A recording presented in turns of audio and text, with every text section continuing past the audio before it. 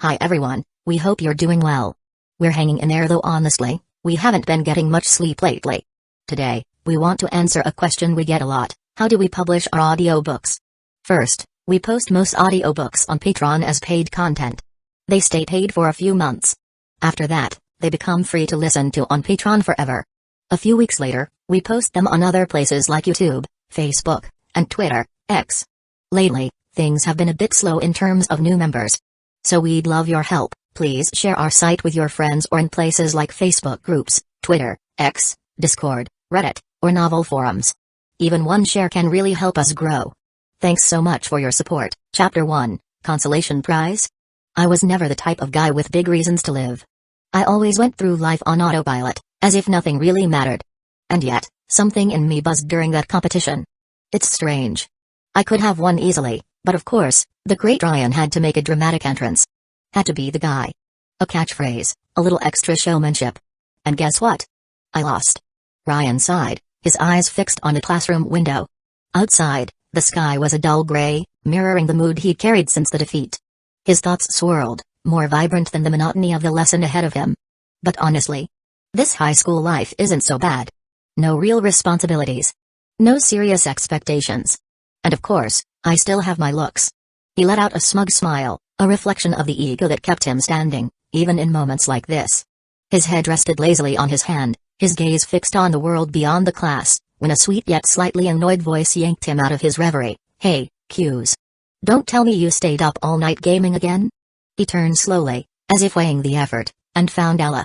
Her face, framed by long silver hair, bore a mix of irritation and concern. Arms crossed, she looked like a mother scolding her stubborn child. It was hard to ignore her, not that he wanted to. Ella was practically the embodiment of a high school dream: hypnotic blue eyes, delicate features, and that graceful aura that earned her the nickname Ice Princess among their peers. Ryan raised an eyebrow, a playful grin forming on his lips. Oh, come on, Ella. You know it's part of my charm. This sleepy face and my laid-back attitude are practically my trademarks. She puffed out her cheeks slightly, trying to keep her voice low to avoid the teacher's attention. You always say that, but I'm the one who ends up suffering. Every time you forget your book, I'm the one who has to share. Her tone softened slightly, her words faltering as a faint blush crept onto her cheeks. I've told you, I'm not going to keep doing this forever. Humphrey. Ryan chuckled quietly, amused by the way she avoided his gaze, embarrassed. Despite her scolding, there was something about Ella that always put him at ease. Maybe it was the fact that, unlike most people, she genuinely seemed to care. He shifted his posture, resting his chin on his hand as he looked at her with mock innocence. You say that, but I bet you love being my savior. Don't you, Ice Princess? She frowned, clearly trying to maintain composure, but the redness in her face gave her away. The teacher cleared his throat in the background, pulling their attention back to the lesson, but not before Ella whispered with a hint of defiance in her voice, keep calling me that, and I swear I'll let you fend for yourself next time. Ryan smirked, turning his gaze back to the window. Even with the dullness around him, Ella's presence made everything less boring. Maybe this high school life is better than I thought, he mused, letting the gray sky fade from his mind as the lesson grew increasingly distant. Now that I think about it, did I accept all this too easily? Ryan murmured to himself, his eyes fixed on the horizon beyond the window, as if searching for an answer that would never come. He sighed, a tired smile forming on his lips. I was fighting to be God. Alongside that annoying girl. And look at that, I got killed by her in the most ridiculous way. What could be more pathetic? He rested his chin on his hand, his mind drifting to sharper, more painful memories. The survival game. My final mission. Something I gave myself, like a purpose. Sure, I wanted to die. But I never really expected it to happen. Let alone lose. He let out a low, bitter laugh. I mean, seriously, what would I have done if I'd won? What kind of god would I have been? It's probably for the best it ended the way it did. For a moment, his thoughts went silent, letting him absorb the weight of his new reality. And now, here I am. It's been about 3 days since my memories came back as they were before, but with a new name, Kuze Masachika. Before, Ryan Ghosting. Funny, isn't it? From a respected mobster to a model student. He laughed, shaking his head as he muttered out loud without realizing, fuck, it just doesn't fit. Before he could think further, a light kick to his shin pulled him from his thoughts. He blinked and turned to see Ella's disapproving look. Watch your language, she whispered in his ear, her sweet voice trying to sound stern. But what caught Ryan's attention was something else. She had said it all in Russian. Internally, he almost laughed. She still doesn't know I understand perfectly what she's saying. A sheepish smile appeared on his face, the kind that made it clear he was pretending not to understand. Ellen narrowed her eyes, wearing the serious expression of someone who had grown used to Kuze's or Ryan's antics. "It'll be your fault if we get kicked out of class," Ella complained, still in a hushed tone, though her adorably frustrated voice undermined any attempt at authority. Ryan tilted his head, a mischievous glint in his eyes, as if planning a cheeky retort. "Oh, Ella," he thought. "If only you knew how much fun it is watching you think you're lecturing me."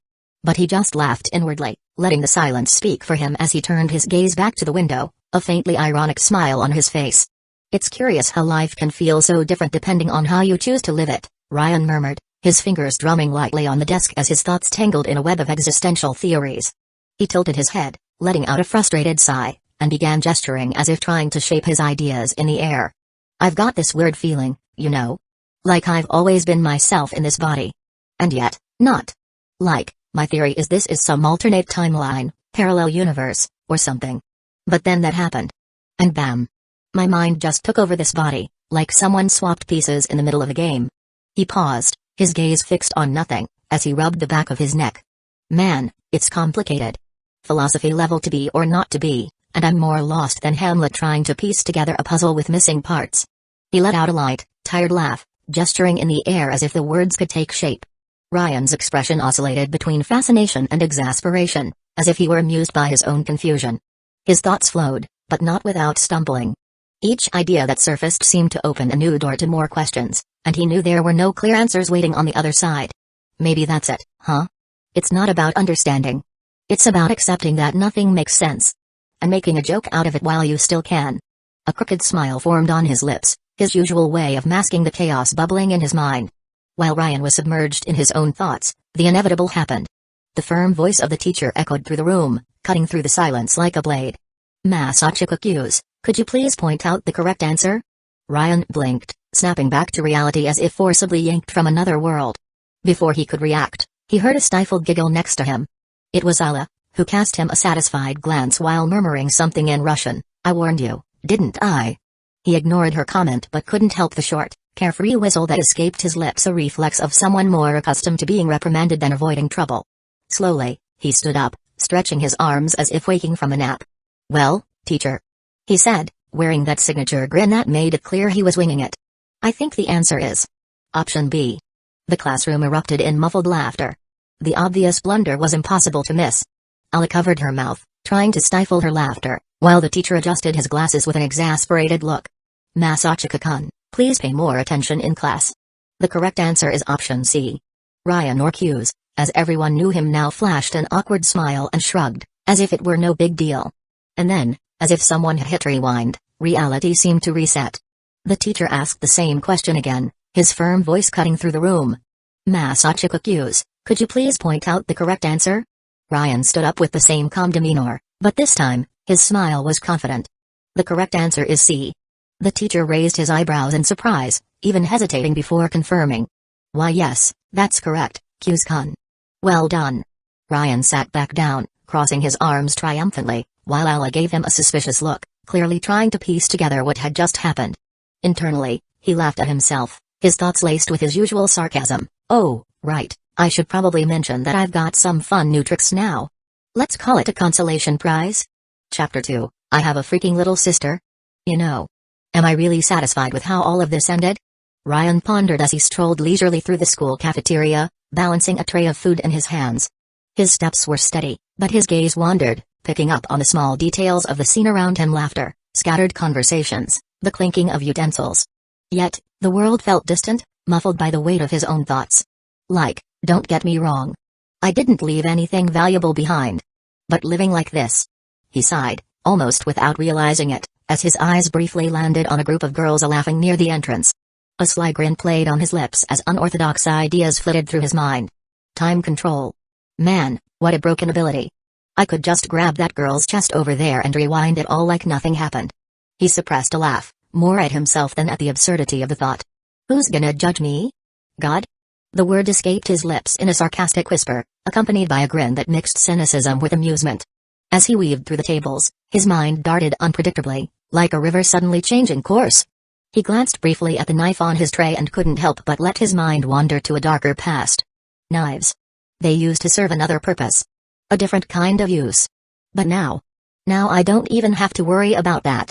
I'm pretty chill with life. No major responsibilities. Even have a circle of friends.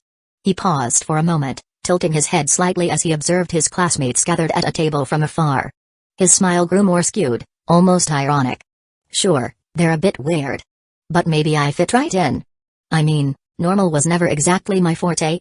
Ryan shrugged, resuming his walk while balancing the tray with an air of nonchalance. Despite his apparent calm, his thoughts flowed like a chaotic stream, shifting from deep reflections to absurd musings just the way he liked it. Now that I think about it, the way I activate this power, Ryan murmured to himself, resting his chin on his hand as his gaze drifted off to nowhere in particular. A crooked smile curled his lips, laced with irony. I figured it out in the most useless way possible. Like, seriously, a whistle? That's it? Just because it was a random habit of mine. He let out a sigh, fingers tapping rhythmically on the table as his mind wandered further than he intended. Man, it's frustrating. Like, what if I whistled an entire song? Would it max out my save slots? Or worse, would it break something? The thought made him chuckle softly, a mix of amusement and disdain. He knew it was pointless to dwell on it, but his mind stubbornly kept circling back to the possibilities. But then again, right? Who's gonna judge me? I've only been here for 3 days. I mean, as myself. Because before, it wasn't me. He paused, the smile fading briefly as he reflected on the words he had just spoken. A flicker of something deeper passed through his eyes, but he brushed it aside with a quick shake of his head, as if swatting away an annoying insect. Ah, screw it. I'm not going down another existential rabbit hole. Waste of time. Ryan lifted his gaze, watching the hustle and bustle around him, but his mind had already skipped to another concern. Besides, there are more important things to focus on. Like, does anyone else remember the loops? Or is it just me? Because if someone else does, that could get messy. He bit his lip, pondering. Even with a faint smirk on his face, the tension behind the thought was palpable. After all, if there was one thing he knew, it was that not being alone with his power could turn the fun into a dangerous game, and he hated losing. I want to be popular with girls. The sudden outburst snapped Ryan out of his thoughts like a knife cutting through the fog, yanking him back to reality without warning.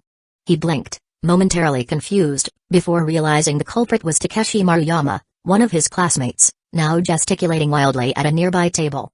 It was then that Ryan noticed something curious. He was already sitting down. He hadn't even realized. Man. Am I that relaxed? He thought, propping his chin on his hand while casting a half-bored glance at Takeshi, who was still dramatically ranting. What are you eating, Masachika? The calm, polite voice of Hikaru Kimiya cut through Takeshi's uproar like a refreshing breeze, completely ignoring the dramatic display. Hikaru gazed at Ryan with a curious expression, as if the choice of food held some profound significance. Ryan lifted his eyes from the tray, pausing mid-motion with his chopsticks. Oh, super spicy mappa ramen. His voice was casual, but as he spoke, he quickly averted his gaze, a flicker of alertness crossing his mind. Crap, almost forgot my name. Here is Masachika, he thought, trying to maintain his relaxed demeanor as he shoved more ramen into his mouth. Meanwhile, Takeshi let out a dramatic groan. Don't ignore me, he practically begged, waving his arms like his indignation was the greatest tragedy of the day. Hikaru kept his usual gentle smile, but his tone carried a subtle tease. I thought it was just another one of your typical crises. The pity in his voice was the cherry on top, and Takeshi slumped forward, visibly wounded. That's why I hate popular people, he declared with exaggerated sorrow, which, if not comedic, might almost have been pitiful. Ryan, or rather, Masachika, just rolled his eyes, resting his face in his free hand. His thoughts flowed quickly and sarcastically, as usual. How did I go from guns, bullets, and blood to dealing with these two? He glanced briefly at Takeshi, who was now pretending to be emotionally devastated, and then at Hikaru, who seemed genuinely amused by the situation. Takeshi abruptly turned his head, his eyes shining with surprise and a hint of fascination lighting up his face. He leaned slightly forward and discreetly pointed. Look, it's the student council members. His voice came out in an almost whisper, as though he was trying not to draw too much attention, which, for someone as flamboyant as him, was at least curious. Ryan followed his friend's gaze with a slight tilt of his head and soon spotted the trio of girls who had just entered the cafeteria. There was Isla, or rather, Ilisum Kailevnikajo, radiating that frosty royal aura that seemed like an intrinsic part of her being. Beside her stood her sister Maria, better known as Masha, sporting a warmer but equally elegant smile. Completing the trio was Yuki Suo, whose mere glance made Ryan let out a quiet sigh of irritation. The Kujo sisters are truly beautiful, Hikaru commented in his always gentle voice. Takeshi, on the other hand, couldn't hide the blush that quickly spread across his cheeks. He stumbled over his words, looking every bit the foolish boy confronted with his first crush. Kujo-senpai is so gorgeous. I'd love to get close to her. Ryan watched the scene with a bored expression, his thoughts swirling around a single concept, a bunch of hopeless losers. It was Hikaru who brought Takeshi back to reality, and not in a gentle manner. In the same tranquil tone as always, but now tinged with a nearly cruel honesty, he spoke, "But I've heard she has a boyfriend." "Really?" Ryan asked, more out of social obligation than genuine interest, as he took another bite of his spicy ramen. Hikaru, however, continued, his eyes still fixed on the Kujo sisters. "Yes. They say she always turns down guys by claiming she's already dating someone." Ryan lowered his chopsticks onto the tray, a crooked smile forming on his face. He raised his hand casually, gesturing as if explaining something obvious to a group of children. "Look, Takeshi, let's be honest here. Boyfriend or not, anyone with 2 brain cells can tell she'd never go out with you. Not even if you were the last man on Earth." The words were accompanied by a dry, harsh laugh that sounded even crueler due to its casual tone. Takeshi turned red as a tomato, unable to respond immediately, while Hikaru looked away, suppressing a small, amused smile. Ryan, meanwhile, leaned back in his chair, satisfied with his observation, before resuming his meal as though nothing had happened. "That's the thing, Takeshi. Some truths in life are just inescapable realities. Accept it and move on, my friend." Takeshi slammed his hand on the table with such force that the trays rattled slightly, drawing the attention of a few nearby students. Pointing his chopsticks like a weapon, he glared at Masachika with all the indignation he could muster. "Shut up." His voice was almost like that of a moralistic preacher, full of false authority. "Don't act all high and mighty just because you're friends with Princess Ella." He closed his eyes dramatically, raising a clenched fist as if preparing to deliver a revolutionary speech. "Man, I'm so jealous of you. Why do you get to address that ice queen by her nickname? That's just unfair." Ryan, or rather, Masachika, kept eating his ramen with the calm demeanor of someone watching a boring TV program. When he finally replied, his voice carried a tone of pure disdain, as though he were enjoying mocking his friend. "Ah, Takeshi. It's obvious you've never felt the softness of a woman's chest, huh?" The explosion was instantaneous. Takeshi banged on the table again, harder this time, his face blazing with indignation. "And you're gonna tell me you have, you arrogant jerk?" Ryan tilted his head slightly, unhurried, as he brought another bite of ramen to his mouth. He chewed leisurely, letting a calculated silence stretch out for a few seconds before answering. "Look, buddy, I've been sitting next to Ella for over a year. What do you think I am? Some generic anime protagonist? Of course, I have." Takeshi's expression fluctuated between disbelief and pure envy, while Hikaru hid a smile behind his hand, clearly entertained by the exchange. Masachika, for his part, remained relaxed, but a fleeting thought crossed his mind. If I were the me from before, maybe this answer would have been different. But honestly, who cares? Life's more interesting now. He shrugged internally and refocused on his ramen, leaving Takeshi sputtering incoherent protests while Hikaru shook his head, half resigned, half amused. What a peculiar group. Ryan mused, letting a faint smile escape. Ryan cast a casual glance over his shoulder, only to inevitably lock eyes with Yuki Suo. She was looking at him with a subtly playful smile, her cheeks tinged with a faint blush. It was the kind of expression that probably made most guys lose their composure, but for him, it only brought a small pang of weariness. He sighed softly, already anticipating the conversation to come. Yuki walked gracefully toward him, her movements almost rehearsed. When she reached his side, her voice came out soft and polite, yet carried that touch of familiarity only she could pull off. "May I sit here, Masachika-kun?" Ryan or Masachika looked up to see Yuki and Ella together, his expression as tired as ever. His voice, somewhat indifferent, made it clear he wasn't particularly thrilled. "Go ahead, knock yourself out." Yuki Suo then turned her attention to the others at the table, tilting her head slightly as she asked in a tone so sweet it bordered on manipulative, "Is that okay with you all?" Takeshi, of course, was completely disarmed. His attempt to respond was so clumsy that he almost bit his own tongue. Why yes. Of course," he stammered, his face turning crimson almost instantly. Hikaru, maintaining his usual composure, responded calmly with a gentle smile. "Of course, feel free." Yuki pulled out the chair next to Masachika with almost theatrical precision, while Ella took a seat near his friends. Yuki sat beside him, her voice carrying a subtle edge of mischief as she spoke. I see you ordered the same thing, Masachika-kun. Ryan met her gaze for a brief moment, his eyes scrutinizing every nuance of her seemingly innocent comment. Yuki had a peculiar way of speaking, always laced with an undertone that suggested she was probing boundaries. Meanwhile, he couldn't help but notice Ella, who, though silent, was carefully observing the two of them. Inside, however, his mind was a whirlwind. This world has thrown me plenty of surprises, but nothing tops this. I mean, I have a damn little sister here. Or at least it feels like she's Masachika's sister. But I am Masachika. So, technically. No, wait. Ugh. You know what? Screw it. Who am I to pretend I have principles? If it were up to me, I'd... He abruptly cut off his train of thought before it could spiral further, turning his attention back to Yuki as he picked up his chopsticks. Outwardly, he appeared unfazed, his usual indifferent demeanor intact. Internally, however, Ryan Gosting, Masachika was enjoying the moment far more than he would ever admit. Chapter 3, Turning Point. Takeshi, with his exaggerated and clumsy demeanor that seemed to be his trademark, looked at Yuki as if he were standing before the president of the galaxy. His voice came out almost solemn as he said, "It's surprising that you also like this kind of stuff, Suaz-san."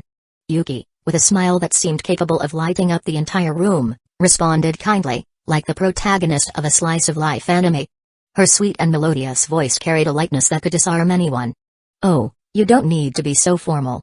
She tilted her head slightly, as if to emphasize her point. "We're in the same year, after all." Takeshi, already knowing he didn't stand a chance, stammered a response while his cheeks turned an almost comical shade of red. "Well, if you say so," he mumbled, clearly embarrassed. Yuki, however, seemed completely unfazed, continuing with the same gentle smile. "And yes, of course I eat ramen. It's convenient and delicious." Takeshi, practically drooling, could barely muster a reply. Wow. Meanwhile, Ryan, or rather, Masachika, remained entirely oblivious to the interaction. He continued eating his ramen in silence, clearly unwilling to waste energy on Takeshi's borderline pathetic dialogue. The scene resembled a bad episode of a high school drama, and he wasn't about to waste his attention on it. Yuki, noticing Masachika's disinterest, turned back toward him, leaning slightly to catch his attention. "This is really good, though I think it could be a bit spicier," she commented, tucking her hair behind her ears with a graceful gesture that seemed entirely natural, but Ryan knew it was intentional. He finally looked up, raising an eyebrow and letting a faintly teasing smile appear. His response was delivered in his usual nonchalant and ironic tone. "Easy fix, just add more chili." Yuki blinked once, slightly surprised, but kept her smile. Masachika's straightforward and casual reply seemed to cut through any attempt to create a lighter or more intimate atmosphere. If she had hoped for something more elaborate, she'd picked the wrong person. Ella, who had been quietly observing, could no longer hold back. Her expression took on a slightly irritated look, something rare for her usually serene face. She raised an inquisitive eyebrow and asked, with a mix of curiosity and something harder to define, "You two are friends?" Before Masachika could think of a reply or ignore the question entirely, Yuki jumped in. Her voice, soft and almost musical, sounded like a purposeful calm in the growing tension. "We've known each other since we were kids."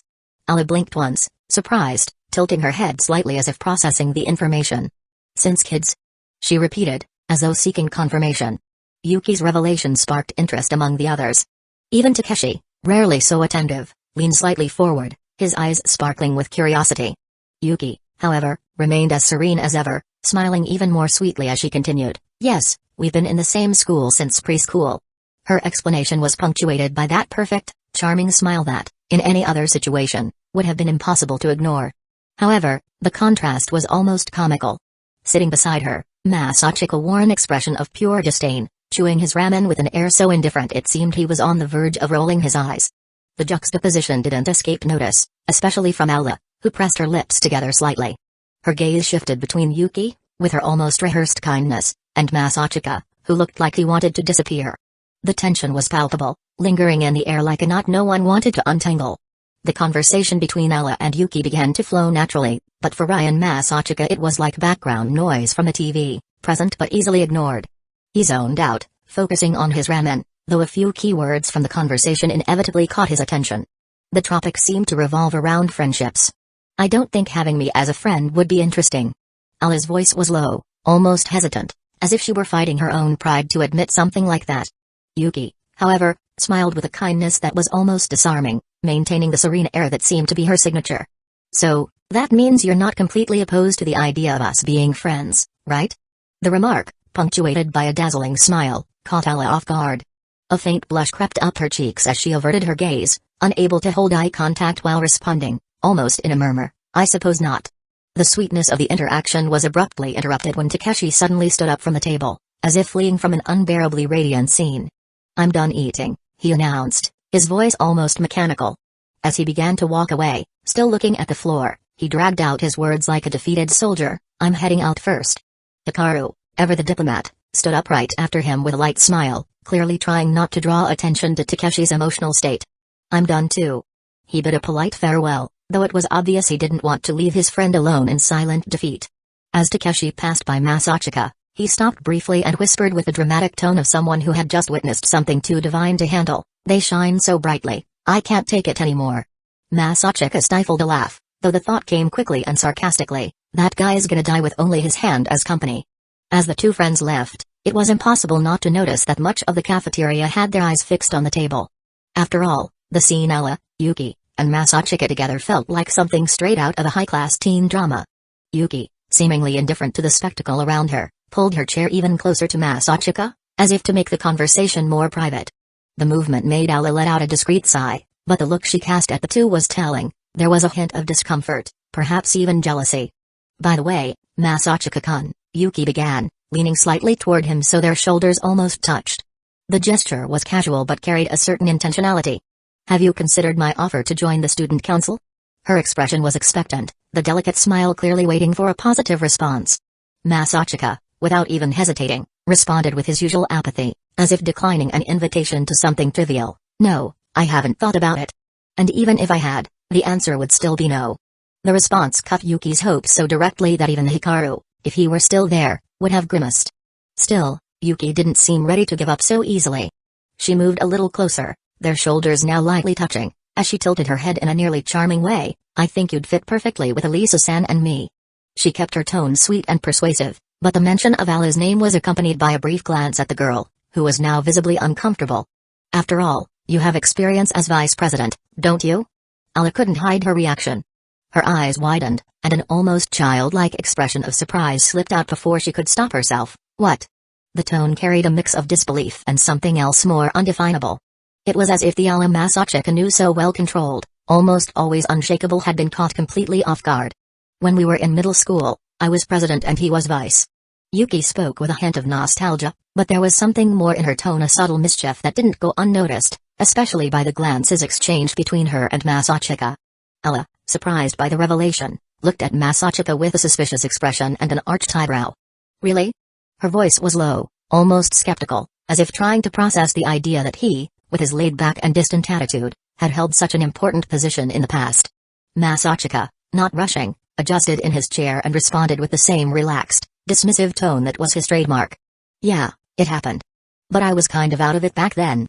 I only went because she practically begged me, needed a running mate." He shrugged, as if it were an irrelevant story, a part of the past he preferred to leave behind.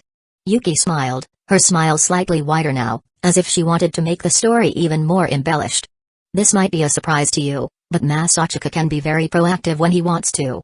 She looked at Ella with a mischievous gleam in her eyes, as if holding a trump card. Masachika let out a low, almost disdainful laugh, with a touch of provocation. "Especially with his hands." The phrase slipped from his mouth with the ease of someone letting an intrusive thought slip out. Yuki turned to him with a curious look, her expression softly intrigued. "Hands?" she repeated, the dot clear on her face.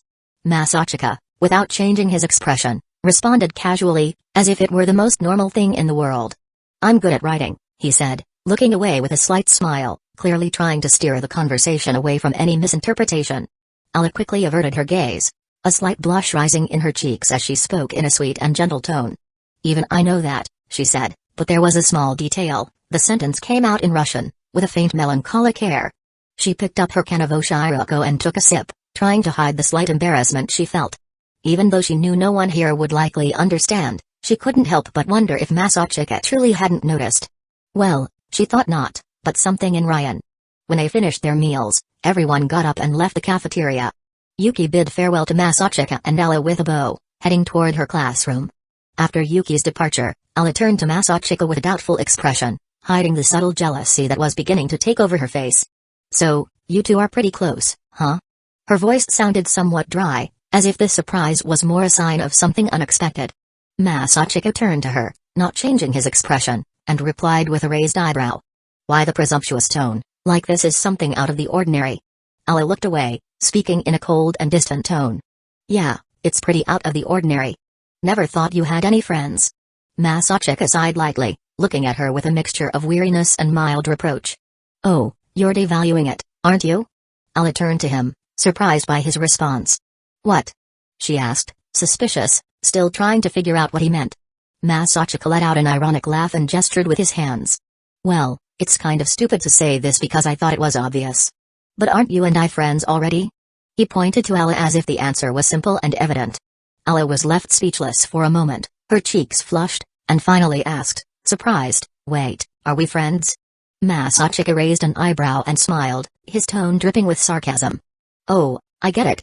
So we're lovers, then?" His voice was filled with an unexpected irony, completely catching Ella off guard. Ella, now completely red, started walking quickly, taking large steps, trying to hide her embarrassment. "And no, you're right, we're friends, and stop with those bad jokes." Her voice was stiff, almost as if she were trying to recover, but the words came out hurried and disorganized. She didn't look back, trying to appear casual while walking quickly. Masachika or Ryan, as he knew he was called, watched the scene with a sidelong smile, following Ella's hurried steps.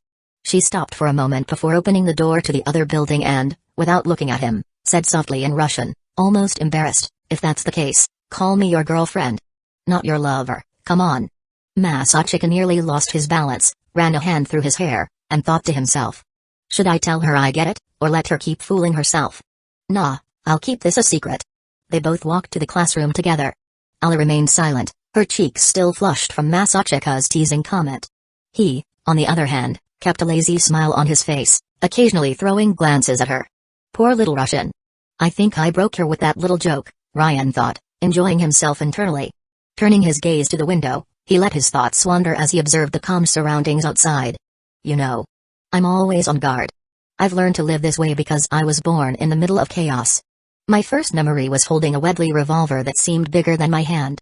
But maybe it's time to lower my weapons.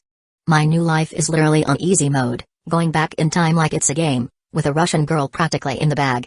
I'm sure our kids will be beautiful. And she has a face that. She must be amazing at shaking her hips.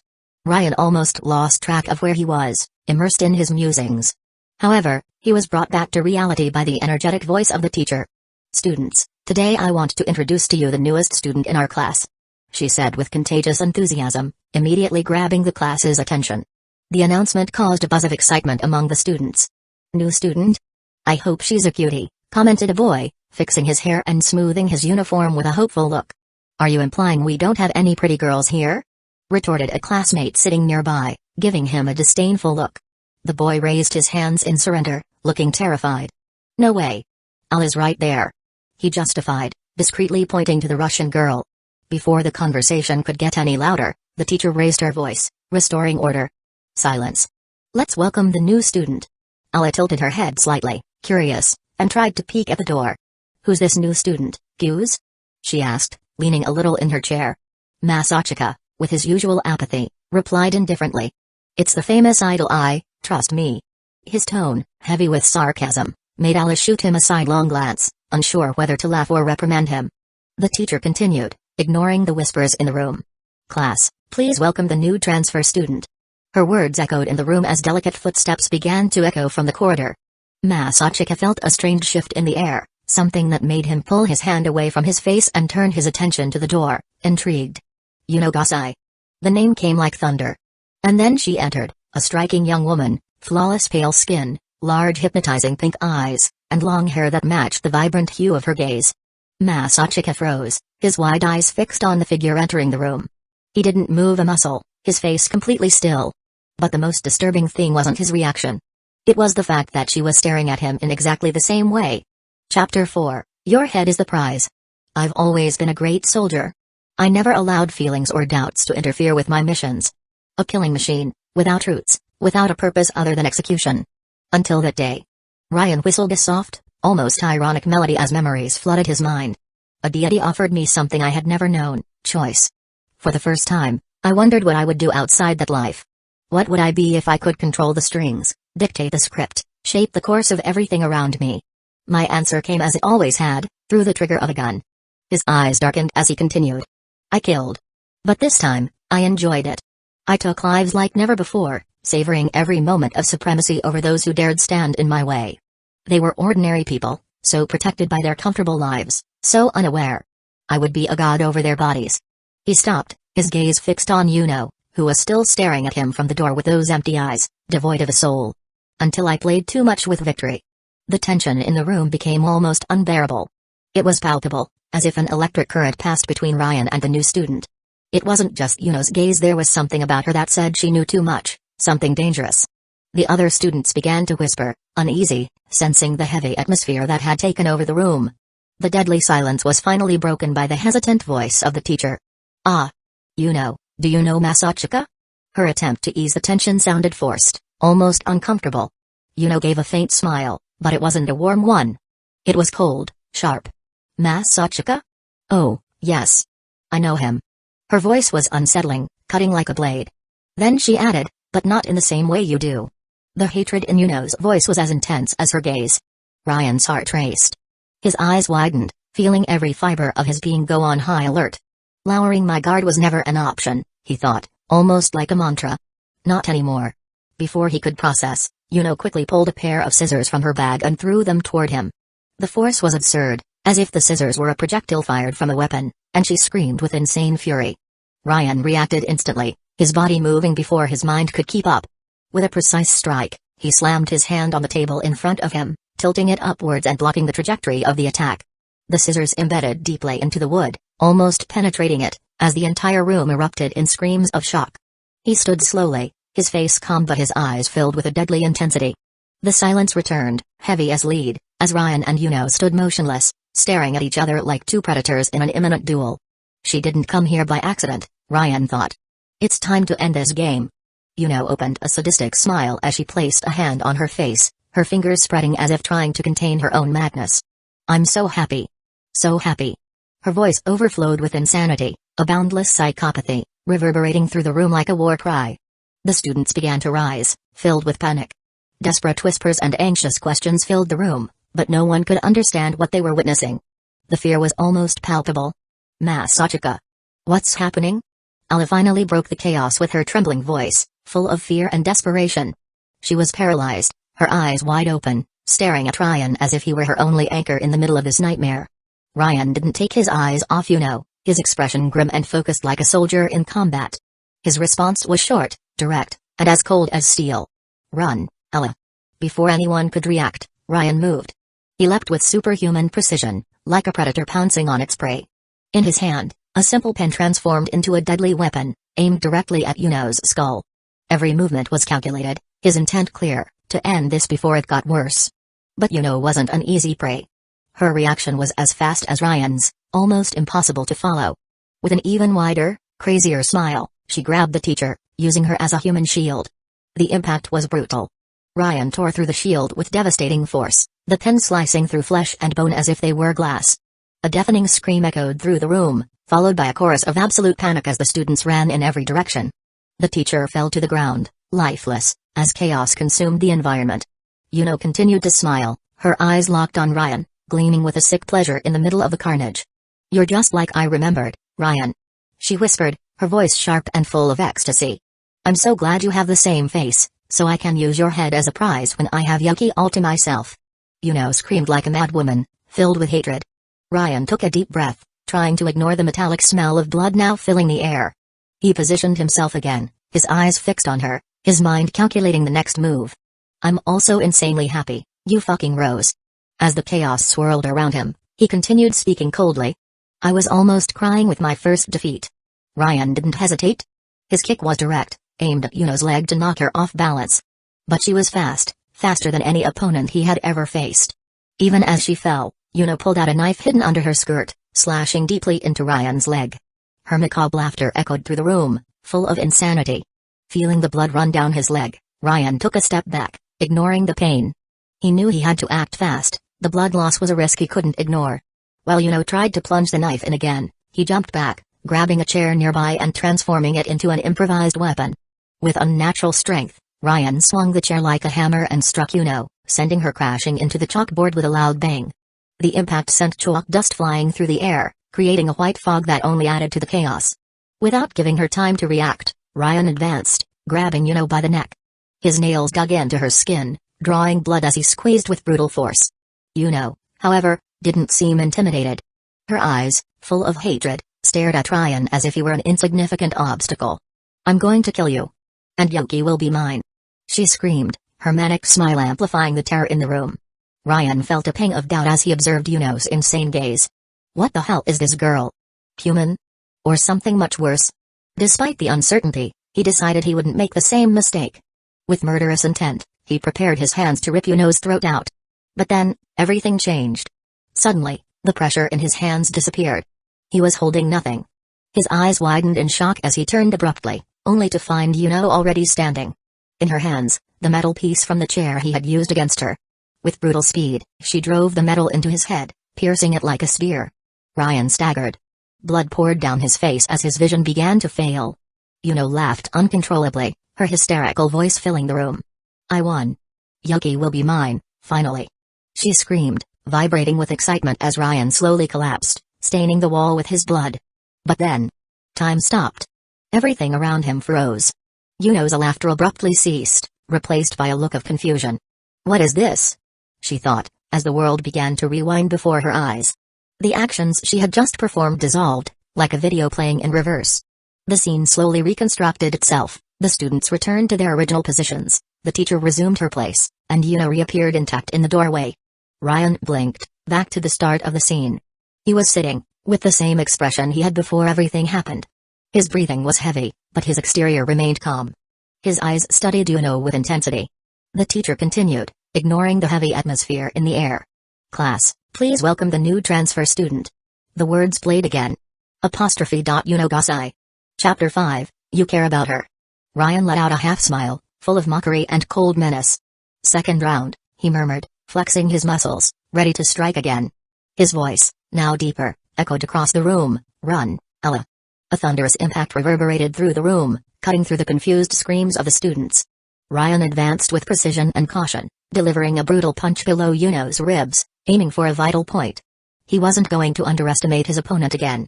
Taking advantage of her pain and distraction, his quick hand slipped under Yuno's skirt, grabbing the knife he knew she had hidden there. Yuno recovered swiftly, her eyes brimming with hatred. She tried to retreat, but not fast enough to prevent Ryan from taking the weapon. He spun the knife between his fingers, letting out a sarcastic laugh. "Hiding this here? How creative, huh, bitch?" His words were as sharp as the blade in his hand. Without wasting time, Ryan charged again, aiming directly at Yuno's chest.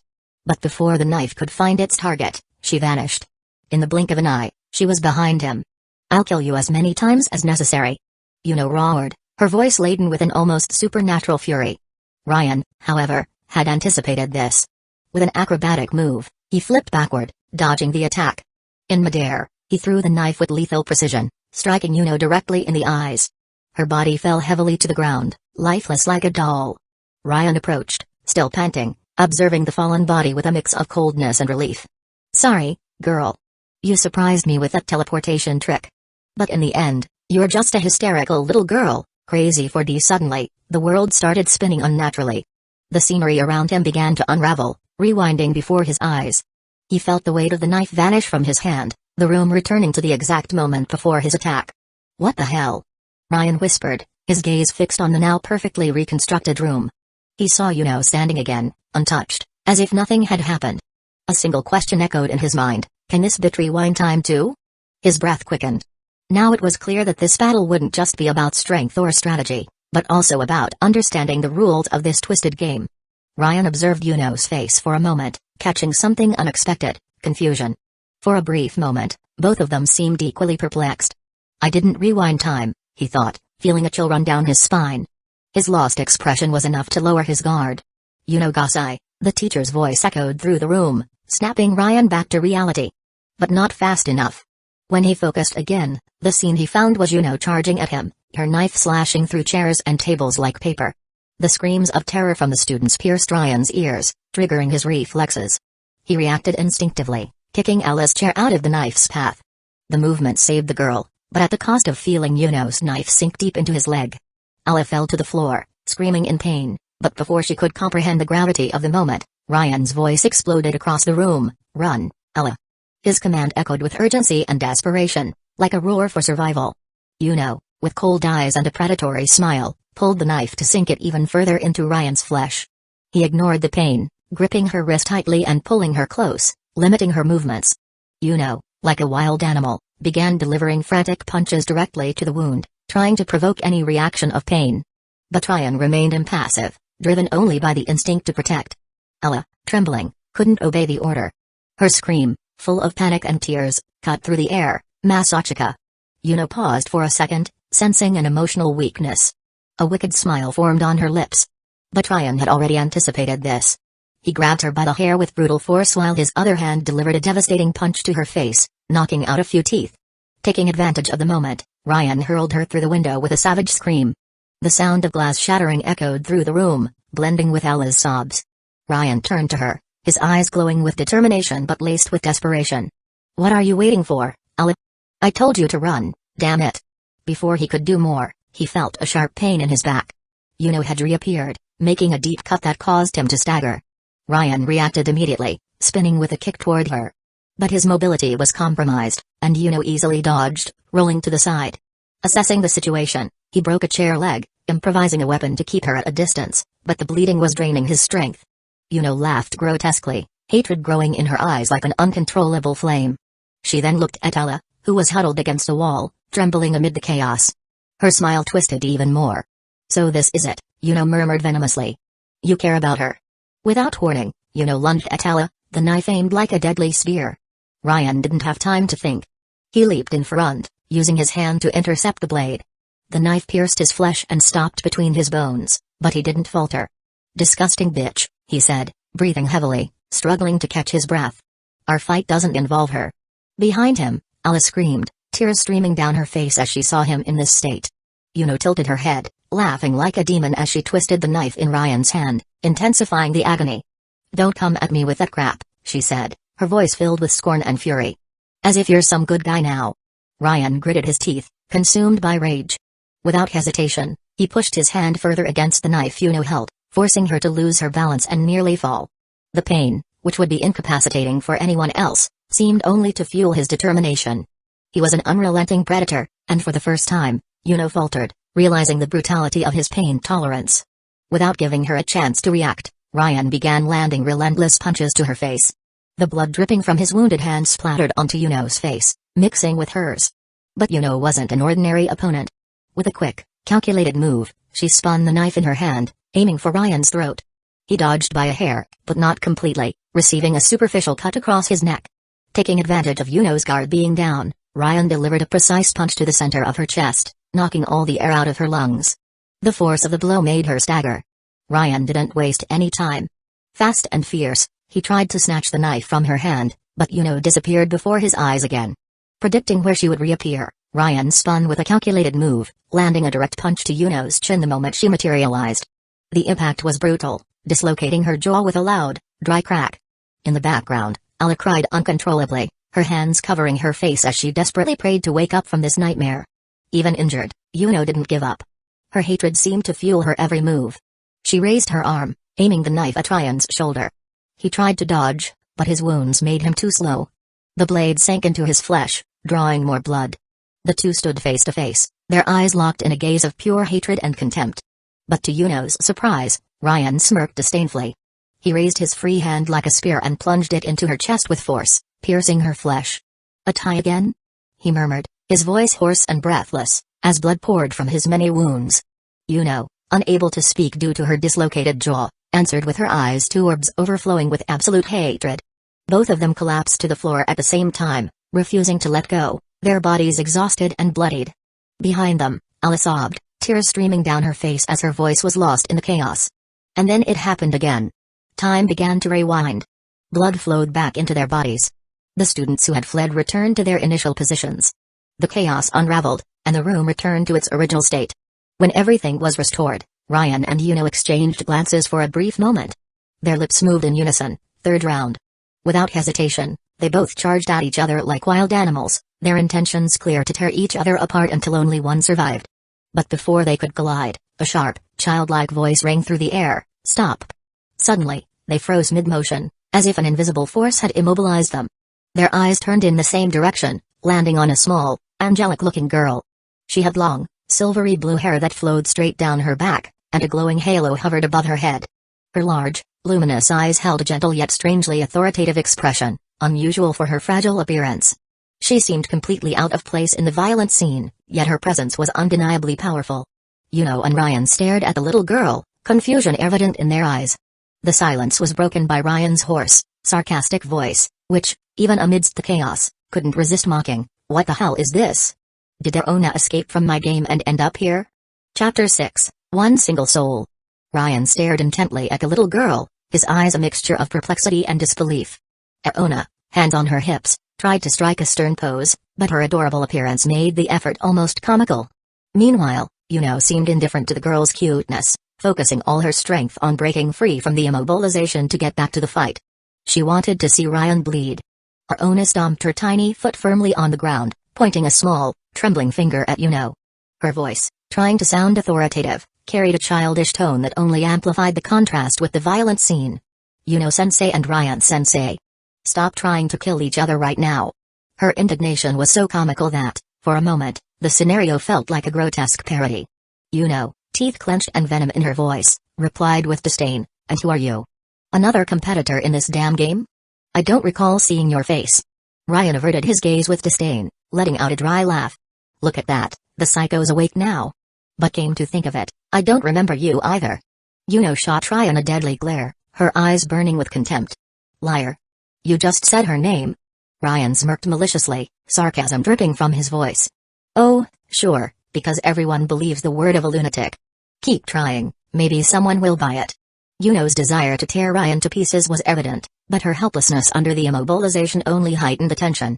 The frozen expressions of the students, a mixture of panic and disbelief, contributed to the surrealism of the situation, as if time had truly stopped. Aona huffed, crossing her arms with an irritated look that, in any other situation, would have been adorable. "If you two don't stop and listen, you'll end up killing each other forever. Humphrey." She puffed out her cheeks, frowning like a stubborn child trying to assert authority. Yuno growled impatiently. "What did you do, you stupid brat?" Ryan, always quick with a jab, grinned mockingly. "Pink bitch, you're just a ray of sunshine, aren't you?" Yuno's expression of disgust and disdain only made Ryan laugh harder. "Easy, easy, puppy. You can't bite right now, we're all stuck here. Relax." Aona tried to regain control of the situation, speaking theatrically as she walked among the chairs. "I didn't stop you, okay? It was the power inside you, fragmented though it may be." Ryan raised an eyebrow, intrigued but skeptical. "Our power? What do you mean, Aona? Are you serious?" Before Aona could answer, Yuno sighed irritably, her voice dripping with sarcasm and scorn. "Don't you recognize her, Masachika?" Without even glancing at her, Ryan retorted dryly, "Ever the provocateur, catch my balls." The tension in the room continued to grow, but the acidic comedy in every exchange was impossible to ignore. "Listen, you two." Aona raised her voice, trying to capture the attention of the stubborn opponents. "Ryan-sensei and Yuno-sensei, you were the winners of the survival game. Out of the 12 participants, only one was supposed to leave alive, but by some absurd twist of fate, you died at the exact same time." She gestured dramatically as she spoke, almost like an actress on stage. Ryan remained expressionless, while Yuno glared at her with contempt, the hatred still blazing in her eyes. Aona, unfazed by their reactions, continued, "Since something unplanned happened, it was decided that you both are considered winners. The divine authority, which was supposed to go to a single survivor, ended up merging into both your souls. As if you were one." She began pacing in circles, wagging her finger in a near-professorial manner. "That's why I'm telling you to stop trying to kill each other. It's impossible right now." Her indignant shout echoed through the room, but Yuno, with a darkly sweet tone, tilted her head and asked, "Right now? Hey, Aona, how can I kill him?" The twisted smile and sugary voice contrasted disturbingly with her clearly homicidal intentions. Ryan let out an ironic laugh, glancing at her sideways. "Touching, really, how much you care about me, darling." Yuno responded with only a scornful glare, but the tension between them was palpable. Meanwhile, Arona started rummaging through her skirt, murmuring to herself. Here it is. Yes, got it. With a triumphant smile, she pulled out a small blue glass plate from one of her pockets. Ryan and Yuno, now silent, watched her intently, their curiosity replacing their hostility. The plate began to glow and gradually expanded, projecting a screen with detailed information. Ryan tilted his head to read better, while Yuno squinted suspiciously. On the screen, the tile Ryan, Yuno was displayed as if they were a single entity. Joint information like age, 16 out of 16 inches, and even gender, male, female, seemed to blend the two into a baffling fusion. Ryan let out a low chuckle, his voice heavy with sarcasm. How cute, it's like a couple's profile. Yuno growled beside him, then turned her attention to Arona. What is this? Why are you showing us this? Arona responded enthusiastically, pointing at the data. These are your stats. Like I said, you are now considered a single soul. She swiped her finger across the screen, highlighting more details. Look here. The projection listed, Ryan, Masachika Q's, active blessings, eternal cycle, incomplete, Unogasai active blessings, temporal displacement, incomplete, energy recovered, 0.1%. Ryan raised an eyebrow, reading with interest, then chuckled nonchalantly. Well, this fun.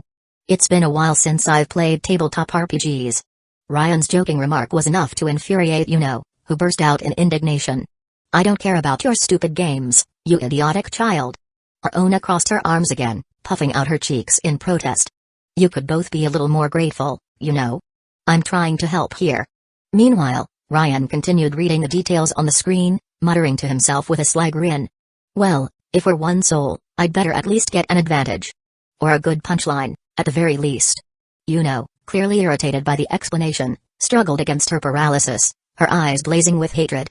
Arona sighed, frowning as she spoke in a tired yet sweet tone. Yuno-sensei, I've already explained that you're partially paralyzed because of your own powers.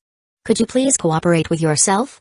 Yuno turned to the small girl with a macabre expression, a cruel smile forming on her lips. Cooperate. This problem will resolve itself a lot faster once I get rid of you two and go after my Yuki. Her voice was heavy, dripping with menace. Ryan, completely unfazed by Yuno's hostility, casually addressed Arona. Arona-chan, why are you even here? His relaxed tone made Yuno huff indignantly, which only made Ryan smirk. Arona, however, remained unfazed and replied with a warm smile, bowing dramatically. I apologize for not introducing myself properly, Ryan-sensei. I am a physical and intelligent representation of your divine energies. I was created from Ryan's memories and possess the necessary functionality to handle even Yuno-sensei's. Ah. Efficiency. She seemed proud of her explanation, but Yuno, her expression filled with disdain, couldn't let it slide. Ryan's memories? This trash is clearly a lexicon. Her voice was dripping with disgust, while Ryan rolled his eyes with boredom. Cool, he said casually, ignoring the jab. So, you're like a system, right? A cute and functional eye system. Don't change the subject, you trash, Yuno snapped firmly, her rage evident in every word. Ryan finally looked at her, his expression turning cold and dripping with sarcasm. Go check the corner for me. Oh, wait. You can't, can you? The provocation made Yuno clench her fists, her eyes promising chaos the moment she could move. Arona simply sighed, raising her arms as if trying to calm two bickering children. I need to finish my explanation before your energy dissipates, and you go back to trying to kill each other for no reason. So, pay attention. Arona declared, placing her fists on her hips and closing her eyes like an impatient teacher. She opened her eyes and continued in a more didactic tone, as I said, I'm a physical and intelligent representation of the divine energy you both possess. Think of me as a customizable technical support system for the two of you. I can be summoned at any time, but only you can see me. My abilities are vast, but unfortunately, I'm nearly out of power due to a lack of divine energy. Arona cast a serious look at Yuno before continuing. Yuno-sensei, you can't kill Ryan-sensei. Your souls are connected. Every time one of you dies, time will reset to the last checkpoint defined by him. She then turned to Ryan, explaining with the same emphatic tone, I know you're both eager to finish each other off, but for now, it's literally impossible. Humphrey. With her arms crossed, Arona turned her back to both of them, almost as if delivering an ultimatum. You need to establish a temporary truce and form an alliance for both your sakes. Ryan and Yuno stared at each other for a long moment, their gazes brimming with hostility. Yuno was the first to speak, her voice dripping with disdain. You're suggesting I have to work with him? Arona smiled like a child who knew she was about to provoke them. Exactly that. The silence that followed was almost tangible as they glared at each other like predators ready to pounce. Finally, they spoke simultaneously, in perfect synchronization. Never. Chapter 7, White with Frills. Arona bites her lips, clearly frustrated by the stubbornness of the two. Her slightly irritated voice echoes in the silence. Alright, if this is how you want to spend eternity, go ahead and kill each other in an endless cycle. Over and over and over again. She turns with a smug look, focusing on Yuno. But wouldn't it be frustrating, Yuno-sensei? To realize that the more you persist, the fewer chances you have of reuniting with your precious Yuki. But hey, what can you do? The provocation hits its mark instantly. Yuno explodes, shouting in a threatening tone, "What do you mean by that, you little brat?" Arona closes her eyes, wearing a triumphant smile as she casually responds, "Well, I was here to clear up your doubts, but—" "Speak up, you useless girl." Yuno interrupts, her voice a furious yell that makes Ryan curl his lip in pure disdain. Ryan seizes the moment, shooting back sarcastically, "Look, sweetheart, with that attitude. Even if this Yuki guy hadn't seen anyone in years, he still wouldn't pick you."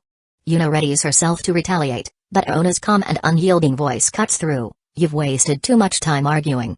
Now you'll have to wait for my energy to recover before I can explain everything. And if you keep acting like two irrational idiots, it'll take even longer for me to come back. So, pretty please." She glances between the two, her expression almost innocent. "Yuno, for your Yuki. And Ryan. Well, for me, perhaps. How about a 2-day truce? Sound good?" The two glare at each other, their eyes filled with distrust and hatred, sizing each other up. Yuno finally breaks the silence with a mocking tone, "For my Yuki, I'll do whatever it takes. But why would this idiot do anything for you?" Ryan opens his mouth to reply, but Aona gets ahead of him with a mischievous smile. "Oh, because he wanted me as his waifu in his last life." Ryan closes his eyes, frowning in visible indignation at Aona's oversharing. Yuno casts a judgmental look at him. "Ah. I see. So, you're saying I can kill him with the answers you'll give me?" Yuno's voice is cold and laced with murderous intent. As if about to vanish completely, Aona nods cheerfully. Yes. But only after a short truce." Ryan clicks his tongue in annoyance. "Ah, great. I'll count the seconds, Aona-chan. And I hope my answer is also a yes." When Aona disappears entirely, time begins rewinding like a film in reverse, resetting Ryan and Yuno back to where it all began. The classroom teacher breaks the silence enthusiastically. "Yuno Gasai."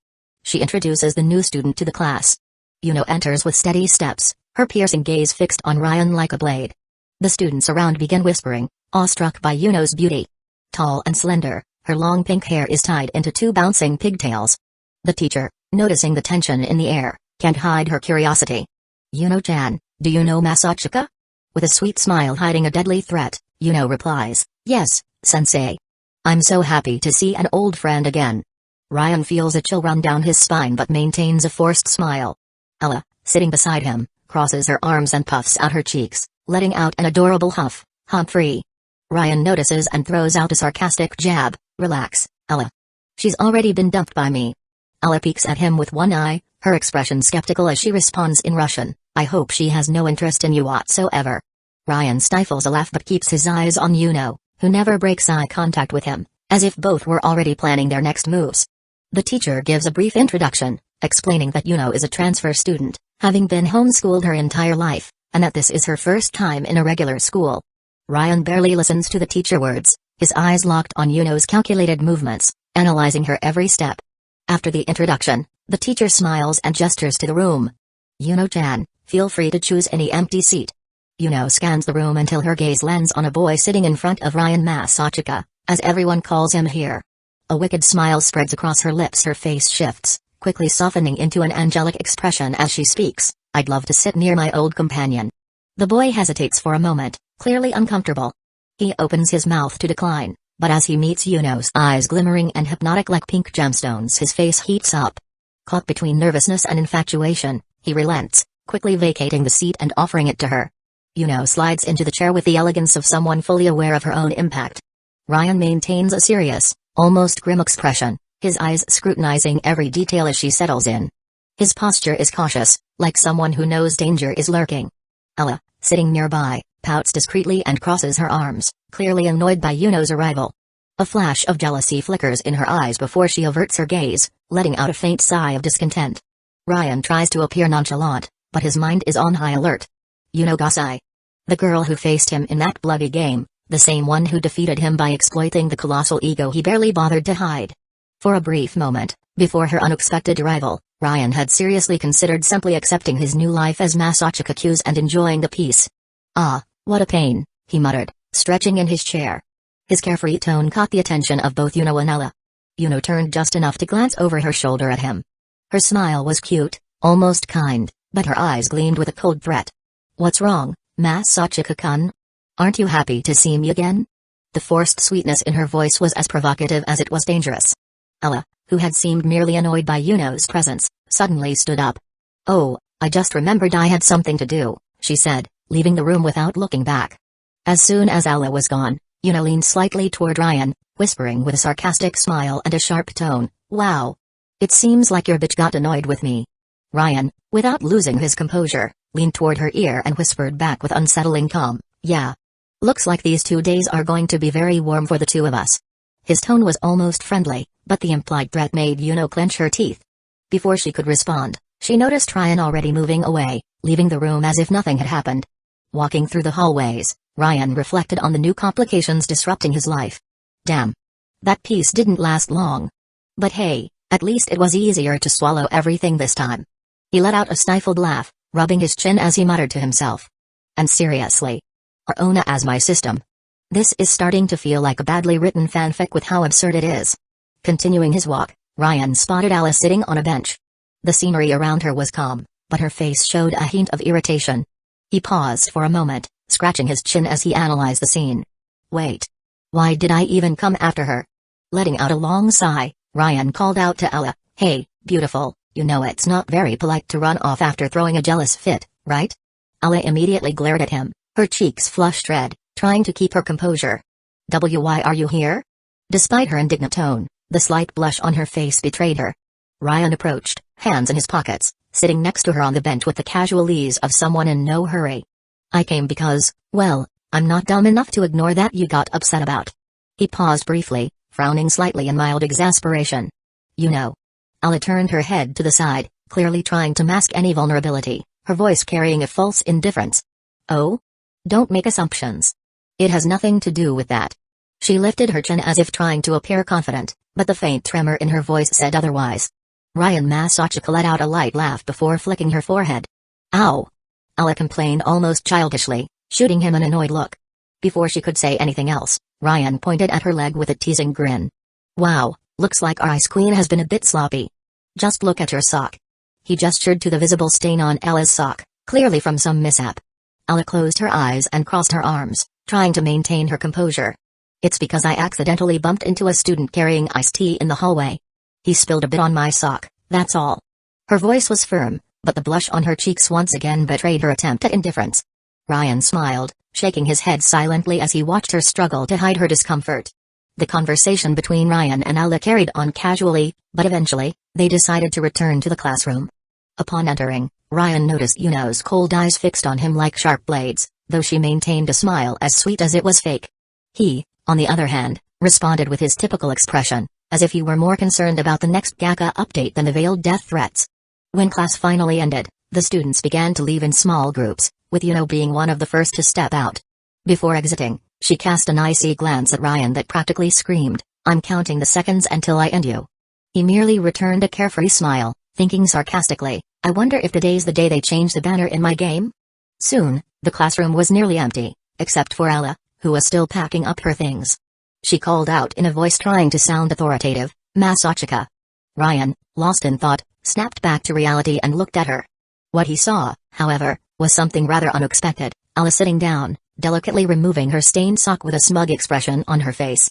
"Masachika, be useful and grab my spare sock from the locker, please. I took it out earlier and I'm not walking over there barefoot." Ryan let out a short, ironic laugh but stood up. "Pretty bossy of you. But alright. Be right back." A few minutes later, he returned with the sock in hand and handed it to Ella, who still wore a slightly mischievous smile. But instead of thanking him, she crossed her legs almost theatrically and played her next card. "Since it's almost your fault my sock got dirty, don't you think you should put this one on for me? Consider it a reward for fetching it." Ryan raised an eyebrow, surprised, as he observed Ella's expression a mix of challenge and mischief. She clearly believed he would be taken aback. Reward? He asked with a slight grin. Ala closed her eyes and lifted her chin confidently. At least for me, it will be, she said sweetly, but in Russian, which only added to the charm. Ryan sighed, kneeling in front of her without much ceremony. All right, Your Highness.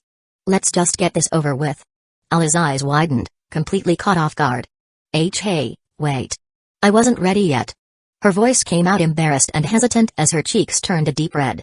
Ryan gently took her foot, lifting it slightly to begin putting on the sock. Didn't you ask for this?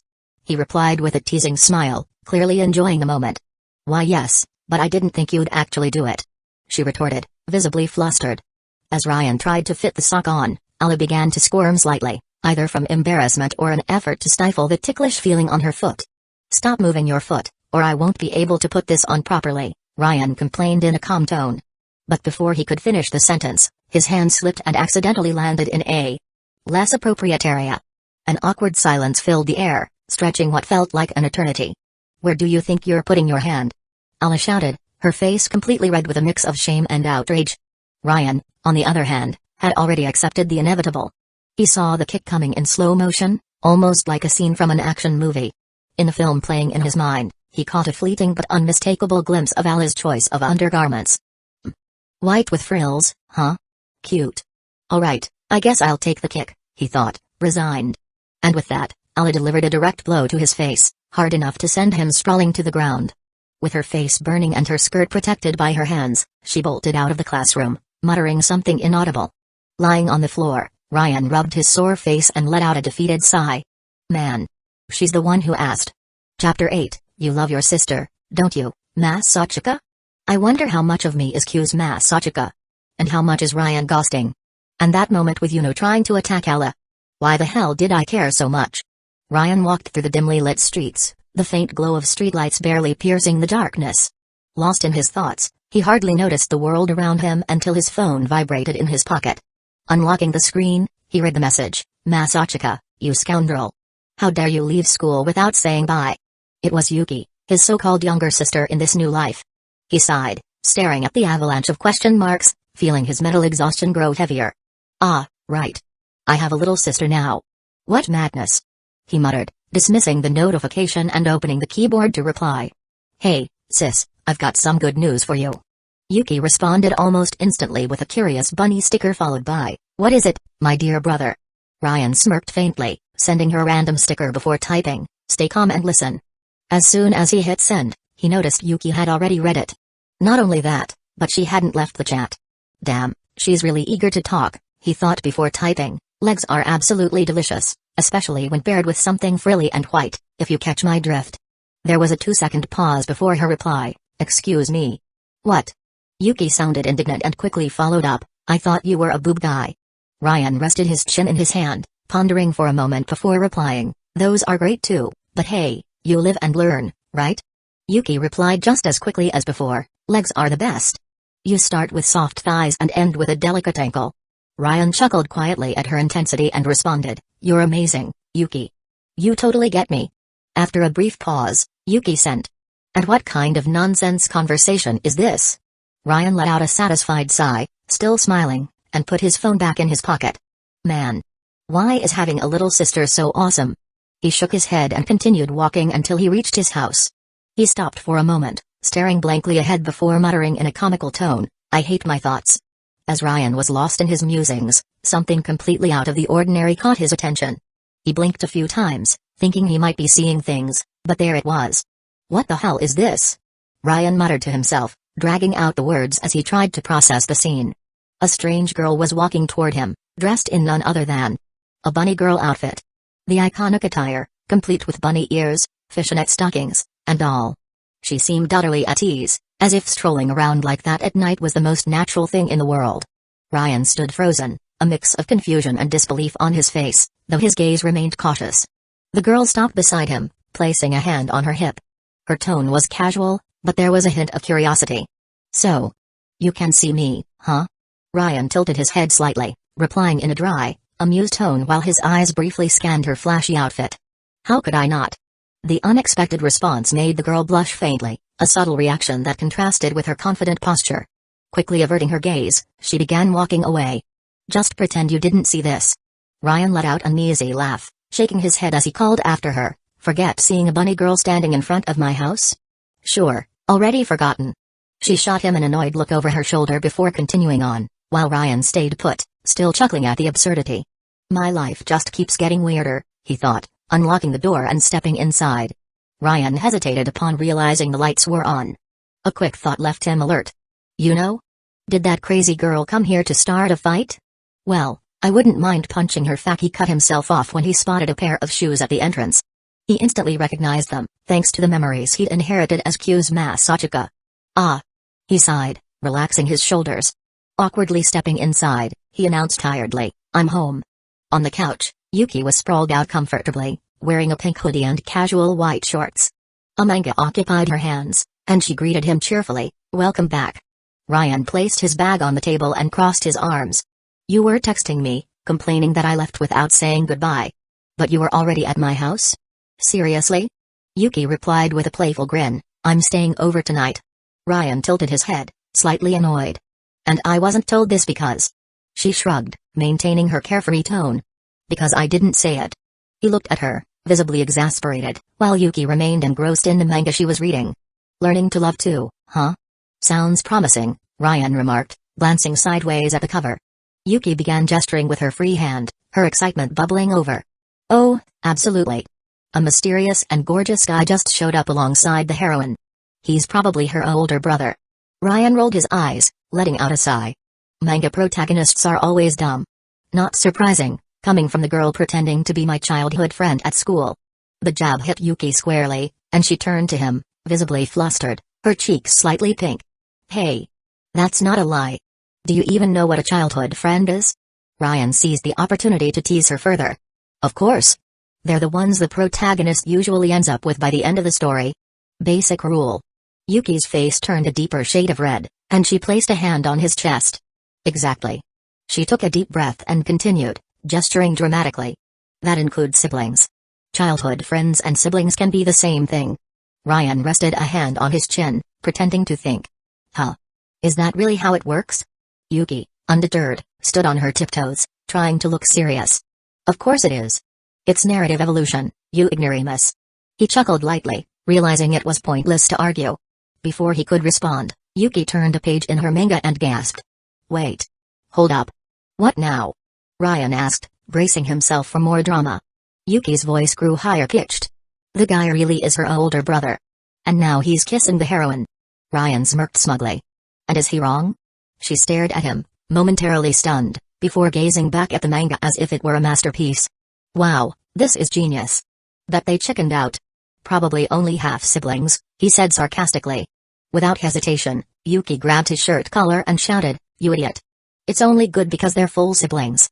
Ryan looked at her with a mix of disbelief and exhaustion. "Great. I have a sister with a brother complex." He sighed and averted his gaze. "We've officially won." After dinner, Ryan went to bed early, still worn out from his clash with Yuno. However, sleep didn't come easily. Lying there, he found himself lost in thought. Ryan Gosling. Or Q's Masachika? Who am I now? His musings were interrupted by a sudden pressure on his chest. The first rays of sunlight began filtering into the room. Opening his eyes slowly, he was greeted by Yuki, dressed in sleepwear, staring at him closely. His eyes quickly noted the details, a glimpse of her midriff from her loose top and the faint curve of her chest.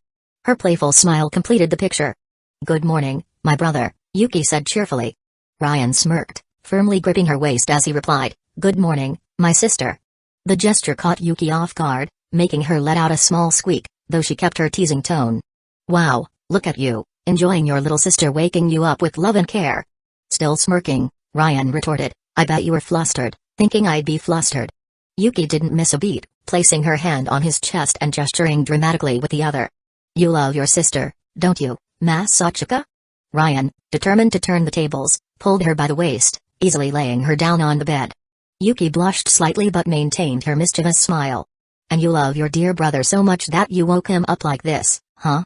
he said, leaning dangerously close. Her eyes began to waver, though her smirk stayed intact. "Wait. Is he really going to?" she thought, struggling to keep her cool.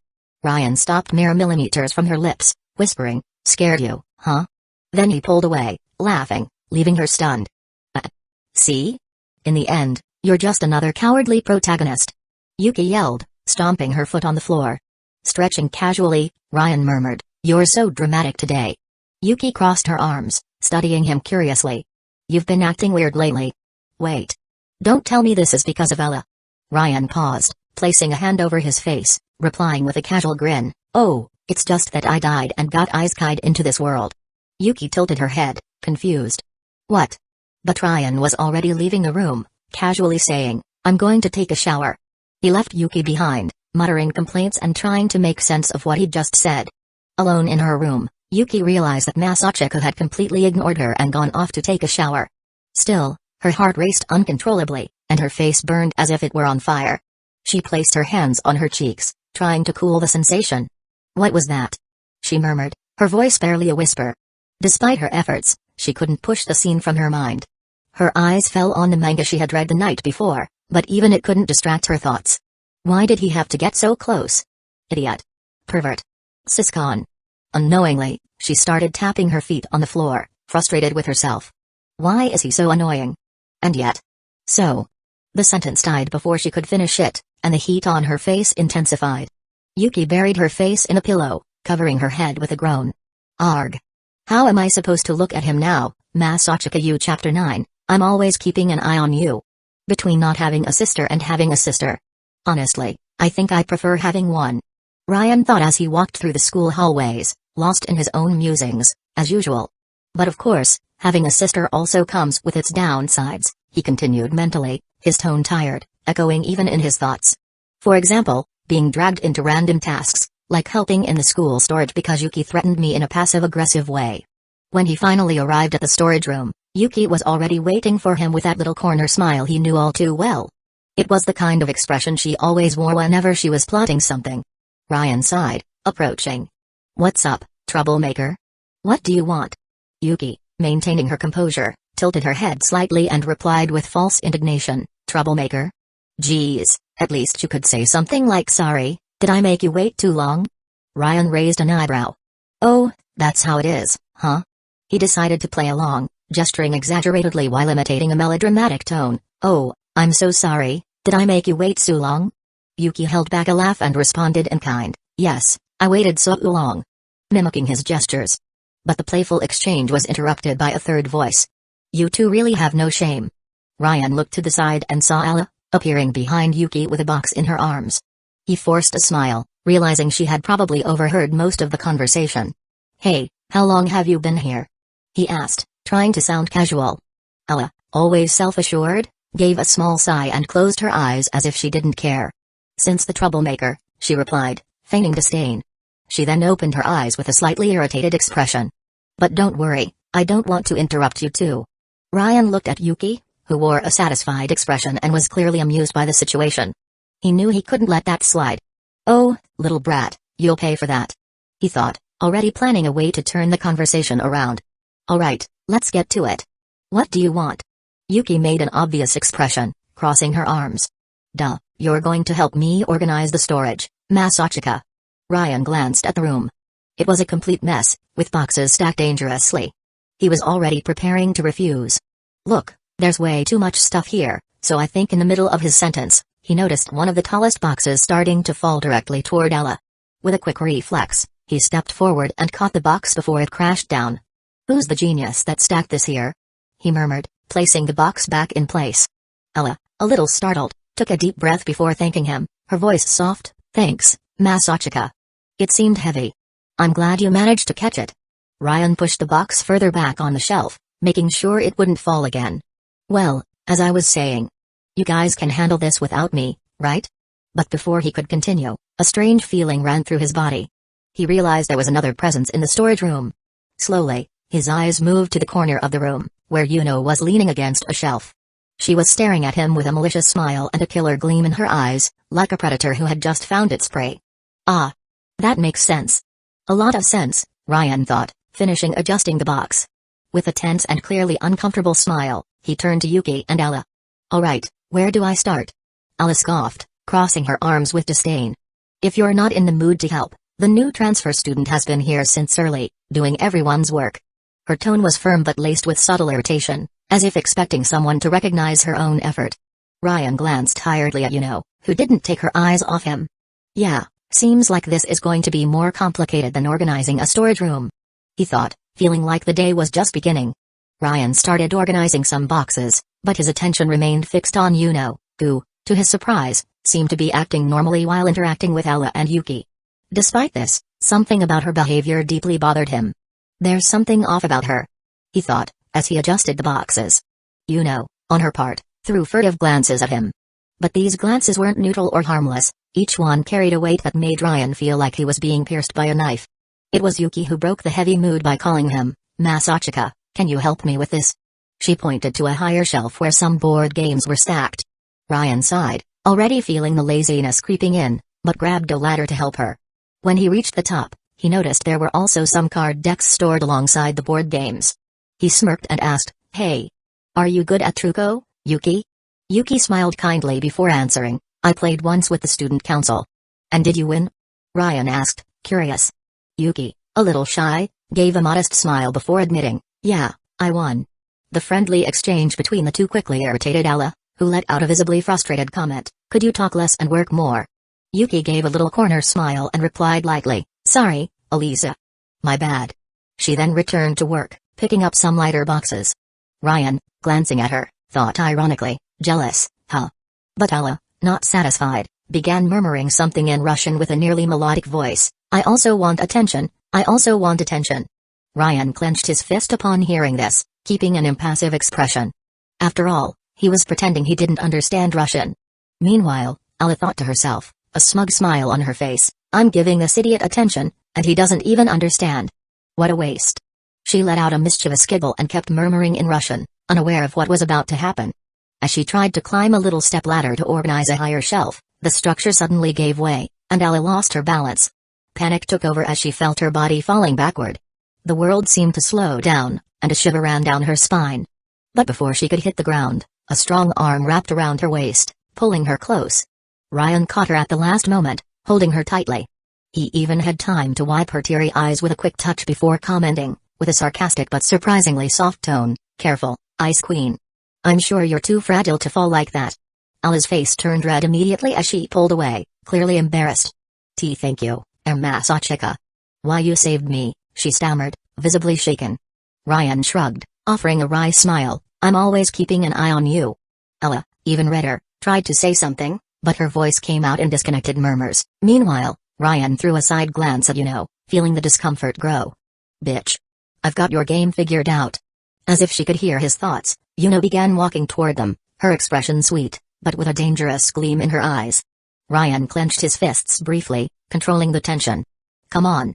I'll wipe that smile off with a bullet, he thought, before mentally correcting himself. Damn, I'm unarmed. Yuno approached them, her sweet voice filling the space.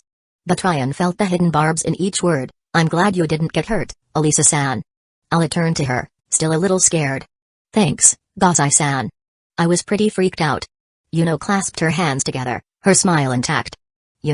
I was thinking. How about we have dinner together after class? I want to get to know you better. Maybe even become friends? Although her voice was sweet, Ryan sensed the slight venom in her tone. He raised an eyebrow, a crooked smile forming on his face. What's this girl up to now? He thought, already mentally preparing for what was to come. Yuki appeared behind them, with a smug smile framing her cute expression. That's a great idea, Gazai-san. I'm sure Masachika-chan and Elisa-san will also think it's a good idea. Ella nodded, still a little distracted, but Ryan quickly took control of the situation. He gave Yuki a quick glance and winked discreetly, articulating his response calmly, maybe it's better to do it here at school. I've got something to take care of after class. Yuki, not exactly understanding what he meant, decided to follow the flow of his conversation. Well, we can eat together in the cafeteria then. Her gentle voice softened the atmosphere. Yuno tilted her head slightly, her curious gaze carrying something dark that made Ryan instinctively want to draw a sword even though he had none. She responded politely but with a veiled threat in her tone that he was starting to know too well. That's fine.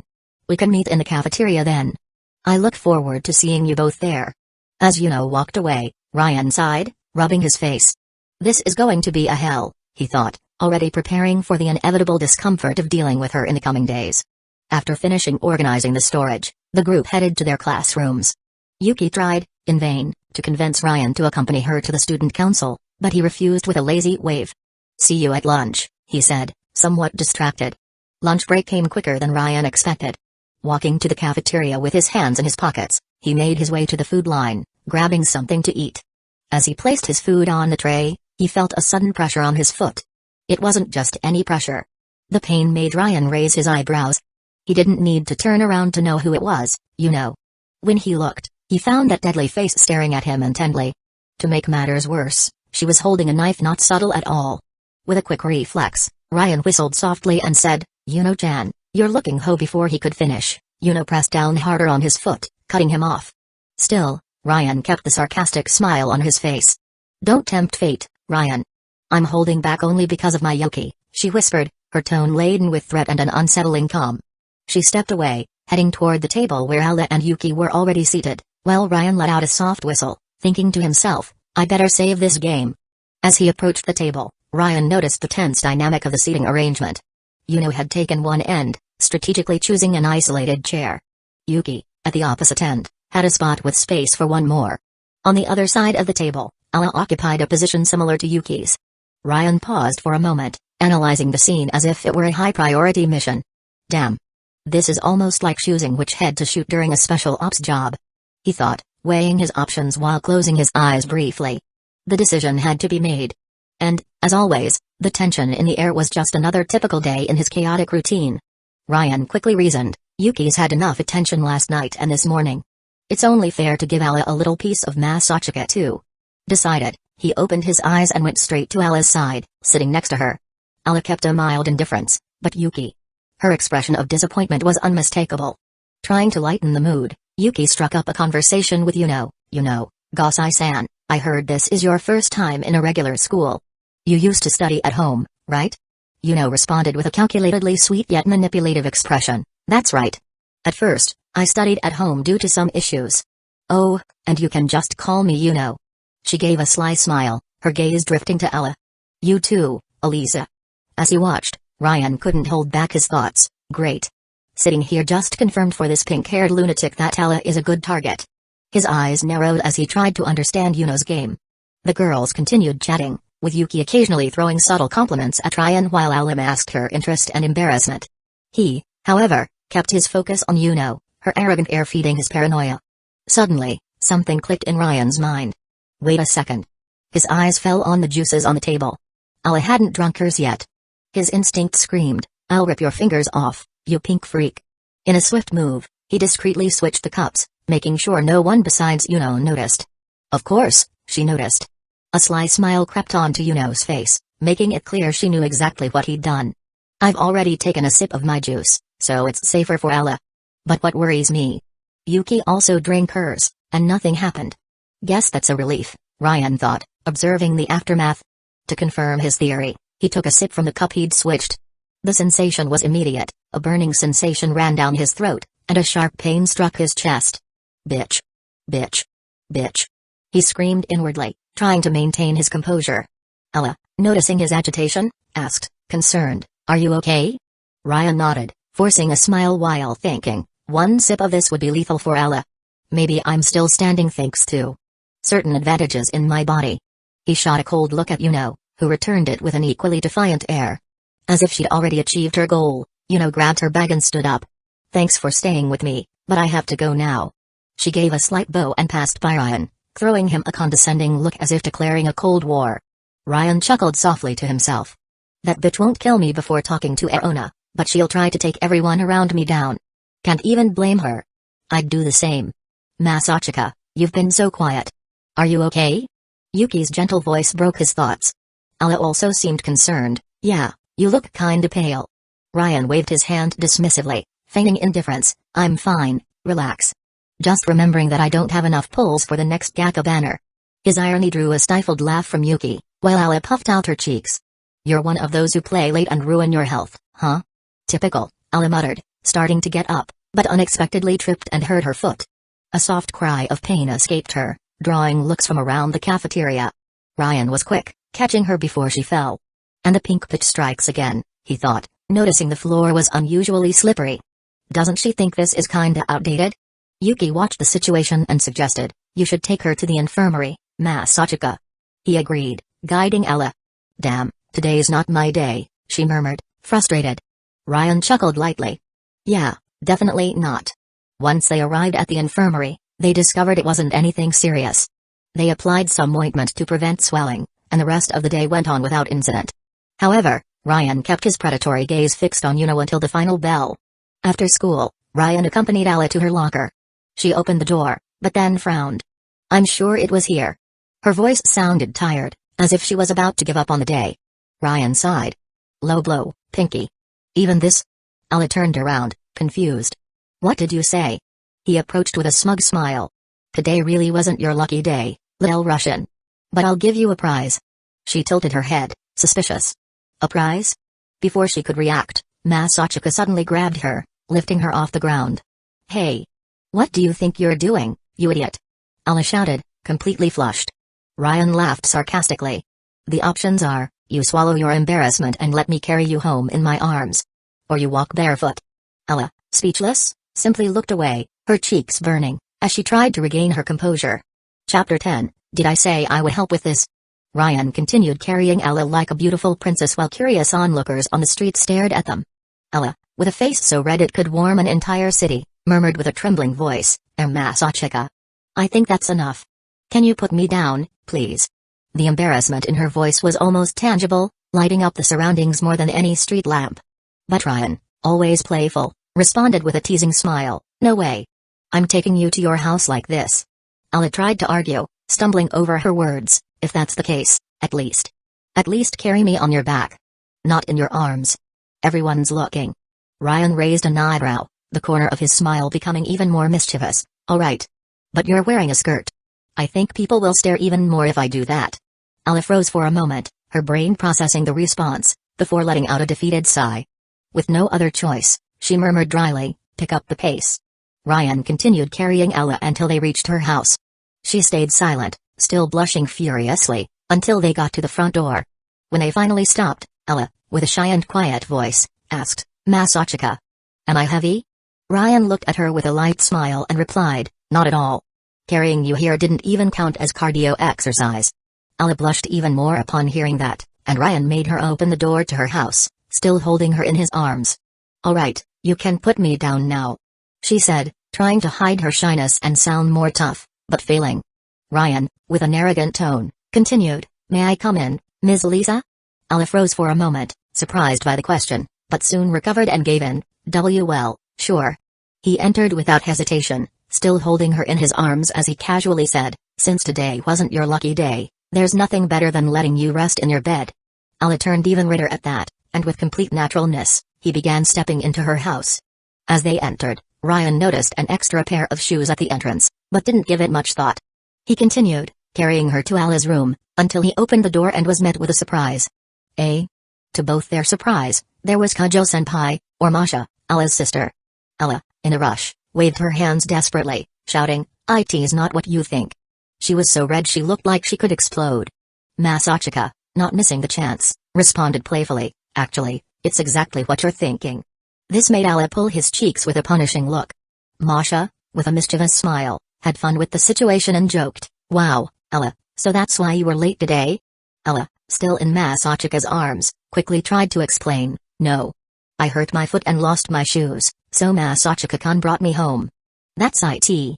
Masha, with a silly smile on her face, watched Ella's explanation and enjoyed the embarrassment her sister was going through. After all the confusion, Masachika realized it was time to leave.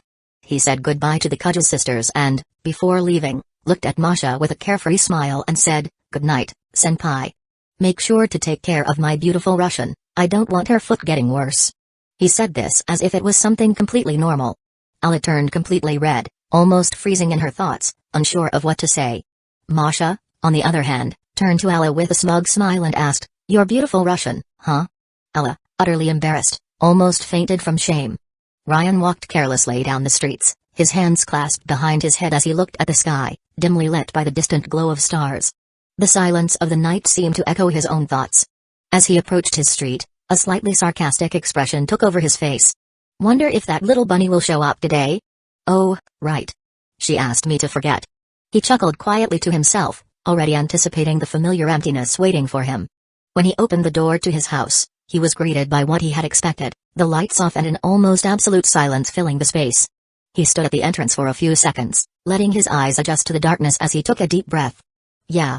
This feels more familiar. That sentence echoed in his mind like a bitter declaration, but it was so natural to him that he no longer felt the weight of it. Closing the door behind him, Ryan walked inside, as if that emptiness were an old friend waiting to accompany him once again. The next morning, Ryan woke up early, but the tired look was already marked on his face. Sitting on the bed, he sighed deeply, thinking ironically, today's the day.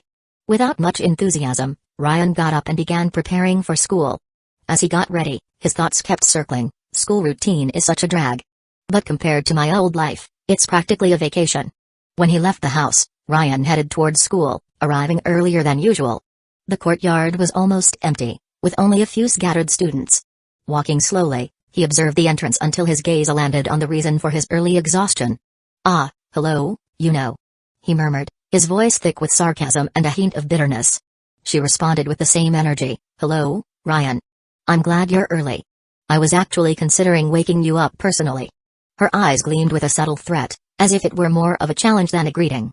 Ryan raised an eyebrow and smirked, always provocative, always so passive-aggressive, little pink one. The air around them seemed to grow heavier, the tension building with each exchange of glances. However, before the verbal confrontation could escalate, a childish, melodramatic voice cut through the mood. "Why do you two always have to be so intense?" Both turned their heads, only to find Erona, arms crossed, with an exaggeratedly irritated expression. Her puffed-up cheeks completed the theatrical display of discontent. Already on the brink of exploding, leaned against the school wall, exhaling her impatience. "I've waited as long as you asked. Now tell me, how do I kill this piece of trash and bring my Yuki back?" Ryan stayed silent, his eyes alert, observing every move. Erona, on the other hand, gracefully adjusted her skirt, walking toward them with a disturbingly carefree expression. With a dramatic snap of her fingers, she declared, Bum. In an instant, the scene around them vanished. They were transported to a dark space, lit only by a central circle of light. Erona's gaze shifted, her eyes sparkled intensely, and a golden halo appeared behind her. Ryan, as an automatic reflex, let out a short whistle. Erona turned to him with an expression of mixed innocence and curiosity. "Master, there's no need to use your powers on me. I've already told you, I'm a creation of your powers. No need for such formalities." He waved his hand dismissively, tilting his head slightly. No, it's not that. I just have this habit of cut the crap, brat." Interrupted, her voice laden with impatience as she took a step forward. Both Ryan and Erona turned their gaze toward her, now with expressions so intense that even the silence in the place felt oppressive.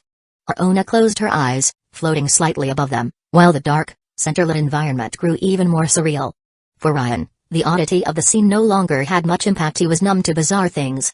On the other hand, was focused on a single goal, to kill Ryan and retrieve her beloved Yuki. Erona spread her arms theatrically, her voice resonating loud and clear, while the light around her formed a sort of screen projecting images into the air. "Ryan Gosling and Gasai, you were the last competitors in the survival game. The only two to make it to the end." The images began to unfold before their eyes, bringing flashes from the game. Scenes of violence, strategies, and betrayals until the fateful final confrontation appeared with clarity. The screen showed Ryan in a tall building, holding a rifle with precision, his clothes completely different from his current ones, resembling those of a special agent or veteran soldier. He let out a half smile at the sight of the scene. "Macmillan CS5. I love that rifle." Erona ignored his comment and continued, "Ryan, you stood out for staying in the shadows, eliminating your targets quickly and silently. You were meticulous, calculating. Until only Gasai remained." The images distorted, showing the exact moment Ryan had in his sights. She appeared vulnerable, completely unaware of the danger. The shot was sharp and precise. Yuno's body fell to the ground, but Erona continued, her voice cold as steel. Ryan believed his victory was assured. He went to personally confirm Yuno's death. But his arrogance cost him more than he could have imagined. The images twisted again, revealing Yuno stumbling, bloodied, but still alive. With a sudden movement, she struck Ryan with a knife, hitting his head. However, Erona continued, Ryan's quick reaction also cost him dearly. Even wounded, he pulled the trigger, shooting at Yuno. The result was the most improbable, both died at the exact same moment. The air in the space seemed to weigh heavily as the two rivals stared at each other from the corner of their eyes, the hatred between them almost palpable.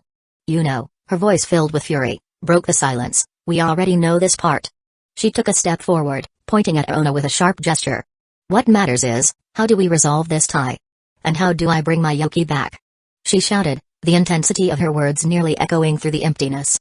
Ona closed her eyes once again, and the images on the screen began to distort, becoming chaotic. Her voice sounded calmer but heavy with weight. Since you both died at the exact same time, the divine power that was supposed to be granted to the winner could not choose a single bearer. It was divided between the two of you, transforming you into a single divine entity. Something that was never planned. The images on the screen became more abstract, twisted, and hard to understand, almost as if reality itself were fragmenting. This division, Ona continued, disrupted the power, which spiraled out of control and completely destroyed that world. The environment around them seemed to react to her words, with the space vibrating slightly, as though weighed down by the consequences of that event. Yuno's eyes widened, her heavy breathing revealing a whirlwind of emotions. So you're saying that? Ona interrupted with a stern, emotionless tone. Your power was fragmented across multiple worlds, breaking and destabilizing the balance of existence. Yuno's anger exploded in a scream. And how do we fix this? Ryan, silent until then, merely observed the interaction, his eyes analyzing every detail. The environment around them darkened once again, and Ona's voice echoed through the emptiness. You will need to act as the single deity you are. Recover the fragments of power scattered across these worlds until you're strong enough to unite them into a single existence. Yuno's fist clenched, his knuckles turning white as his fury turned entirely toward Ryan. You're not serious, are you? The hatred in his voice was unmistakable. Ona nodded, her serene expression contrasting with the growing tension. I am. And you don't have time to waste on pointless arguments.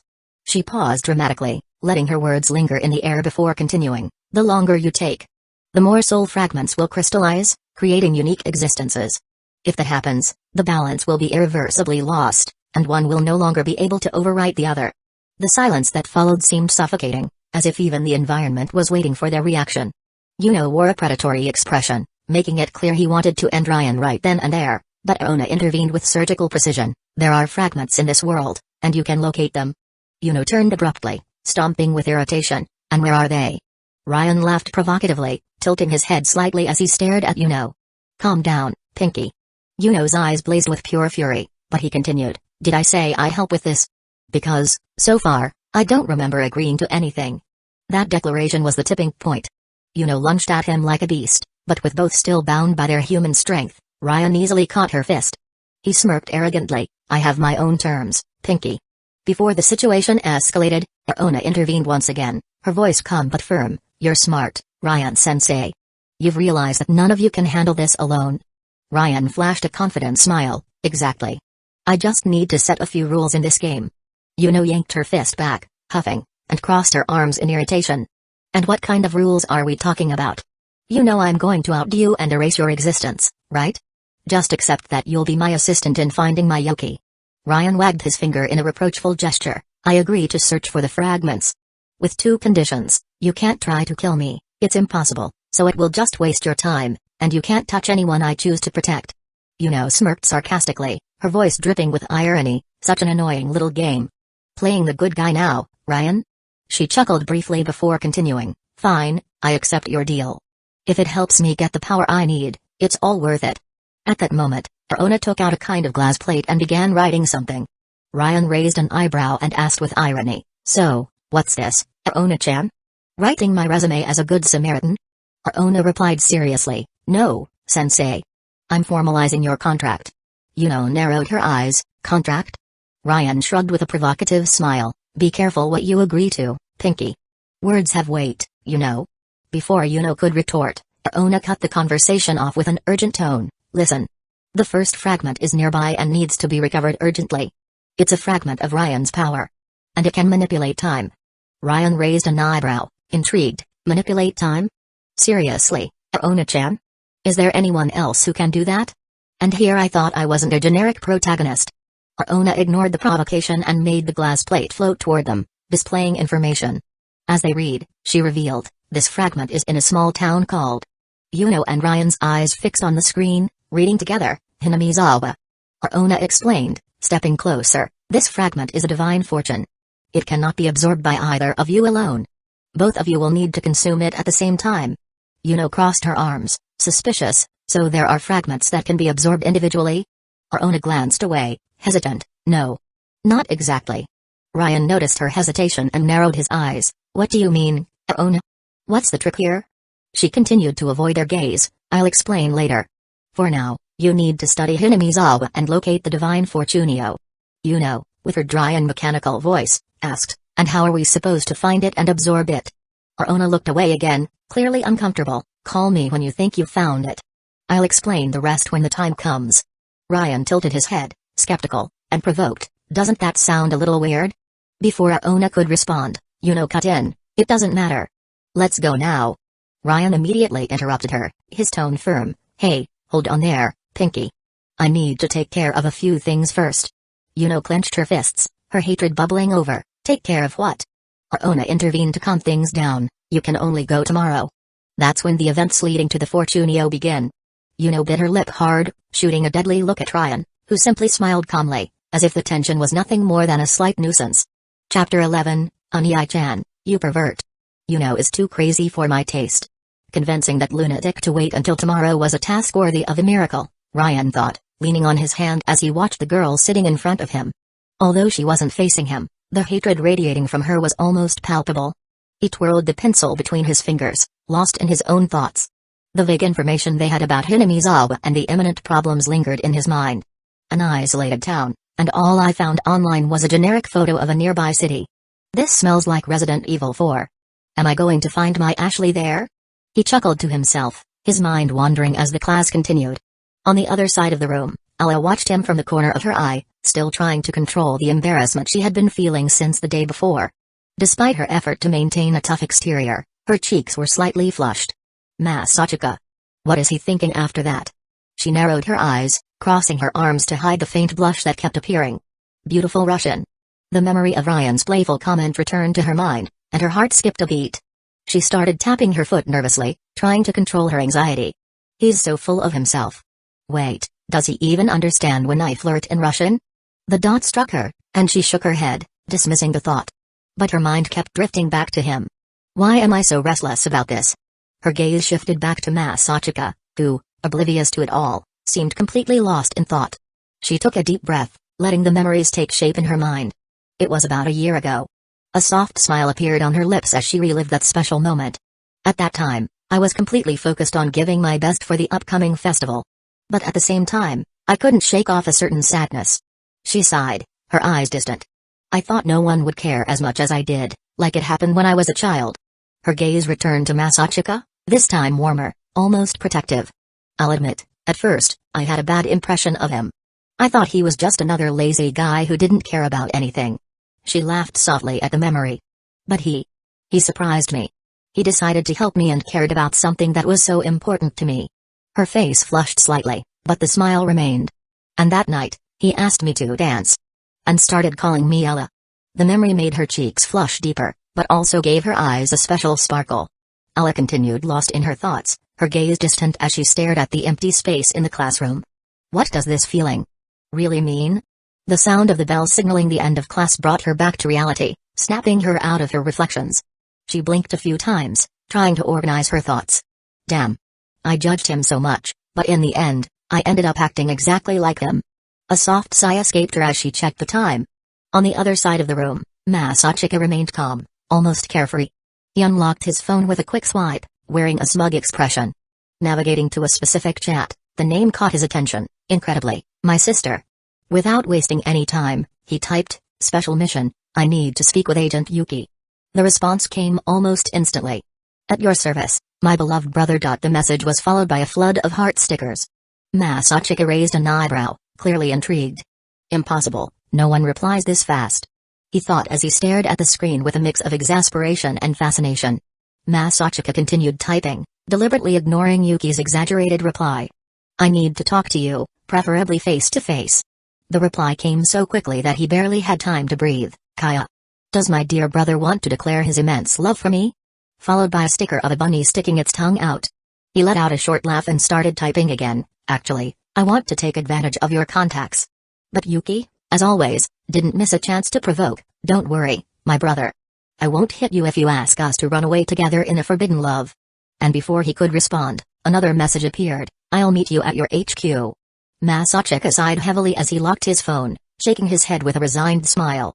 Does she always write this fast? This girl is insane. But she's kind of entertaining.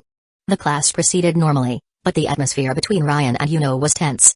She remained silent throughout the day, interacting minimally with anyone, while he observed her like a hunter assessing its prey. Despite his apparent indifference, Ryan's watchful posture indicated he was ready to react to any suspicious move. When the day finally came to an end, Ryan followed Ala to the exit, addressing her with his usual sarcastic tone. Looks like you're mad at me. Didn't talk to me all day. He flashed a sly grin, almost as if provoking her to see her reaction. Upon hearing his voice, Ala jumped slightly, letting out a small sigh she quickly tried to cover. Regaining her composure, she turned to Masachika, her cheeks faintly flushed, and no, it's not that, Masachika. It's just. Her voice came out hesitantly, filled with shyness. He took a step forward, closing the distance between them. I wanted to talk to you before I take care of something.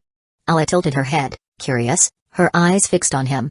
Masachika then casually dropped the news. I'm going to need to be away for maybe a week. Or two. Ala's eyes widened, and she clenched her fist in surprise, but... Why? And the classes? Are you just going to leave everything behind? Her voice sounded worried, almost alarmed. Masachika, with his typical gentle smile, raised his hands in a relaxed gesture. I've already taken care of that. Don't worry, the classes won't be a problem. If you say so. She replied, her voice dropping to almost a whisper. She averted her gaze, nibbling on her lower lip before asking uncertainly, but what exactly did you want to talk to me about?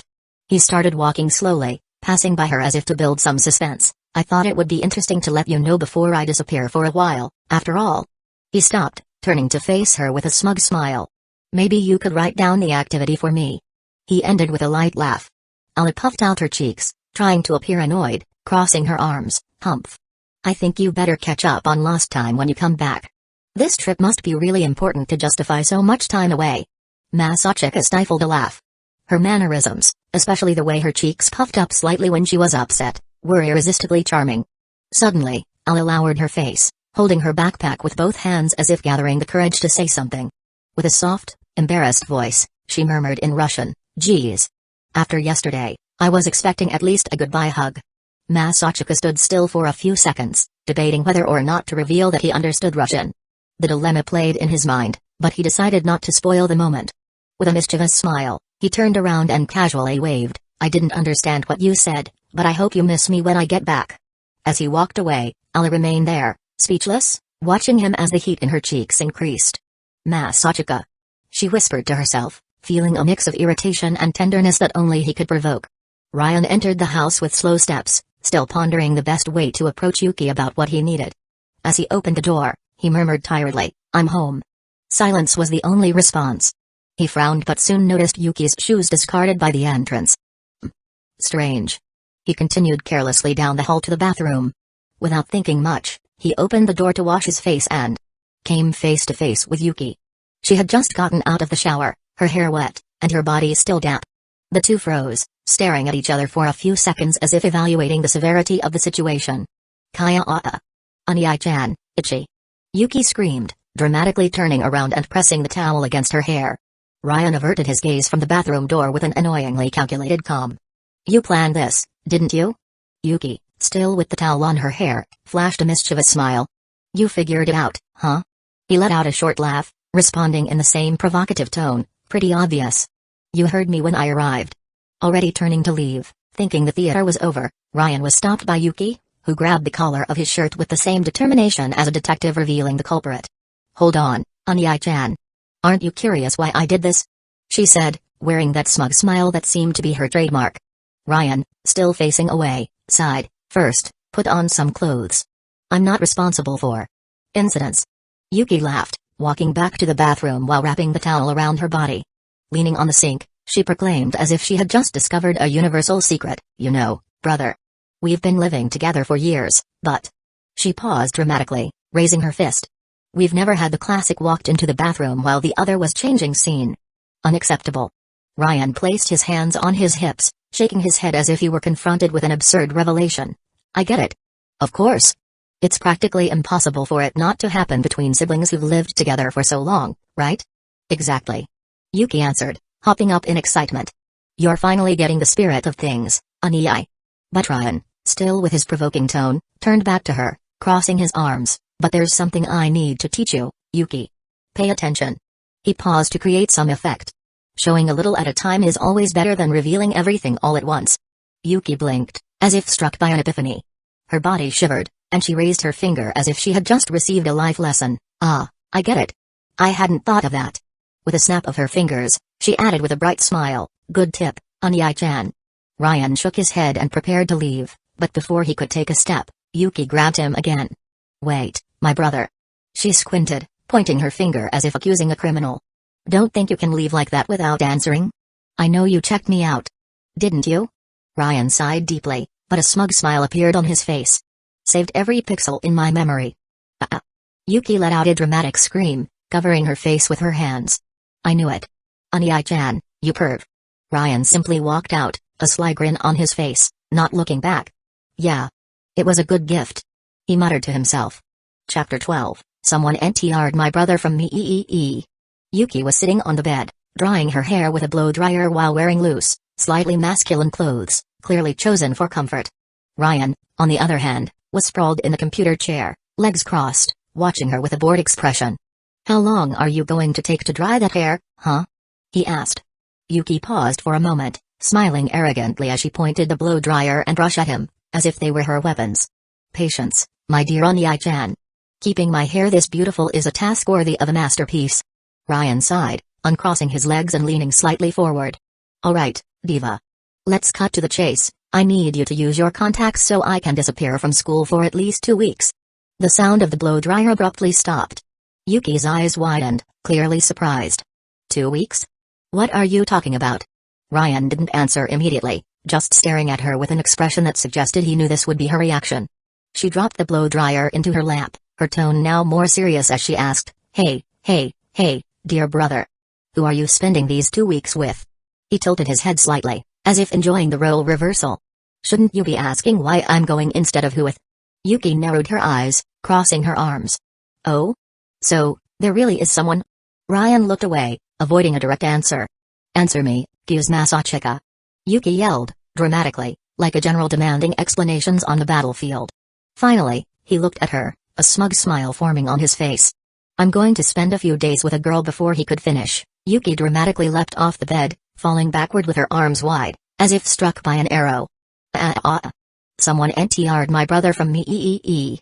Ryan chuckled quietly, shaking his head, but didn't miss the chance to tease, dramatic as always. You even make tragedy seem like a reality show. Yuki raised a finger, still lying on the bed, staring at the ceiling with mock indignation. This is betrayal, brother. I'm disowning you from my heart. He just shook his head again, ignoring the theatrics as he grabbed his phone. And here I thought you already disowned me when I took the last pudding from the fridge. That was cruel too. She said, dramatically lowering her hand. After a long performance the night before, Yuki efficiently did her part. She contacted a teacher she knew and managed to speed up a temporary leave document for Masachika, ensuring that his absences wouldn't affect his grades after all, they were far from being bad. The next morning, Ryan headed toward the agreed-upon meeting point to meet Yuno and Aona. The weather was overcast, with a cold breeze that promised rain at any moment. Yuki really got worked up about me spending a few days away. Ryan muttered to himself, adjusting his coat as memories of the previous night came to mind, the teasing, the insinuations, and her peculiar manner. This sister of mine. Sometimes I think there's more to her than she lets on. Soon, he spotted a familiar silhouette emerging from the mist. Long pink hair, a black coat paired with a belt that highlighted her waist, her twin tails with a bunny detail giving her a more innocent air. But her hair was unmistakable, and the black shoes she wore made her slightly taller. Ryan smirked to himself, thinking, she'd be a good eye candy. If she wasn't completely, totally, and insanely broken. Without turning, Yuno was direct and cutting as always. You're always late, you incompetent? Ryan shrugged, maintaining his usual mocking tone. Oh, you know. I had to help an old lady with some heavy bags on the way. She finally turned, her cold gaze and half-closed eyes capable of freezing anyone, locking eyes with Ryan, who was also wearing a loose black hoodie, military-style pants with pockets everywhere, the only white thing about his outfit being his shoes. Spare me your jokes. Where's Aona? Before he could answer, A childish and enthusiastic voice echoed right behind her. Here, sensei. Arona appeared, skipping around with energy, as if immune to the gloomy weather. Her outfit, a short white skirt and a blue crop top with an innocent bow, seemed completely inadequate for the cold, which didn't go unnoticed by Ryan. He leaned slightly toward the little girl, raising an eyebrow. Arona-chan, don't your little legs get cold in that outfit? He gave a pointed glance at her attire. At the same time, shot back in a direct, impatient tone, Hinamizawa, give me more information. Arona paused for a moment, blinking as she looked from one to the other. Then, she gave a somewhat lost smile and asked in an innocent tone, so, senses. Who do I answer first? Ryan immediately noticed the tension in Yuno's face, her teeth clenched and her gaze predatory, like a wolf about to strike. Before things could escalate, he intervened with his usual mocking tone, better answer the pink-haired one first, Arona-chan. We don't want to awaken her freezing wrath this early. Yuno narrowed her eyes at Ryan but ignored him. Meanwhile, Arona giggled, clearly enjoying the interaction. Okay, sensei, you first. Arona, with a sweet and charming smile, pulled a small glass panel from her skirt. As the object began to glow faintly, she exclaimed in an excited, almost childish tone, look, senses. Ryan and Yuno both leaned in, curious. Here it is. This is Okonomiya, a town near Hinamizawa. You can use it as an entry point to reach the village with the help of Yuno-sensei's powers. Ryan raised an eyebrow, visibly frustrated, and sarcastically commented, Arona-chan. Anyone can find this image on Google. Seriously, I expected you to give us something more, like a sneak peek of the village itself.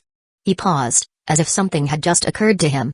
Turning to Yuno, his expression shifted to something between curiosity and disdain. Wait a minute. You said we'll use your powers to get there. But, what exactly are these powers of yours, you disturbed girl? Yuno rolled her eyes, casting a look of pure disdain before responding, you don't need to understand.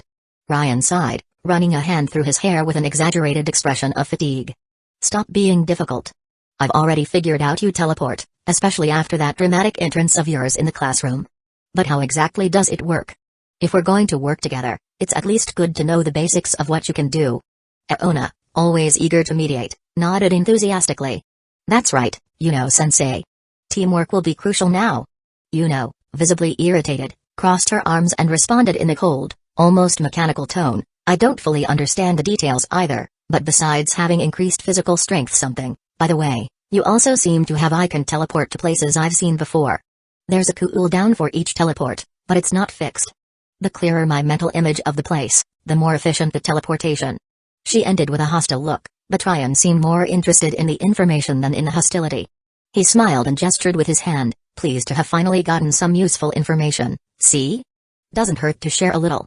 Now, about what I do, cut him off with a sharp, disdainful tone. You whistle and mark the time to come back. I'm not dumb enough not to have noticed. Ryan went serious for a moment, processing the comment.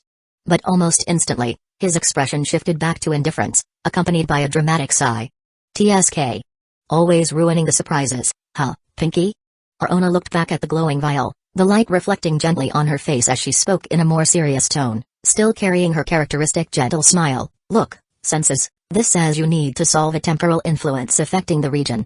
Unfortunately, I can't identify exactly what or who is causing it, but... She paused deliberately, her expression becoming slightly more serious as she fixed her eyes on Ryan. As soon as you get there, Ryan, remember to mark the time correctly, and please, don't unmark it again. Ryan tilted his head, trying to decipher the meaning of the comment. You're telling me I'll need a remote save point to keep playing this game? He replied slowly, using his peculiar nerdy metaphors. Arona responded promptly, gesturing with her index finger in a teacher-like manner. You'll need to examine everything carefully to ensure the bearer of the divine fortune doesn't leave this world. Ryan remained with a confused expression, scratching his head while trying to digest the information. Leave this world? Arona-chan, let's just say my little power only lets me go back 15 minutes in time. After that, the save is overwritten. Believe me, I tested it while playing Gacha. Got a rare character and shut up and pay attention, you filthy nerd. Yuno interrupted with a firm, cutting voice, looking at him with total disdain, as if she wanted to crush what little patience she had left. Ryan stopped mid-sentence, blinking a few times before shrugging with an ironic grin. Alright. Pinky's in a hurry. Go ahead, Arona-chan. I promise not to disrespect her time again. Arona maintained her calm tone and explained with her usual serenity, don't worry about the limit of your time point, Ryan. Once you arrive in the village of Hinamizawa, your power will react to the divine fortune, and you'll notice significant changes. Ryan crossed his arms, slightly tilting his head as he curiously asked, "Okay, that puts me at ease. But what's this talk about the bearer of the divine thing leaving this world? Explain that better." Arona started walking slowly back and forth, her light footsteps echoing with the weight of her words. "Well, assuming the bearer is a human. If they die." She stopped and gave a calm, but enigmatic look, a disconcerting smile appearing on her lips. "They'll leave this world and be sent to another." The contrast between her casual tone and the dark content made Ryan raise an eyebrow, letting out a tired sigh. "Great. So, that's why I can't risk losing a more distant point. But this bearer? Why would someone like that die? I mean, Yuno and I aren't exactly easy to take down." While Ryan gestured with one hand, the other resting on his chin, Yuno stayed silent, her eyes fixed on Arona, analyzing each word she spoke as if decoding a riddle. Arona turned to face them both and explained patiently, "Well, from what I know so far, the bearer is most likely an ordinary human. They don't have the same abilities as you and Yuno-sensei." Ryan closed his eyes for a moment, processing the information, before letting out a sarcastic chuckle. "Right. But how will I know who it is? Will they have a sign around their neck saying official divine fortune bearer?" Arona placed a hand behind her head, adjusting her hair as she gave a nervous chuckle. "As for that." She hesitated for a moment before continuing in a more casual tone, "It's simple, you just need to hug the person for a while. If you start to resonate with them." Ryan tilted his head to the side, clearly skeptical, his eyebrow raised almost reflexively. "Wait a minute. Are you serious?" Arona simply smiled, as if hugging someone was the most logical thing in the world. Chapter 13, Warm Hugs. Yuno narrowed her eyes, seriousness etched into her expression as she stared at Arona. "So you're suggesting that Ryan and I will need to hand out hugs all over the village? Really?" Arona turned toward her, maintaining a gentle smile that seemed to shine even brighter under the soft light of her halo, almost angelic. "Well, Sensei, technically it would be more efficient if only Ryan did it. The fortune is more directly linked to the powers within him." Ryan sighed, shoving his hands into his pockets with a tired look, but didn't miss the chance to provoke. Yuno-chan, I don't mind giving out a few warm hugs. It's good for the heart." Yuno turned to him with a cold expression and eyes that could pierce steel. Her voice, low and laden with threat, was practically a death sentence. "Do that again, and I'll rip your guts out with my own hands." Ryan raised an eyebrow, clearly relishing the moment to provoke further. All right, Pinky-sensei. I'll keep my guts in place. For now." Arona simply watched the scene, chuckling softly as she adjusted her halo, seemingly oblivious to the growing tension. Arona straightened her posture, wagging her index finger as if addressing stubborn students. Her voice took on a teacher-like tone. "Ryan will be able to sense the divine fortune more clearly, but he won't be able to absorb it alone. And that's where you come in, Sensei." Yuno, with a serious face and narrowed eyes, responded with her usual harshness. "How?" Her voice was so cold and dry it seemed to cut through the air. Arona stepped back slightly but maintained an awkward smile, though her hands betrayed a slight tremor. "Well, maybe it's better to just explain all at once." Ryan watched everything in silence, slightly tilting his head. The calculated and cautious tone from Arona only confirmed his suspicion. Knew there was something weird about this, he thought, as a mischievous smile threatened to break out. Yuno held her tense posture, her eyes glowing with growing impatience. "Spit it out." Arona took a deep breath, forcing an exaggerated smile as she explained, "You'll need to, let's say, transfer the fortune between you. Directly." "That's right, directly." Yuno stepped forward, her eyes now glowing with a menacing pink hue. Her presence seemed bigger, more intimidating. "Directly?" she repeated, the word heavy with disbelief and threat. Ryan, never missing an opportunity to mock, echoed with sarcasm, "Directly? This is getting interesting." Arona, sensing the tension, tried to explain quickly, raising her hands defensively. "You'll need to touch each other until you absorb the fortune together. There's no other way, Sensei.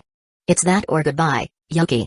She finished with a nervous smile and stuck out her tongue, trying to lighten the mood. Yuno froze for a few seconds, her mind clearly processing the absurd idea. Then, without warning, she spun around and delivered a brutal punch to the nearest wall. The force was so great that a long, deep crack formed, echoing through the room. Ryan whistled softly, casually leaning against the opposite wall. "Looks like someone didn't like the idea of physical contact. Who would have guessed?" He grinned, his expression a mix of amusement and provocation, while Yuno glared at him with a look that promised consequences. Ryan was fighting back a laugh, watching Yuno seethe with rage after hearing Arona's instructions. He even thought about making a joke, But Yuno's eyes, burning with deadly intensity, made him reconsider. "Keep your mouth shut," she growled, her voice rough and laden with threat. Not wasting any more time, Yuno adjusted her coat and returned to her stance. Her cold, practical tone cut through the silence. "Aona, how can I use this image to teleport to the city?" Aona took a deep breath before responding, with the professorial tone she seemed to enjoy. "Yuno-sensei, your powers are more versatile than you think. This image can serve as a base for constructing the mental visualization needed for teleportation." Yuno frowned in concentration, pulling an old flip phone from her pocket. Without ceremony, she pointed the device at the glowing glass and took a photo. Ryan couldn't hold back the comment. "Jesus, you still use one of those relics?" His tone was filled with disbelief and mockery. Yuno shot him a sideways glance that could freeze lava, but she didn't say anything. Instead, she refocused on the projected image.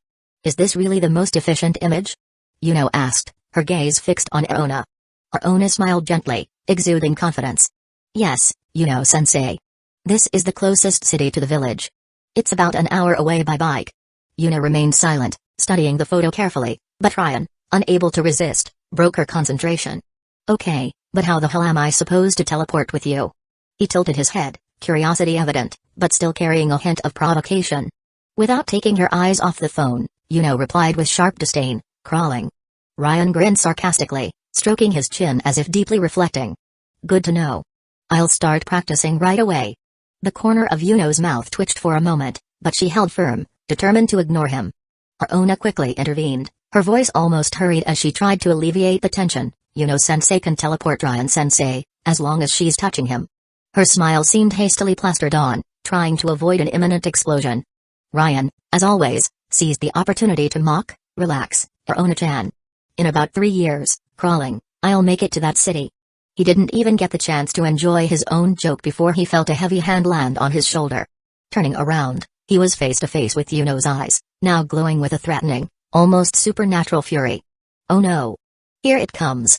She tightened her grip on his shoulder with enough force to make him furrow his brows.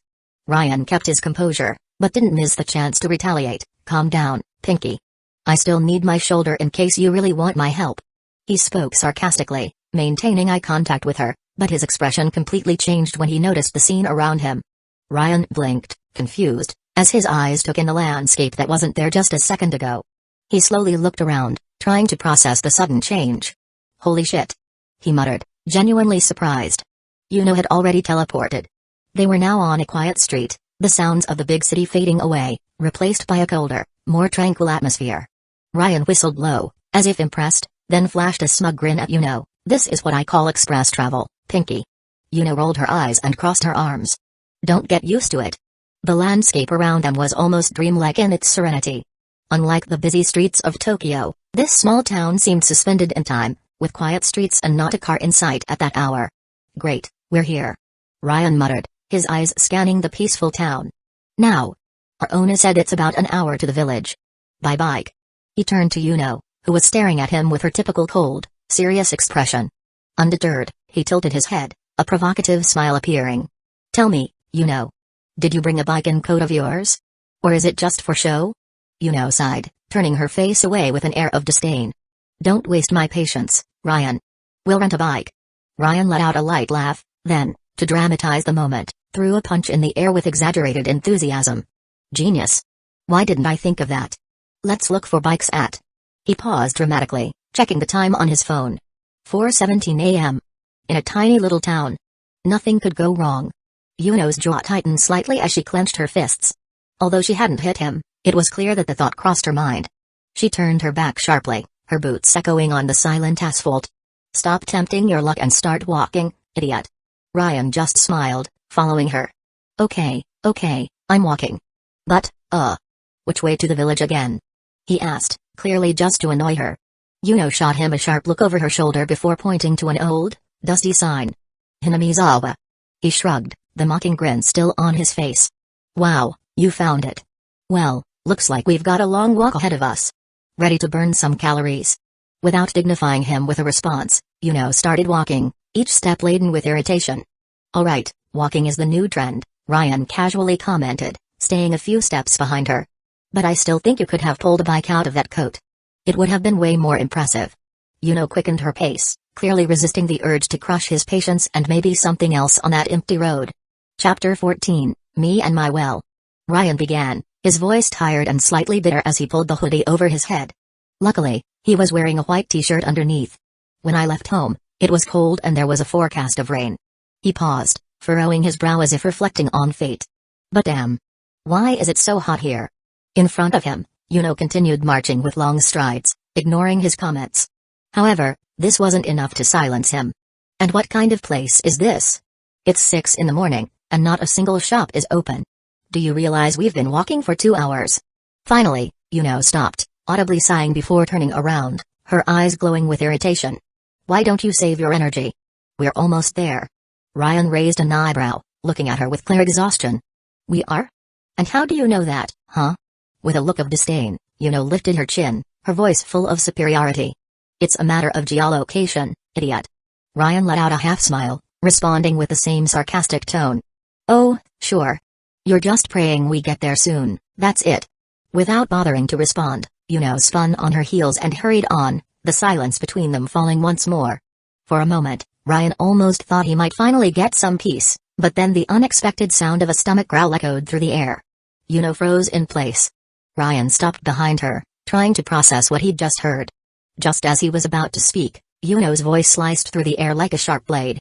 If you say anything, I swear I'll tear up that contract and send everything to hell. He froze, trying to hold back a laugh that was rising in his throat. With an evident smile on his face, he decided to tease. Just answer me one thing. He tilted his head, his voice full of amusement. Did you eat anything before leaving home? Yuno clenched her fists, her face visibly reddening in irritation. Without answering, she spun on her heels and resumed walking, muttering sounds of pure displeasure as her footsteps echoed on the empty road. Ryan stayed behind, now laughing softly to himself. Definitely, this trip has been worth it. As he tied the hoodie around his waist, Ryan let his thoughts wander, analyzing the situation. It's curious. Physically, I don't feel tired, but the challenges are still here: heat, thirst, hunger. It seems these upgrades we got aren't as impressive as I expected. He kept walking, his gaze fixed on the ground, the unbearable heat draining his mood. After a few seconds, he sighed deeply, letting out loud, God, but I'm dying of thirst. Ahead, Yuno kept her pace, her hands now stuffed in the pockets of her coat while her expression hardened. Damn. She thought, feeling a slight discomfort in her stomach. I didn't eat anything before leaving home. And now I'm dying of thirst too. Despite the obvious frustration, she would never admit it to Ryan. That idiot doesn't need to know I'm in the same boat as him.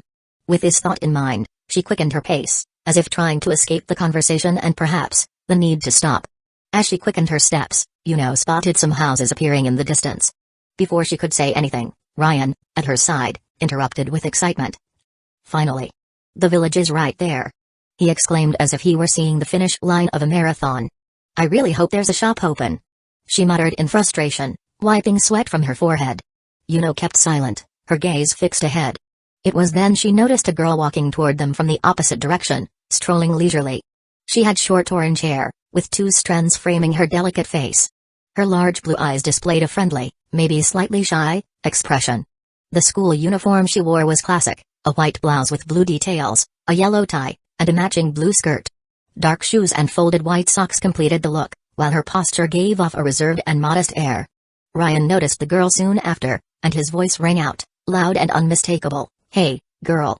The girl immediately stopped, her eyes wide with surprise as Ryan approached with hurried steps, clearly exhausted. Please, tell me this is Hinamizawa. He asked, almost pleading, his breath heavy from the endless walk. The girl placed a fist to her chest in a polite gesture, slightly tilting her head before responding softly, Good morning. Yes, you're in Hinamizawa. Her curious eyes shifted from Ryan to Yuno, who was approaching right behind him, her expression cold and impassive. Yuno said nothing, just raised an eyebrow as if silently evaluating the newcomer. Ryan smiled kindly while bowing politely. Sorry for approaching you like this out of nowhere. My name is... He paused for a moment, his eyes narrowing in a quick thought. Wait, do I use Ryan ghosting or Masachika cues? Deciding quickly, he settled naturally on Masachika cues. He then gave Yuno a meaningful look, as if saying, Your turn. Yuno kept her eyes on him for a few seconds, her expression clearly judgmental, before suddenly softening. With an unexpectedly sweet voice, she replied, Hello, my name is Yuno Gasai. Accompanying her words, she gave a slight bow, as polite as it was forced. The girl, maintaining a warm smile, responded kindly, mirroring the gesture, "Welcome to the small village of Hinamizawa. My name is Rina." Her voice was calm and friendly, but not without a hint of curiosity as she looked at the two of them. Then, with a gentle smile and her eyes briefly closing, she continued, "I suppose you're here for the Wade Nagashi festival, right?" Her tone was so welcoming that it almost felt like a personal invitation, though it was clear it was just the village's typical hospitality. Ryan furrowed his brow as his eyes scanned the village, taking in the simple, rustic environment. After a brief moment, he turned his attention back to Rina and began speaking, kind of. "I and my G." He hesitated, glancing at Yuno, whose irritated expression stared at him like a sharp blade. Ryan gave an awkward smile before continuing. "My friend and I are exploring historical places, but..." He scratched the back of his neck, letting out a defeated sigh. "Due to a miscalculation, we've ended up without water or food." His voice took on a nearly dramatic tone as he finished, "Please. Tell me there's a shop around here." At that moment, the silence was broken by another loud stomach growl from Yuno. Her cheeks instantly flushed, and her fists clenched tightly as if she were fighting the urge to punch the air or maybe Ryan. Rina gently placed a hand over her face, hiding the understanding smile that appeared. Her voice was kind. "Well, it's still too early for many shops to be open. Actually, none of them are." The tired sigh that escaped Ryan was almost audible. He ran a hand over his face, trying to maintain composure. "And at least one place to buy water?" he asked, exhaustion evident in his tone. Rina placed a finger on her chin, assuming a thoughtful expression. "Well, my house is just over there. I wouldn't mind offering you some water." Before Ryan could respond, Yuno quickly spoke up with surprising speed, "Yes, please." Ryan's eyes widened, surprised by her eagerness. His smug smile appeared almost immediately as he thought, "Look at that." Miss Pride was really desperate. He shot a playful look at Yuno but said nothing which, for him, was already a heroic feat. Rina gestured delicately, pointing in the direction. Her voice was naturally sweet, "Come on, my house is just over there." Ryan nodded, beginning to follow her, with Yuno doing the same, though in complete silence. As they walked, Ryan glanced sideways at Yuno, noticing how visibly stressed she seemed. A mischievous thought crossed his mind, "Look at that. Walking with a cute girl makes everything easier." Little does she know, this pink-haired girl could make even the devil run crying to God. They walked for a few minutes until they spotted Rina's house, a neatly kept residence by village standards, surrounded by a low wall and an impeccably maintained garden. Rina stopped at the door and turned around with her typical gentle expression. "I'll bring a jug of water and some glasses for you." "Thank you very much, Ryagu-san," Ryan replied politely, while Yuno remained completely silent, her arms crossed.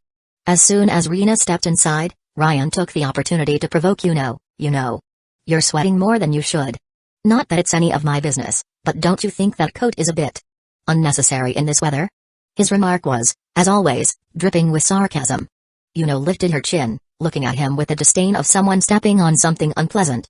"How I dress is none of your business." Her voice was sharp but controlled, though the irritation in her eyes betrayed her real frustration. Ryan crossed his arms, a mocking smile spreading across his face. "You're naked under the coat, aren't you?" Yuno made a sound of contempt, twisting the corner of her lips into a pure expression of disgust. TCH. The exchange was brief, but the discomfort in the air was almost tangible, at least on her side. Ryan, of course, was simply enjoying himself. Chapter 15, Waifu's NPC Dad. After a few minutes, Rina returned, balancing a tray with a pitcher of water and 2 glasses. Her gentle smile seemed to brighten the already calm morning even more. Before Rina could say anything, Yuno reacted quickly, almost snatching the pitcher from her hands and placing it on the low wall with barely concealed haste. Ryan watched the scene, holding back a laugh as he noticed the barely hidden desperation in the girl as she filled her glass with the precision of someone carrying liquid gold. Taking advantage of the moment, Ryan, with his trademark theatricality, approached Rina and hugged her without warning, raising his voice dramatically. You're a true heroine." Rina was completely surprised, her face turning slightly red as she raised her arms, unsure how to respond to Ryan's sudden enthusiasm. "Ah. It's just water," she murmured shyly, trying to hide her confusion. Meanwhile, Yuno, already with a full glass in hand, watched the scene with a mixture of disdain and resignation. Her thoughts were as clear as the water she was drinking. He's a pervert. A clever pervert, but still a pervert. She took a slow sip, as if she needed the strength from the water to stop herself from throwing the glass at his head. Rina, visibly embarrassed, made low, almost inaudible sounds as she tried to break free from Ryan's embrace. He, on the other hand, wore a smug smile, clearly enjoying her reaction as the girl grew more and more lost in her embarrassment.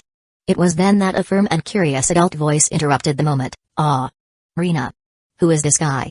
Ryan released Rina with a light contained laugh, and she, still dazed, quickly turned to face the man. "It's a misunderstanding, Dad. He was just..." She seemed to search for words, but confusion overtook her expression.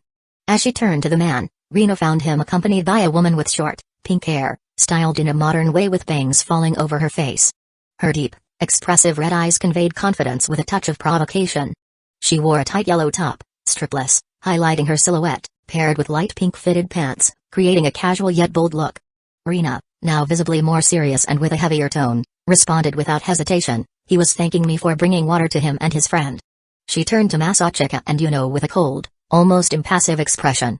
"I need to go now, I have to head to school."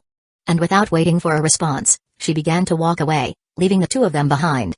Ryan watched with an amused smile as Rina's father approached, clearly curious. "I apologize, is there anything else I can do to help?"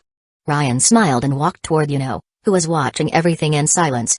"Geez, Chan, you drink almost all the water," he said playfully, filling his own glass as glared at him. However, she said nothing, relieved that at least her thirst was quenched. Ryan finally satisfied his own thirst and, after returning the pitcher and glasses to the man, said with a courteous smile, "Please thank Rina when she comes back, she was very kind." The man, a bit awkward, collected the items, smiling kindly. "Rina is a sweet girl, I'm not surprised she does things like this," he said with a smile, while the woman beside him murmured, "I need to talk to her later." Ryan began to walk away, with following him in silence, until she finally spoke in a threatening tone, "Don't add Chan to my name." Ryan glanced at her for a moment, smiling smugly. Ryan, with a mocking grin, said, "I have something that will improve your mood." Furrowed her brows, staring at him distrustfully, until he looked up and shouted, "Arona-chan. I need you." In an instant, Arona's voice rang out beside them, filled with energy. "Present, sensei." Ryan looked down and found little Arona already holding the glowing blue glass panel. With a smug tone, Ryan continued, "When I hugged that girl, I felt a tingling all over my body." "What could that be?" Tilted her head, paying more attention to the conversation. Arona, with a gleaming smile, showed them a chart on the vial's screen, saying, "Look. Look." Both of them looked at the screen, which displayed divine level 12%.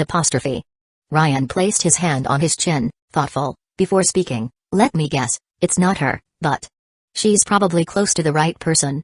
Arona beamed with pride, nodding her head. "That's right, sensei. You're so smart." She blushed with happiness, visibly excited. With a serious expression, stepped forward and spoke, "Great, let's follow the girl and track her connections. If you want, you can start with her father." She looked directly at Ryan. Ryan shrugged and waved his hand, disinterested. "No, don't is the father." Tilted her head, looking at him with contempt. "Huh? I didn't see you hug him to confirm." Ryan smiled with a mischievous gleam in his eyes. "I didn't hug him, but did you see his face?" He paused dramatically before adding, "The guy is literally an NPC dad of a waifu." Ryan's comment made lose her patience. She slapped him hard across the face, and Ryan, narrowing his eyes, stared directly into hers. With a dark expression, she said in a grave tone, "Take this seriously. Idiot."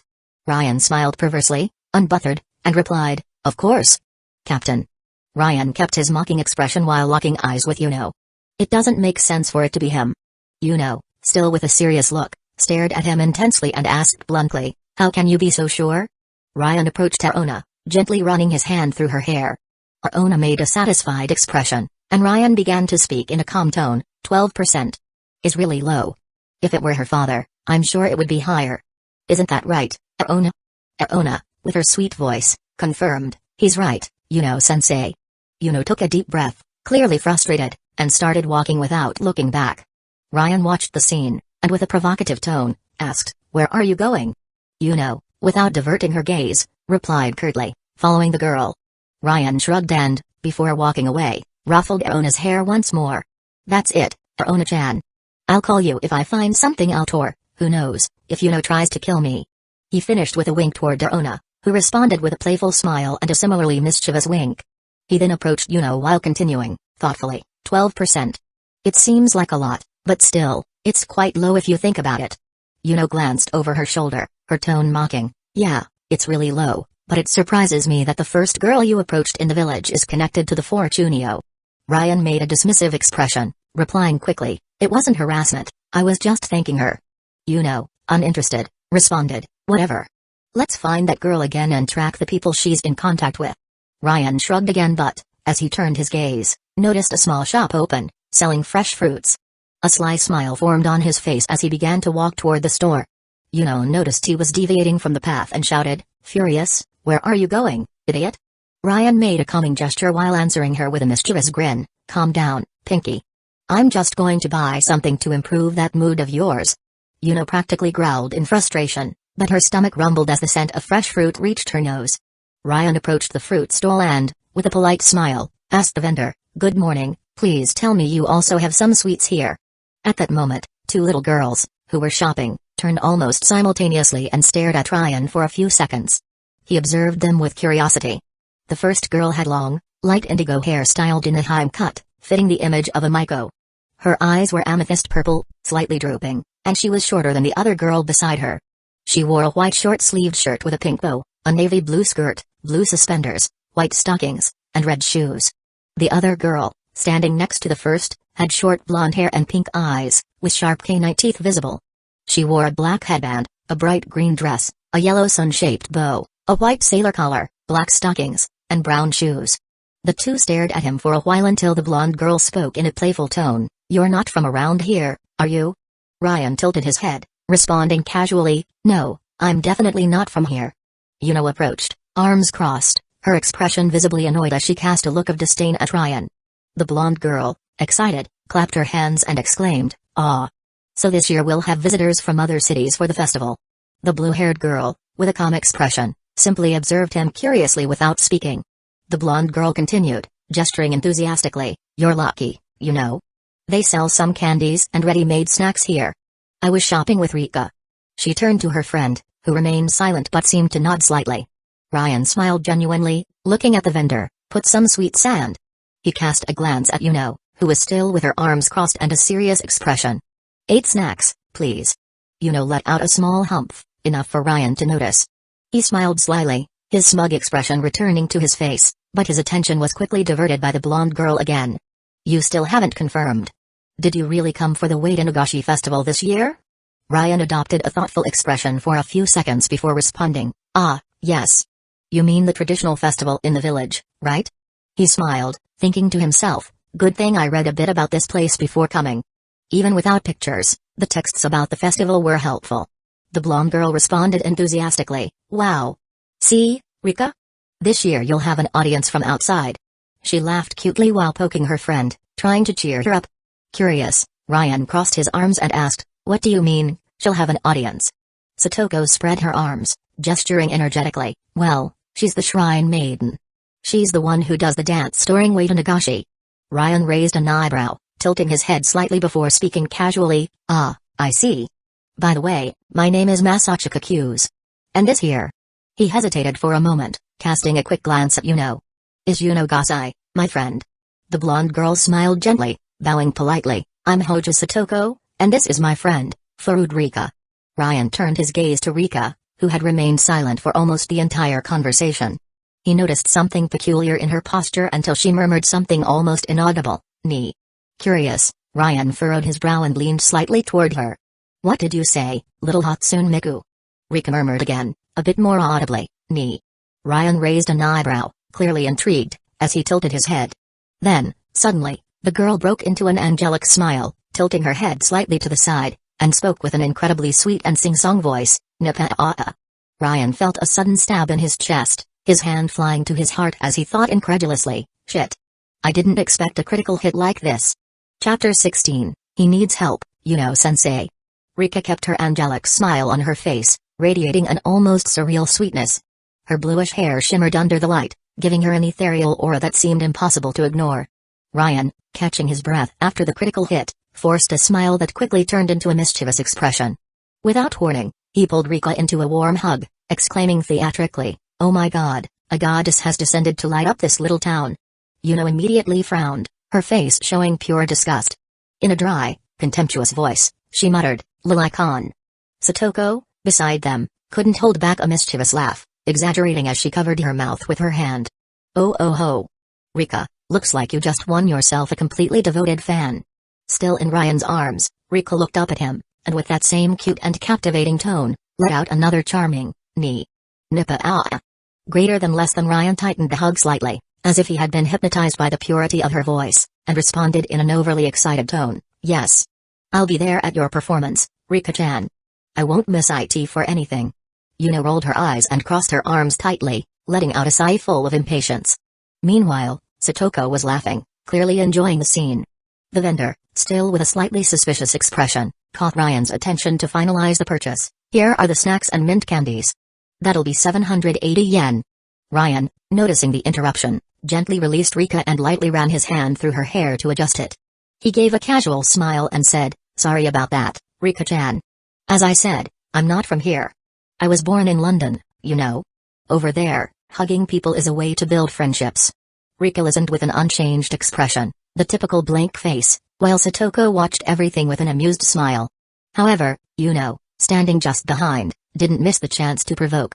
Raising her face with an air of superiority, she sarcastically commented, actually, hugging strangers is, well, weird in London. Ryan slowly turned his head toward her, a forced smile on his face, and replied with a sharp tone, you know, why don't you start eating the snacks? Full mouth, happy belly, you know. He then stood up and handed the money to the vendor, adding politely, thank you very much, sir. Rika and Satoko, observing the interaction, couldn't hold back a few laughs. Ryan's relaxed and somewhat comical manners seemed to win them over. Turning to the two of them, he asked kindly, you're wearing school uniforms, just like a girl we saw earlier. Do you study here in the village, or do you go to a school in the nearby city? Satoko quickly responded, with the same playful and animated tone from earlier, we do have a school here in the village. But, look, it's tiny. We only have one classroom, and all the school years study together. It's like super compact. She ended the sentence with a laugh, almost poking fun at the situation. Rika, however, added with her calm and melodious voice, yes, but you can't deny it's a lot of fun being with friends and participating in the club activities. Her words brought a gleam to her eyes, revealing how much she valued the small moments shared in that quiet village. Ryan scratched his chin with interest as he listened. Ah, so all the kids in the village study at that school? Wow, that really makes me curious. Satoko, always full of energy, smiled excitedly at him. You should check out our school. I bet even someone from the big city like you will find things that catch your attention. Rika nodded, turning to Satoko with her usual calmness. By the way, Satoko, how about we go now to prepare the snacks? Satoko turned to her friend, still excited. Great idea. She then looked at Ryan, raising her hand in a farewell gesture. Maybe we'll run into you around. Rika, with her polite and graceful demeanor, gave a slight bow before following Satoko. Ryan took the snacks and candies he had bought, casually tossing the bag to Yuno. Catch. I hope eating those will improve your mood. Yuno caught the bag with a hardened expression, glancing at him from the corner of her eye as she started walking. Have you always had this habit of harassing little girls, Ryan? I hope you at least learn something useful. Ryan shrugged, scratching his head with a relaxed expression as he walked beside her. Actually, I felt the same thing I felt with Rina. Yuno sighed deeply, her patience clearly wearing thin, as she bit into the onigiri so forcefully it seemed like she was imagining it was Ryan's head. So, please, do us both a favor and stop hugging little girls around here. People will think I'm walking with a little icon. Before Ryan could respond, a sound behind her caught his attention. Yuno kept walking without turning around, her tone dripping with disdain. Let me guess, idiot, you dropped your wallet? The silence in response only irritated her more. Answer me when I talk to you, you piece of trash. When she finally turned around, Yuno frowned, realizing Ryan was no longer standing. Instead, he was sprawled out on the ground. She narrowed her eyes, her expression indifferent as if it were a mundane sight, and slowly walked over to him with pure mockery. With a light kick to Ryan's head, she commented coldly, how disgusting. Then, still unconcerned, she poked his body with her foot while taking another bite of the onigiri. It was then she heard a soft, urgent voice. He needs help, Yuno-sensei. Yuno froze for a moment, feeling an odd chill as she recognized the typical sweetness of Aona's voice. Chapter 17, Only You Would Never Abandon Me. The sound of the wind was gentle, but gradually muffled by the constant noise of a nearby fan. Ryan felt his body heavy, a high-pitched buzz filling his ears, and his fingers still tingling uncomfortably. Damn. I think someone exploded a grenade right in my face. He muttered in a weak, hoarse voice, as though each word was an effort. Light began to flood his eyes as he slowly opened them. At first, the brightness bothered him, making his eyes water, but he persisted until his vision adjusted. Turning his head to the side, he saw Yuno sitting a little farther away, her legs crossed, with an expression that seemed to mix irritation and impatience. Ryan allowed a slight, mocking smile to form on his lips. "Ah, how sweet of you. You stayed by my side until I woke up? Didn't know you were so considerate." The comment made Yuno growl almost inaudibly. "Incompetent idiot, scum. Do you have any idea how much time you've made us lose?" Uncrossing her legs firmly, she stood up and began walking toward the door, clearly trying to avoid blowing up completely. Ryan kept his carefree tone, watching her with an arrogant look. "You say that, but you brought me here. I don't know, seems like you like me more than you admit." Yuno paused for a moment, clicking her tongue in disdain before opening the door and muttering with disgust, "You're trash. That's all." Outside, she spoke to someone matter-of-factly. "He's awake. We're leaving." Ryan, still getting up and fixing his hair, mocked her with a teasing smile. "We leaving already? Now you're starting to sound like my babysitter." Before Yuno could respond, a woman entered through the door. She exuded a calm, professional aura. Her long, straight blonde hair framed a delicate face with golden, melancholic eyes. The classic nurse uniform, white and perfectly tailored to her body, featured short sleeves and front buttons. The elegant contrast came from her dark, sheer thigh-high stockings, complemented by simple shoes. On the name tag pinned to her chest, Ryan read the name, Takano Mayo, nurse. With a sideways smile, Ryan didn't miss the chance to joke. "So, you're the one who took care of me? Now I get why I feel better." Mayo replied with a kind, professional smile. "I'm glad to see you're doing well. I'll inform Dr. Ryuri about your case when he returns." Ryan put on his shoes, stretching his arms as he yawned. "Dr. Ryuri, huh? Interesting name. But not that much." He shrugged casually and asked, "How long did my nap actually last?" Yuno, who was already at her limit, answered curtly, "Nap? You made us lose almost the entire day." Ryan looked at her with a feigned expression of surprise, but Takano intervened with a calm tone and a playful smile. "Well, don't worry. You can make up for the lost time during the way to Nagashi. Maybe with a special couple moment?" Yuno shot Takano a blank stare, her voice as cold as ice. "I have no kind of relationship with this creature." Without waiting for a response, she turned her back and left with firm steps, clearly exhausted from the whole situation. Ryan looked at Takano, shrugged casually, and asked, "Do I need to pay for anything? Or is the hospitality part of the village's charm?" Takano shook her head gently. "Don't worry, no medication was necessary." Ryan started following her, waving over his shoulder at Takano with a playful smile. "Then perfect? Thanks a lot, cute nurse." His carefree and provocative tone resonated as he left, already preparing himself for Yuno's next complaint. Once outside the hospital, Ryan felt the fresh afternoon air and looked at the orange sky of the late day. "Yeah. It was a good nap," he commented sarcastically, stretching his arms as he walked. Further ahead, he spotted Yuno leaning against a post, clearly impatient, while Aona waved cheerfully with a contagious smile. "That's a lot of cuteness for one person." "Obviously, I'm talking about Aona, of course," he murmured as he approached with his hands in his pockets. When he finally got close, Yuno was direct, with the seriousness he had come to expect. "You were lucky to find something useful, Ryan. Otherwise, I would have killed you several times until I'd gotten my rage out." Ryan responded with a side smile, adjusting the hoodie tied around his waist. "Ah, good to know I discovered something. Now all you need to do is tell me. What exactly did I discover?" Before Yuno could answer, Aona jumped excitedly, extending a holographic screen toward him. Look! Look! Look, sensei! It's so amazing." He tilted his head, staring at the numbers flashing on the screen. Divine Fortune Index, 401.72%. Frowning, Ryan let out a brief laugh. "That number doesn't seem a bit too specific, does it?" Aona stepped forward, her excitement overflowing. "Sensei, you're amazing. You found her so quickly." "Found her?" Ryan asked, confused. Yuno, who had been leaning against the post, finally pushed herself off, speaking in a hurry. "Farudrika. Priestess of the shrine. That's her." Ryan raised an eyebrow, smiling sarcastically as he stared at Yuno. Well, Pinky. And you still had the audacity to call me a L0LC0N. I think I deserve at least a thank you, don't you think?" Yuno shot back with an equally provocative smile. "Go to hell." Ryan shrugged, feigning indifference. "I wouldn't expect anything less from you." "Right, Aona." Aona laughed, covering her mouth delicately, enchanted by the dynamic between the two. But the fun was interrupted by Yuno, who resumed her serious tone. Let's go after Rika and end this story already. Ryan raised a fist theatrically.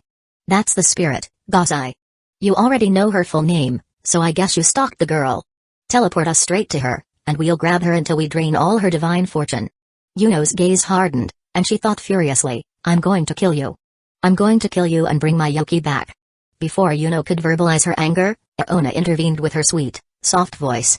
We can't do that now, Yuno-sensei. Yuno slowly turned to Aona, her eyes filled with pure hatred. And why not? Aona kept her teacher-like tone, ignoring the tension from Yuno.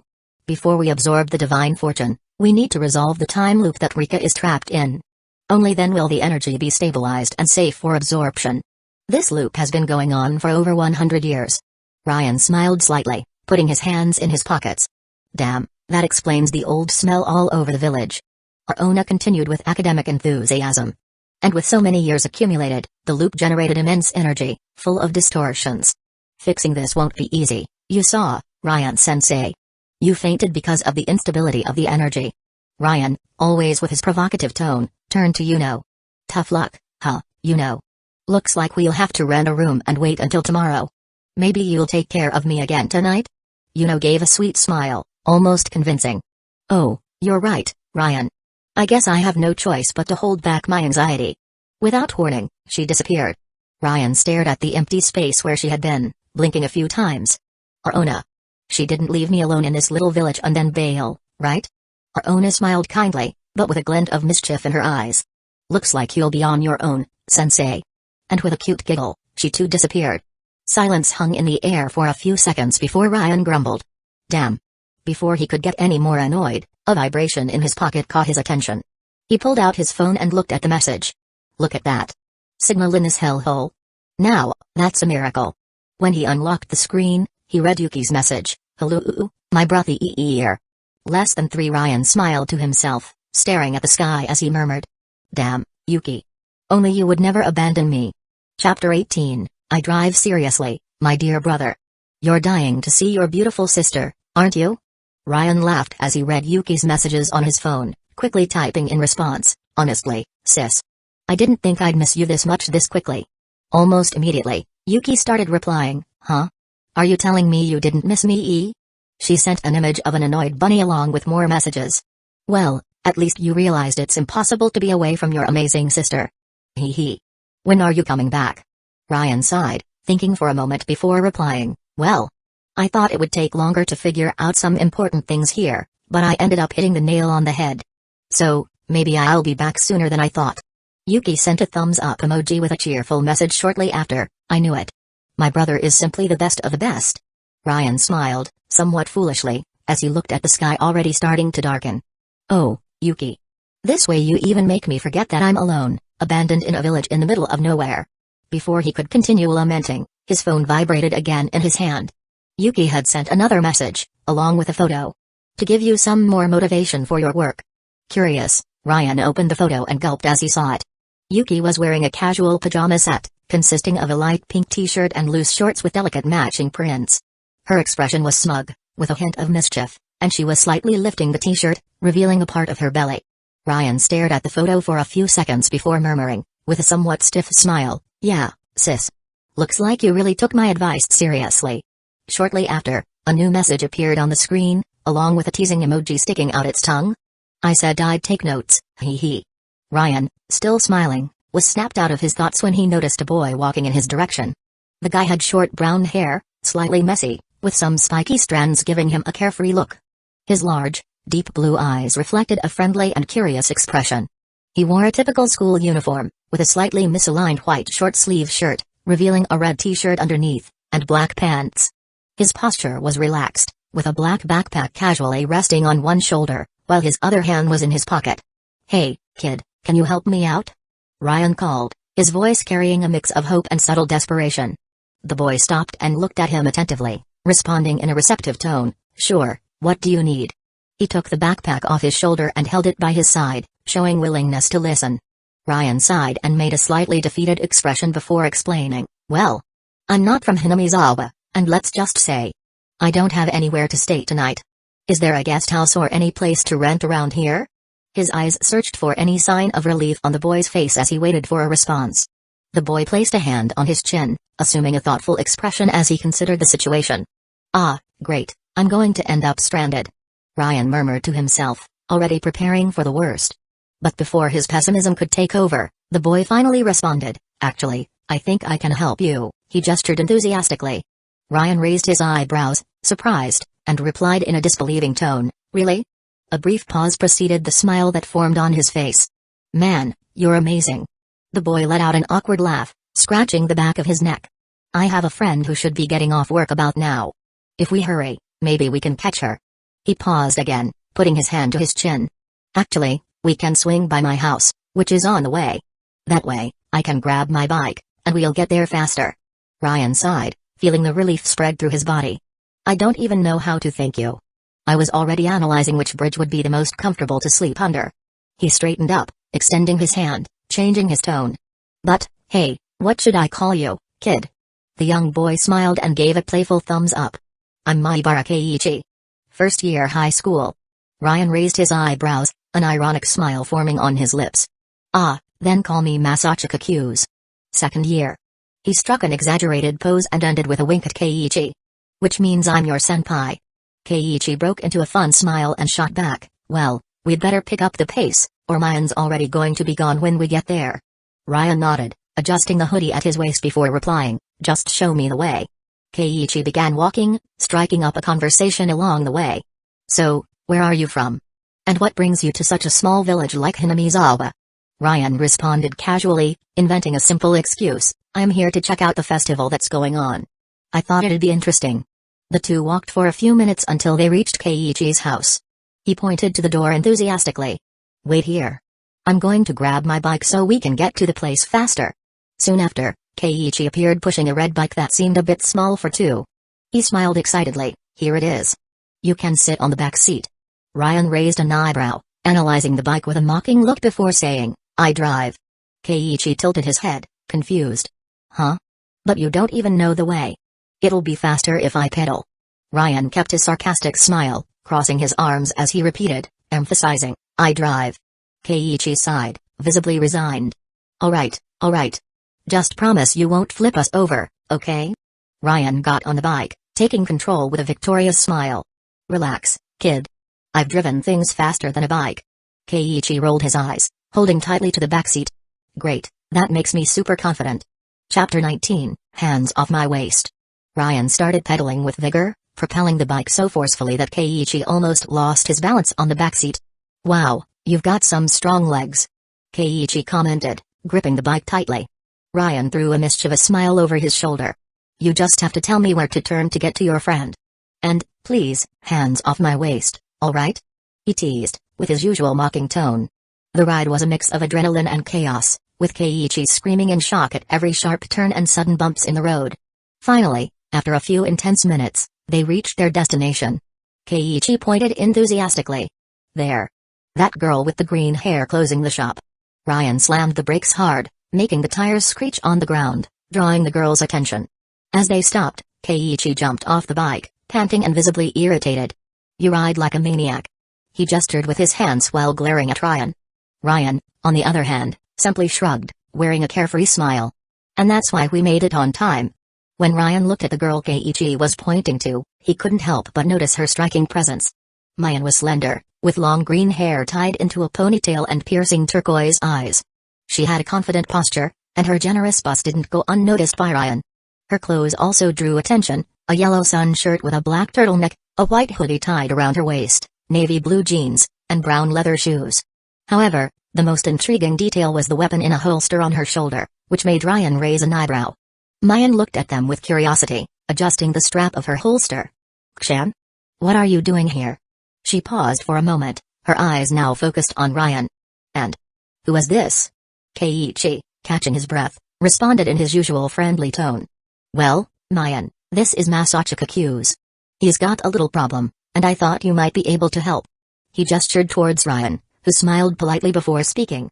Mayan crossed her arms, intrigued. Oh? And exactly how could I help you? Ryan stepped forward, crossing his arms as well. To sum it up, I came to Hinamizawa as part of a discovery trip. I heard about the festival and wanted to see it with my own eyes. He sighed before continuing. But the person who was with me just left, leaving me stranded. Now, I have nowhere to stay. Mayan blinked a few times, processing the situation, before crossing her arms thoughtfully. Well, considering it was Kshan who brought you to me. She hesitated, pondering. Maybe I can rent a house for you for the night. But I'll need to talk to my family first. Ryan smiled with relief. Don't worry about the cost. Luckily, I didn't make the mistake of coming with empty pockets. Mayan approached him, now wearing a slightly mischievous smile. I'll need your documents. Ryan tilted his head, surprised. Huh? Mayan kept her smile, but her eyes were serious. If I'm going to host someone I just met, even with Keiichi's recommendation, I need to know who you are. Ryan sighed, exhausted, and took out his wallet, showing his documents. Mayan examined them carefully before handing them back. Well, what else do you need to resolve this and give me a roof? Ryan asked, crossing his arms again. Mayan pointed her thumb toward the semi-open store behind her. I'll make a call. Give me a moment, and I'll come back with an answer. She turned toward the store, leaving Keiichi and Ryan behind as she took out her phone. Ryan crossed his arms, looking at Keiichi with curiosity before asking, does she go to school with you? Keiichi nodded quickly, answering with a soft murmur while adjusting his backpack. A mischievous smile formed on Ryan's face before he responded enigmatically, all right then, Keiichi boy. Keiichi raised an eyebrow, clearly confused. Huh? What do you mean, I'm all right? Ryan waved his hand nonchalantly, as if wanting to end the topic before it even started. You'll understand. In about a year and a half, give or take. Keiichi tilted his head, now even more confused, but before he could insist on the matter, Mayan returned with a calm smile. Done. I got you a place to stay. Ryan clapped his hands lightly, as if celebrating. You're an angel, Mayan. Mayan gave a soft laugh, tucking a strand of her green hair behind her ear. Well, I just did what I could. Turning to Keiichi, she asked, Kshan, do you know where Rina's house is? At the familiar name, Ryan immediately paid closer attention, watching Mayan with interest as she continued. 2 houses after hers, there's a closed property that belongs to my family. We haven't used it in a while. Mayan looked at Ryan with a somewhat hesitant smile. But you can stay there for the night. Ryan shrugged, letting out a light sigh before responding, well, at least I'll have a roof over my head. That's more than I expected. Chapter 20, Your Girlfriend? Well, I think that's all I can do for you, Kuze-kun, she said, with a mix of sympathy and light authority. But before stepping away, she raised her pinky in a gesture that was almost childish, yet carried an air of seriousness. Look, promise me you won't cause any trouble. Ryan raised an eyebrow, surprised by the almost maternal tone, while Mayan continued. I got the house saying it was for a very close friend of mine. I only did this because of Kshan, so please, don't make me regret it, okay? Ryan scratched the back of his neck, glancing sideways at Keiichi. And I literally met the guy less than a few hours ago. Ah, the beauty of male friendship. Ryan thought, holding back a laugh. Finally, he responded with a genuine smile, something rare on his face. Understood, Mayan-san. Thank you so much for your help. Mayan sighed in relief and gave a knowing glance to Keiichi, who seemed to be trying to hide his embarrassment. That's all, Kshan. Now it's your turn to take your friend to the house. She winked mischievously and handed the house key to Keiichi before quickly walking away. As she hurried down the path, Mayan's muffled laughter floated in the air. Ryan, arms crossed, watched the scene for a moment before turning to Keiichi with a teasing smile. Kai, you're going to do just fine in the future. Keiichi immediately turned red, nervously opening and closing his hands. What do you mean by that? He asked, almost stumbling over his words while gripping the straps of his backpack. Ryan just gave a short smile and waved his hand in the air as if dismissing the topic with the lightness of someone keeping a secret. Oh, nothing much. Let's go already, I'm dying to lie down after all that biking.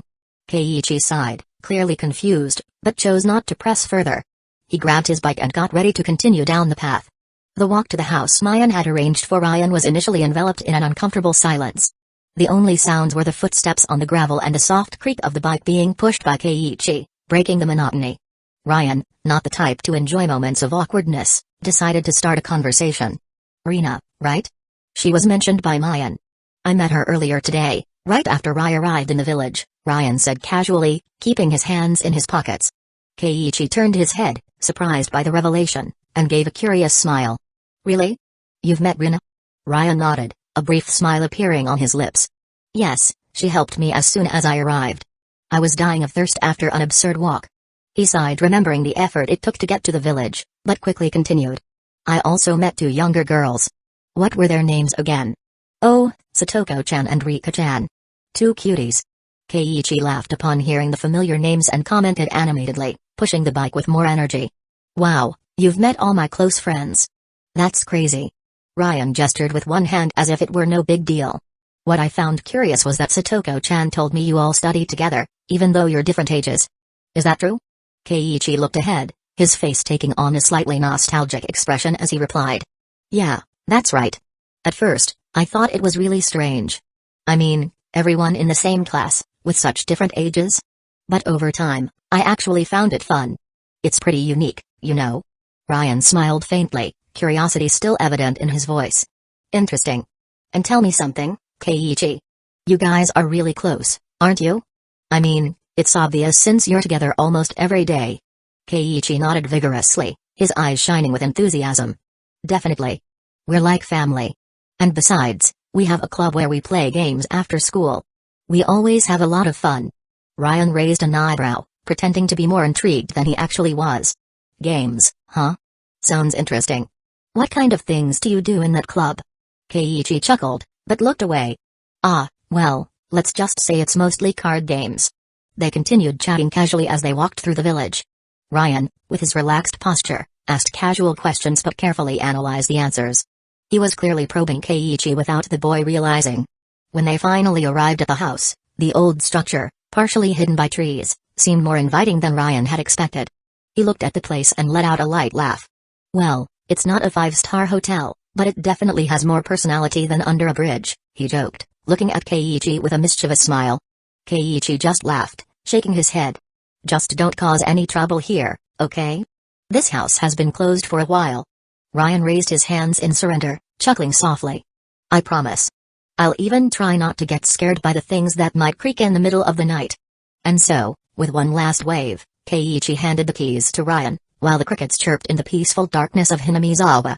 Well, I'm off now. I need to prepare something to eat, Keiichi said, climbing onto his bike, quickly adjusting it before starting to pedal. Ryan responded with a wide smile, giving a thumbs up in approval.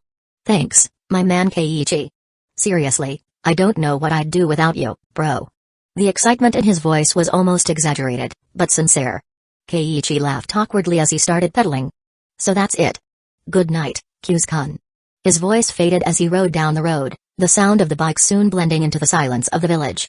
Ryan kept his arm raised in farewell, but as soon as Keiichi disappeared from sight, his smile faded slightly. He sighed, lowering his arm while murmuring to himself. Damn. It's true, huh? I introduced myself with my name from this world. Hugh's Masachika. He rubbed the back of his neck, reflecting on the choice, then shook his head with an ironic smile. Well, it is still my name. Turning toward the house, he began spinning the key between his fingers, observing the aged structure. I hope there aren't rats. But if there are, I hope at least one of them knows how to cook. His voice carried a touch of humor, trying to lighten the weight of the silence around him. As he took his first step toward the door, something caught his attention across the street. A figure was walking slowly, with heavy, uneven steps. Ryan squinted, forcing his vision in the direction of the person. As they got closer, their features became familiar. It was Rina. He let out a sarcastic smile, still spinning the key between his fingers. Well, Rina. What a surprise. Guess what? Looks like we're going to be neighbors for tonight. Rina, however, didn't respond immediately. She kept walking, her eyes fixed on the ground, as if lost in thought. It wasn't until she heard Ryan's voice that she slowly looked up. But something was off. Her expression was vacant, as if an invisible mask were covering her emotions. Ryan furrowed his brow, tilting his head as he observed her. This isn't exactly what I expected, he thought, remembering how the girl had rushed off earlier with similarly strange behavior. Finally, when she was just a few steps from the entrance to her own house, Rina put a smile on her lips, but it was forced, almost unsettling. Her voice was light and sweet, but with an odd underlying stiffness. Ah. You're the guy from earlier, right? Where is your girlfriend? Ryan almost choked on the question but held back a laugh before responding with his usual sarcasm. Look, I don't know where you got that idea, but I think she's not my girlfriend. And if she were, let's just say I just got dumped. He chuckled lightly, trying to lighten the mood. Rina continued to smile in a fabricated way as she reached the door of her house. "Ah. Sorry for the mistake," she said, her voice as sweet as it was uncomfortable. Without looking directly at Ryan, she turned the doorknob and stepped inside. Before closing the door, she almost mechanically wished, "Good night." Ryan stood still for a moment, scratching his hair while tilting his head slightly. He stared at Rina's house for a few seconds, his instincts screaming that something was wrong. Well, that was bizarre. He murmured to himself, stopping the motion of spinning the key between his fingers before turning back to his own door. An uncomfortable feeling settled deep in his mind, but he decided to ignore it for now. Ryan carefully opened the door, hearing the loud creak of the rusty hinges, a sound that betrayed how long the house had been closed. He peeked into the dark interior before stepping inside, his footsteps echoing on the dusty floor. His hand fumbled along the nearby wall as he searched for the light switch. After a few failed attempts, he finally found the button and pressed it. A dim light illuminated the room, revealing a simple and abandoned space. The room was practically empty, except for an old sofa, covered in dust and with worn upholstery. "Well," Ryan murmured, looking around with a discouraged expression. "I guess this is still better than sleeping under a bridge." He took a step toward the sofa but was interrupted by a vibration in his pants pocket. Huh? Who could it be now? He stopped, frowning as he pulled out his phone. For a moment, his expression became thoughtful. Could it be Yuki? Well, it'd be nice to chat with her before falling asleep. But, upon looking at the screen, his expression changed to surprise. "Ali," he said, the surprise quickly replaced by an ironic laugh before he answered the call. "Ali, look who decided to remember me. Missed me already, huh?" On the other side of the line, Ali's dragged, slightly teasing voice sounded with that familiar accent. "Missed you? Don't fool yourself, Masachika."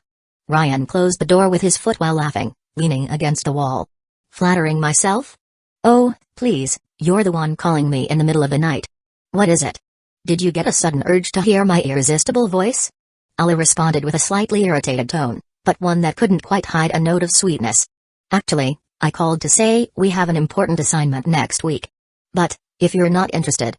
Goodbye." No. "Hold on, Ella," Ryan exclaimed, raising his hand in the air as if she could see him. On the other end, Ella let out a soft sigh, a sound he interpreted as a mix of irritation and amusement. "Humphrey.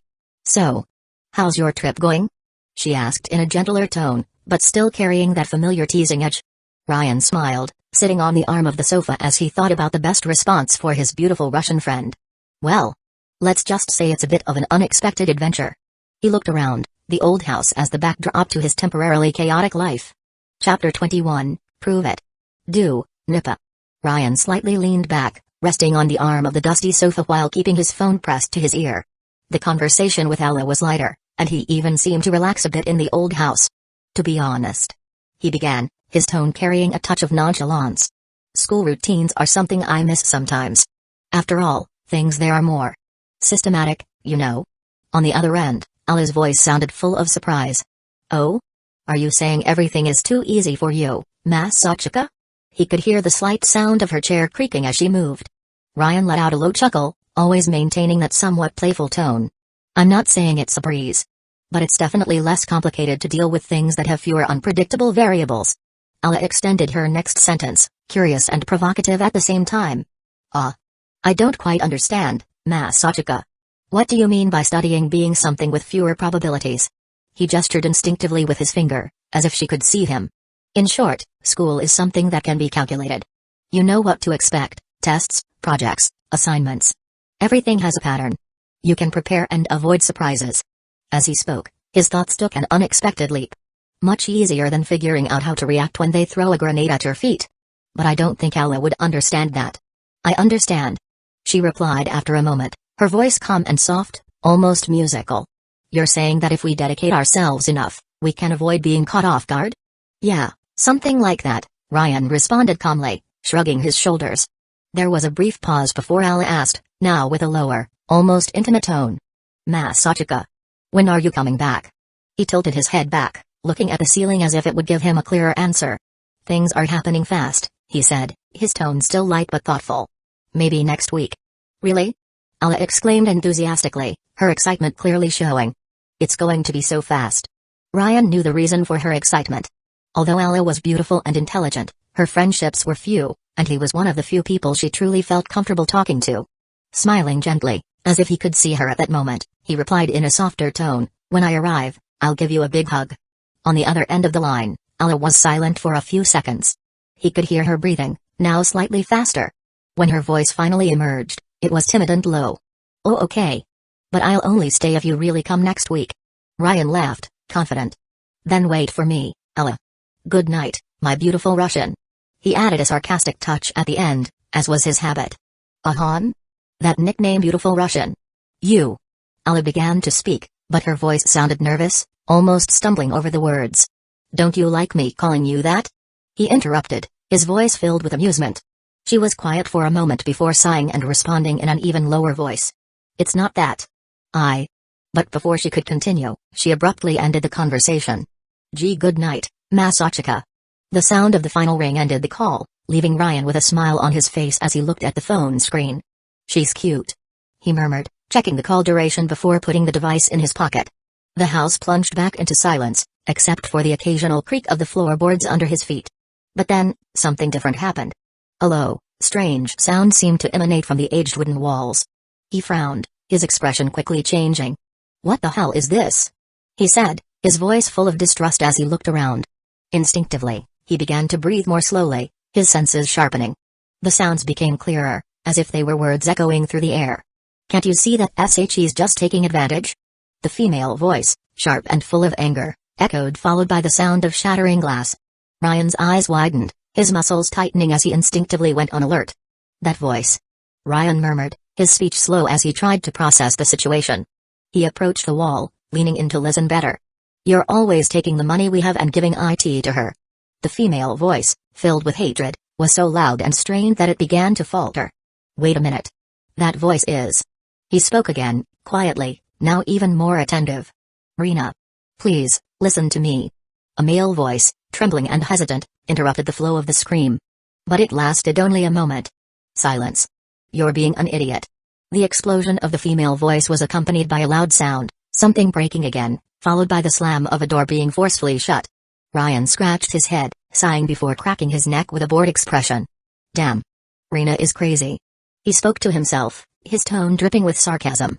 Before he could reflect further, he heard knocking on the door. The sound made him jump slightly. "Ah, great," he mocked, still processing the situation. "Damn, the girl breaks everything in the house and now she came to destroy here too?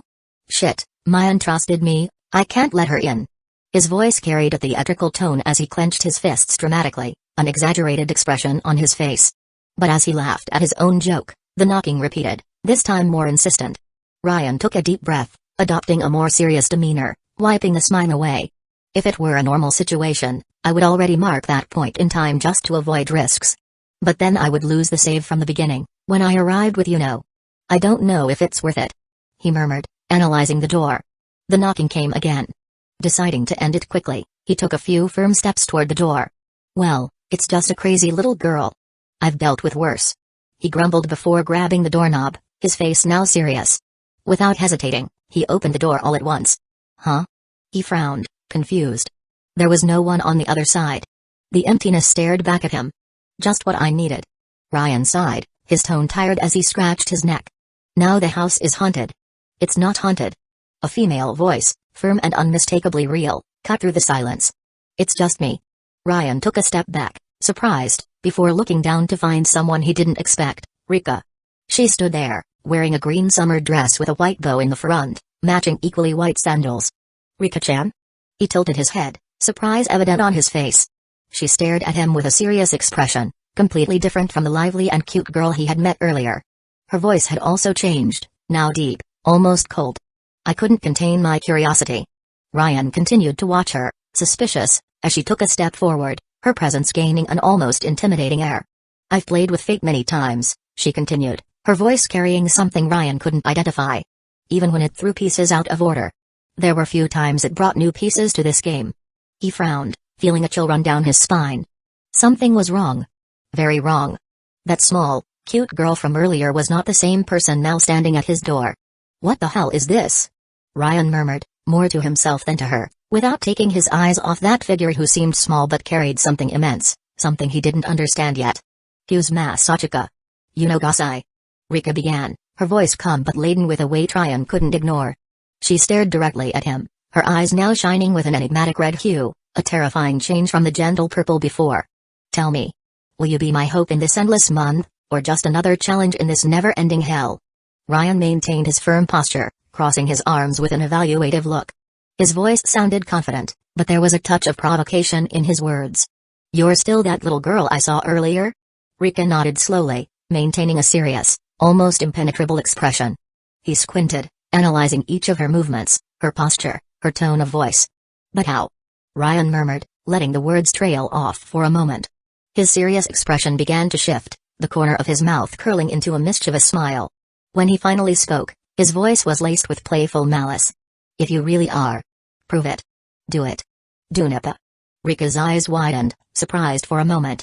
She stared at him in silence, as if trying to decipher what he really wanted from that. But then, slowly, a sarcastic smile curved her lips. She closed her eyes, took a deep breath, and then released it perfectly. Nipa. Greater than less than. Ryan put his hand to his head, running his fingers through his hair while exclaiming, genuinely impressed, "Goddamn, it's really her." The contrast between the dark tone from moments ago and the sudden cuteness left Ryan unsure whether to laugh or grow even more suspicious of this small, but clearly dangerous, girl. Chapter 22, 100 Long and Bloody Years. The destiny is a cruel enemy. No matter how much you fight, no matter how much you resist, it always finds a way to pull you back into its chains. Rika murmured, her voice heavy with fatigue and resignation. Once again, she woke up in her futon. The incessant sound of cicadas echoed outside, filling the morning air with their familiar yet suffocating melody. The sunlight filtered through the cracks in the house, illuminating the space with a brightness that seemed to mock her exhaustion. With slow and heavy movements, Rika got up, her bare feet meeting the cold floor. She walked over to the window, leaning on the frame as she looked out at the same scenery she always saw, the village still asleep, wrapped in the deceptive calm of another day that seemed identical to the one before. Her eyes, as tired as her soul, wandered over the horizon as she whispered, almost as if confiding to herself, I'm tired. Tired of this game that never ends. Every time. I always end up back at the same point. Always forced to wear the same smile. Rika sighed as she prepared for yet another day in this endless cycle. In front of the mirror, she carefully adjusted the suspenders of her school uniform, smoothing the wrinkles of her skirt and brushing her long hair with precision. Her eyes stared at the lifeless reflection in front of her as she whispered, almost inaudibly, smile. Rika. The smile that appeared on her face was as flawless as it was fake, laden with a melancholy hidden under the mask of sweetness.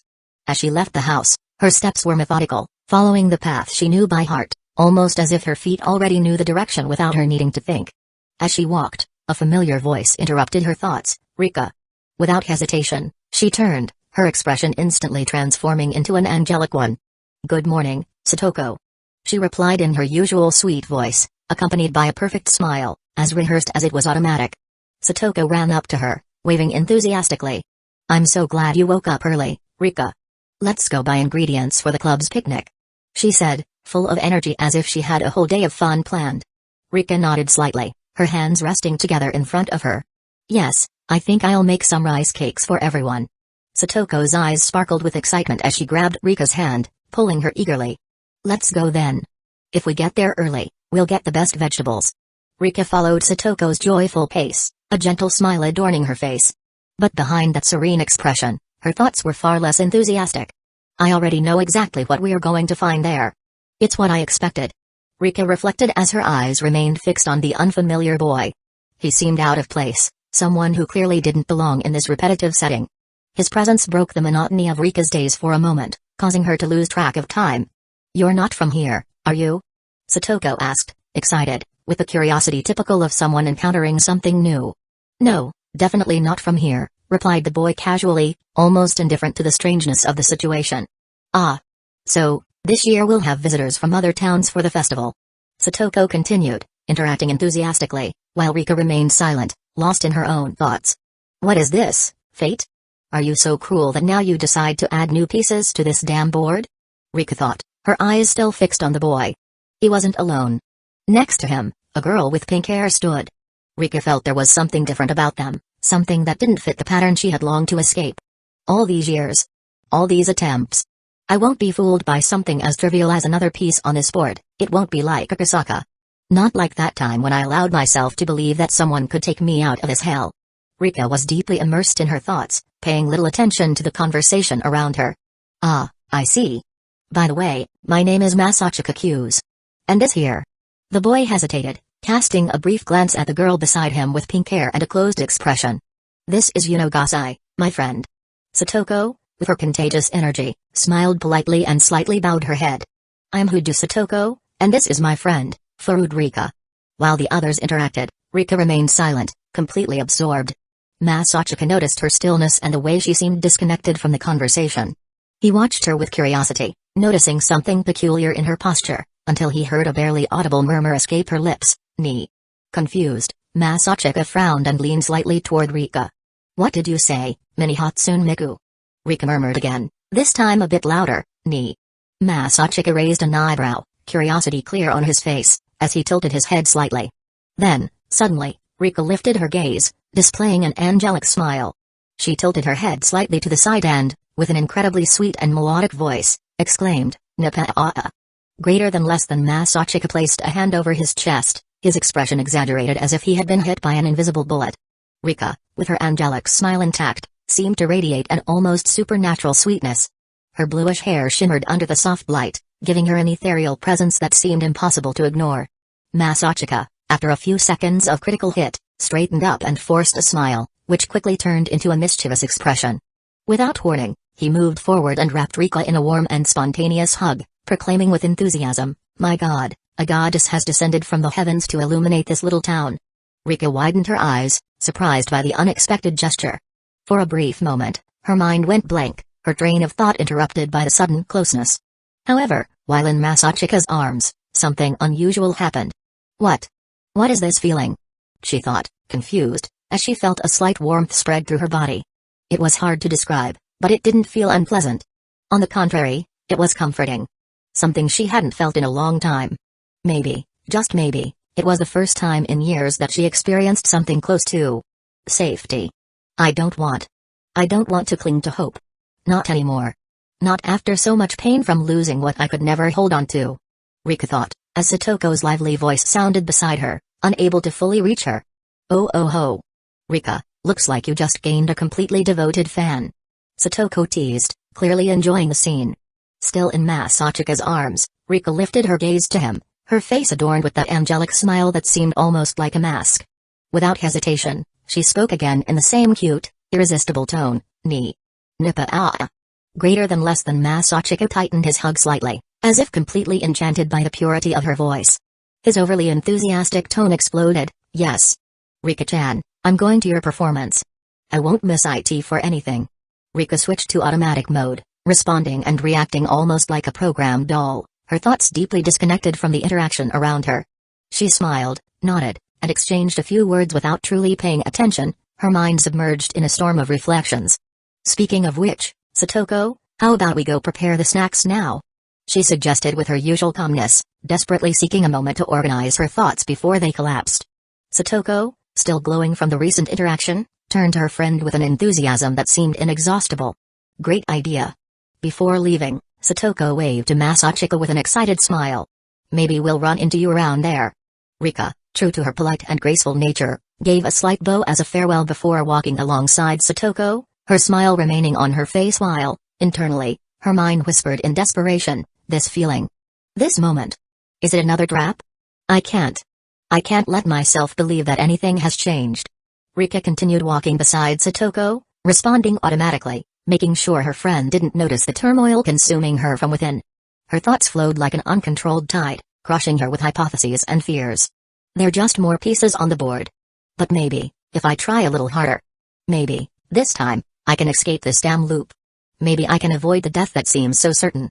So absorbed in her musings, she only realized they had arrived at school when she was already sitting beside Satoko. Her friend's voice brought her back to reality. Rika. You seem a bit off today. Do you have a fever? Satoko asked, concerned, as she placed her hand on Rika's forehead. Rika, gentle as always, responded with a calm smile, It's nothing, Satoko. I just didn't sleep very well last night. I think the exhaustion distracted me a bit. As Rika briefly closed her eyes, maintaining her serene smile, a familiar voice echoed behind her. Hey, Rika-chan. You need to sleep well to grow strong. Rina commented in an almost motherly tone. Rika turned to Rina, keeping her angelic expression. I'll be more careful, Rina. And, Tilting her head slightly, she added in a sweet and charming tone, Nipa-a-a. Greater than less than. Rina immediately placed her hands to her face, enchanted. Rika-chan is so cute. I want to take you home. Beside Rina, Keiichi let out a relaxed laugh and retorted, Hey, Rina, you can't just take our Rika for yourself. The two began to bicker in a light-hearted and fun manner, while Rika again disconnected from the conversation, lost in her thoughts. However, something Rina said soon brought her back to reality. Something different happened today. I saw two people from outside the village and even offered them some water. Rina's voice had a slight excited tone, which immediately caught Rika's attention. Rika focused on the conversation and, with a soft tone, asked, These people you saw, Rina, were they Masachika Kuze and Yunogasai? Rina smiled, placing a hand on her cheek, looking surprised and delighted. Oh, so you saw them too, Rika-chan? Rika nodded, keeping her calm tone. Yes, Satoko and I met them while we were shopping. Satoko, with her usual energy, quickly added, They said they came to watch the performance on the day of Wait and Nagashi. Rika listened attentively, but her thoughts soon began to stir again. Why are they here? What is fate trying to suggest this time? Rina and Satoko continued chatting excitedly about the two strangers, while Rika remained trapped in an overwhelming emptiness. She didn't know exactly what she felt. She was numb, crushed by a mix of despair and anxiety. Without realizing it, time passed, and the lesson ended. Even during the club games, which usually brought moments of joy, Rika seemed distant. She stayed silent the entire time, oblivious to the enthusiasm of the others, until the sun began to set. Now, alone, she sat on the steps of a shrine, the place that would host Wait Nagashi in just a few days. The orange sky of Hinamizawa stretched above her, but it didn't bring comfort. Rika murmured to herself, her gaze lost in the horizon, I don't know what to do. I want to scream for help. But they're just kids from the city. How could they help me? The words escaped like a sigh, as light as the sound of cicadas crying around her, merging with the muffled cry of her desperate heart. Suddenly, a soft voice whispered in her ear, carrying a sweet tone, but also a veiled sadness that seemed to blend with the wind rustling the shrine's branches. You can't give up, Rika. The wind played with her bluish hair, tousling it gently as she closed her eyes for a moment. In a low and empty tone, Rika replied, Give up. I'm not giving up, Hanio. I'm just tired. Tired of living without hope. Her voice almost got lost in the breeze, as weak as the thread of hope she still tried to hold on to. The orange sky seemed to darken gradually, as if the night itself shared in her melancholy. It's been over 100 years. 100 long and bloody years. Rika murmured, her voice empty and devoid of emotion. In all these attempts, I believed I could escape the traps of this damn fate. But in the end, I always wake up trapped in this same month of despair. Hanio, a translucent girl with lilac hair floating gently around her face, deep violet eyes, and a pair of black horns with purple tips, one slightly chipped, approached slowly. Her expression carried a palpable sadness, the weight of a guilt she silently carried. Rika. I'm sorry. I wish I could do more for you. Her voice was a whisper, trembling, as her eyes began to well with tears. Rika closed her eyes, hugging her knees. Her voice came out softly, almost inaudible. It's not your fault, Hanio. Even so, Hanio pressed her wrist to her chest, as if trying to contain the pain she felt. It was an invisible wound, but one that seemed deep and unrelenting. Rika hid her face between her arms, trying to stifle the tears that wanted to fall. Dark, old thoughts returned to haunt her, like a distant echo that never disappeared. Fate. You are the worst enemy I could have. Relentless. Cruel. But now you present me with new pieces on this board. I need to know. As the words silently flowed through her mind, the sky of Hinamizawa began to darken, matching the growing weight in her heart. It was as if the world itself shared in her melancholy. Then, a voice cut through the silence and the sound of cicadas, vibrant and friendly. Hey, Rika-chan. What are you doing here? Rika quickly lifted her head, wiping her eyes before anyone could notice. She found Mayan smiling at her. Oh, hi, Mayan. I was just thinking about the upcoming festival. Her voice was sweet, and a cute smile curved her lips, hiding any hint of sadness. Mayan took a deep breath, visibly tired, but maintaining her usual tone. Phew. Don't stay out here too long, or you'll catch a cold before the festival. She gestured with the energy of a good friend, but quickly changed the subject, excited. Oh. You know what? I saw Keiichi with that outsider, Masachika. Hanio, who was beside Rika but could not be seen by Mayan, took a step forward, getting closer to Rika. The name echoed in Rika's ears, bringing back the strange sensation she had felt earlier. Keiichi asked for help finding a place where he could spend the night, so I suggested a house that has been empty for a while. It's very close to Rina's house. Rika averted her gaze, pondering what this could mean. Before she could ask more questions, Mayan remembered another commitment. Oh. I almost forgot that I have a meeting with the council members. See you later, Rika-chan. And with a hasty wave, Mayan ran down the stairs, leaving her alone again. Rika remained silent, staring at the horizon. Hania's voice sounded close, delicate, but laden with meaning. Rika. She slowly turned her head, meeting Hania's eyes, which now sparkled with something between hope and determination. I know what you're thinking, Hania said, gently placing her hands on Rika's shoulders. You see fate as an enemy. And maybe it is. But sometimes, even it offers a spark of hope. And you need to accept it. Even if it's the smallest one. Rika sighed deeply, the weight in her voice reflecting centuries of weariness. Even if it's the smallest one. Hania nodded silently, conveying support with that simple gesture. Finally, Rika made her decision. I'll go there. With the words still hanging in the air, she descended the shrine stairs, the sounds of cicadas gradually fading, replaced by the chirp of crickets marking the beginning of the starry night. Always the same days. Always the same blood spilled. Always the same fear. Each step felt heavy, but she kept moving. When she got near Rina's house, she heard raised voices. Rina. She murmured to herself, watching from a distance as Rina hurried out, visibly shaken. How can someone so sweet carry so much?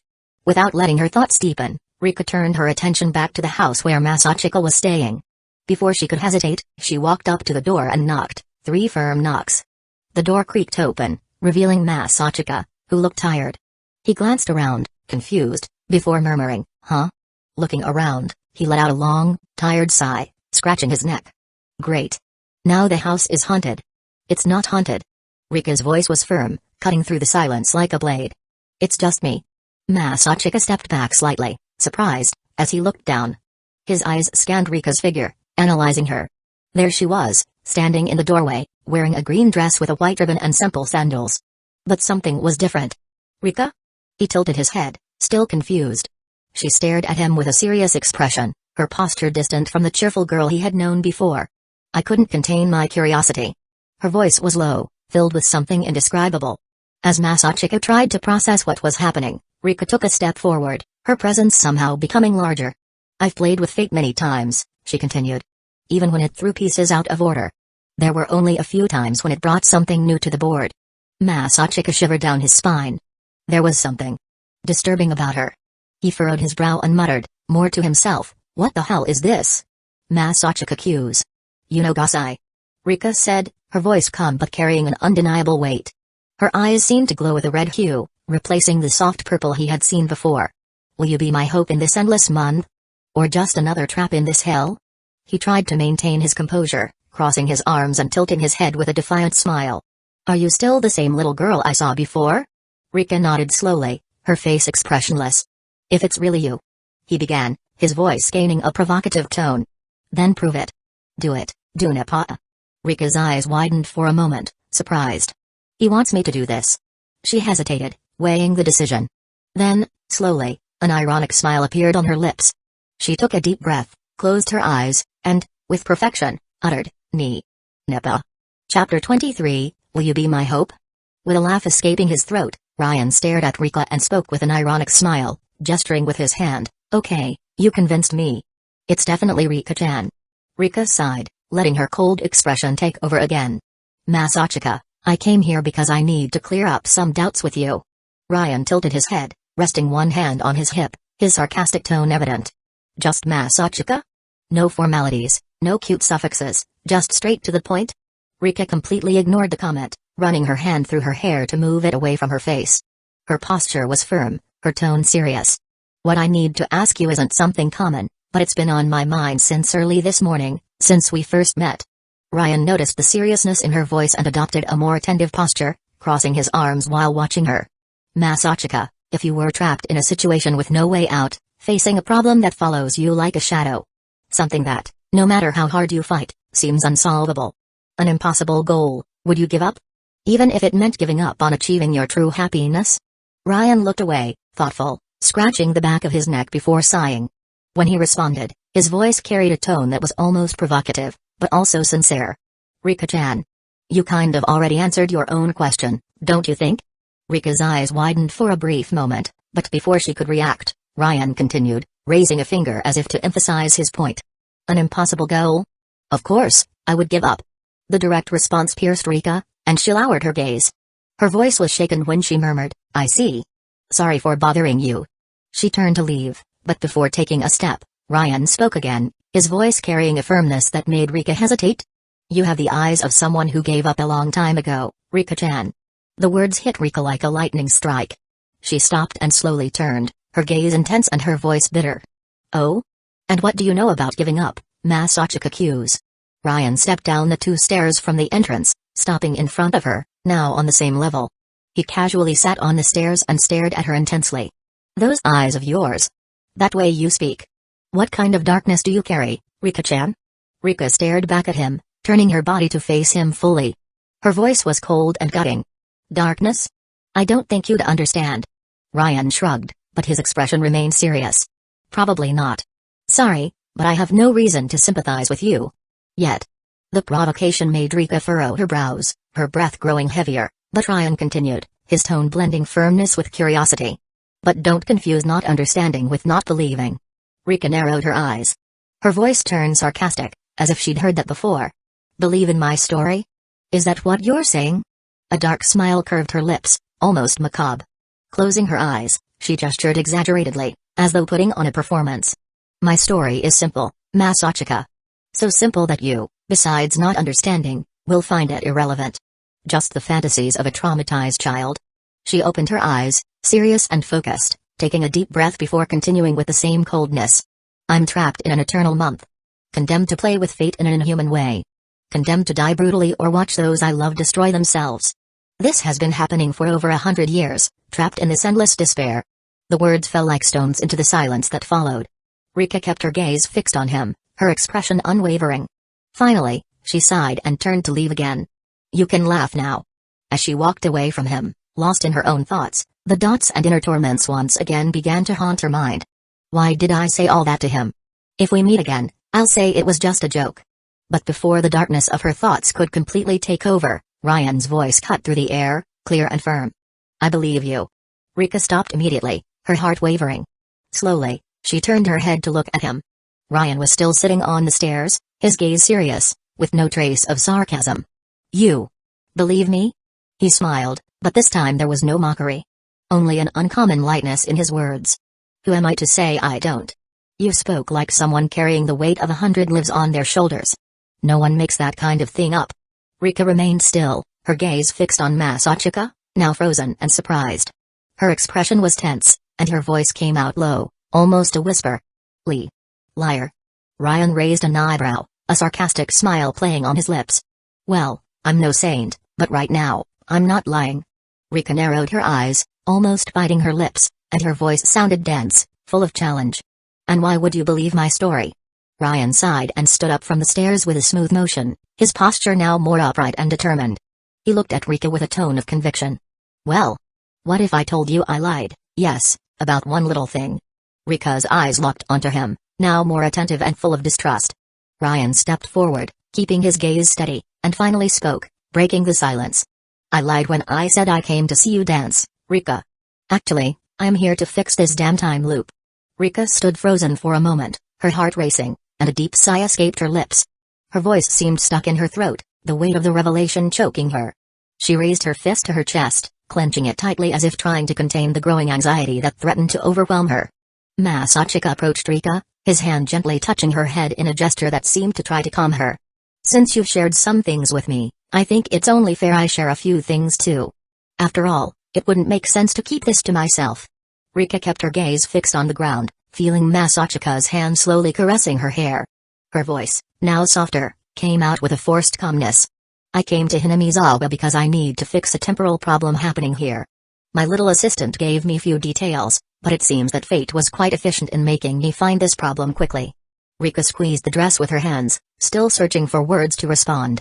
Her disbelief was clear, but it was brutally shattered by Masachika's next sentence. I just need you to explain to me what's happening here. And explain to me what this damn shadow by your side is. Rika's heart skipped a beat. She grabbed Masachika's hand tightly, her eyes trembling with anguish. You. Can you see her? Her voice, filled with desperation, was like a muffled scream, a silent plea. I I've waited so long for a future where I had at least a sliver of hope. Rika's eyes, once empty and tormented by pain, now seemed to capture a small flicker of possibility. A spark she barely dared to believe. She looked at Masachika, her voice now full of vulnerability. You. Will you be my hope? Chapter 24, I can be the solution. Ryan stared at Rika for a few seconds, the silence hanging heavy between them.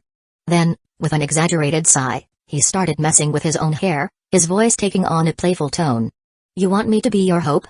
Well. He dragged the words, as if savoring the moment, glancing sideways at Rika, who was watching him with evident apprehension. After a moment, Ryan took a deep breath, finally continuing. I'm not anyone's hope, Rika. That sounds like a lot of work. But. He paused dramatically, pointing at himself with his thumb, a defiant gleam in his eyes. I can be the solution. And, you see, it's a solution only I can bring. Rika pressed her hands to her chest, trembling slightly. Her teeth clenched as her cold voice sliced through the air. And how can you offer me a solution? What can you do? She stepped forward, her gaze fixed on Ryan, laden with years of frustration and pain. I've been stuck here for 100 years, watching everyone and everything I love die, and I couldn't save anyone. Not even myself. Despite the harshness in her words, Rika's face seemed frozen, her expression almost anesthetized by the weight of endless years. Ryan looked away for a moment, as if pondering his response. Then his eyes landed on a small stone on the ground. A mischievous smile appeared on his face. As for that, he murmured, crouching down to pick up the stone. With a fluid motion, he turned and threw it with surprising force. The impact against the old tree beside the house was so strong it knocked off an entire branch. The dry sound of the branch hitting the ground echoed through the area.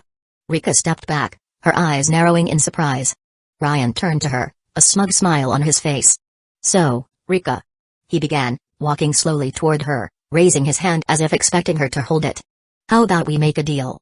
From the guy you just met. He paused, tilting his head with a provocative smile. For a mini Hatsune Miku project. Rika's eyes widened, surprised by the sudden and almost absurd comparison, but Ryan continued before she could protest. Let's help each other. Rika took a deep breath, the weight of his words echoing in her mind. Finally, her firm expression returned, and her voice sounded with renewed determination. All right. I accept the alliance. Let's bring a solution to this hell. She shook Ryan's hand, or rather, Masachika, as she knew him.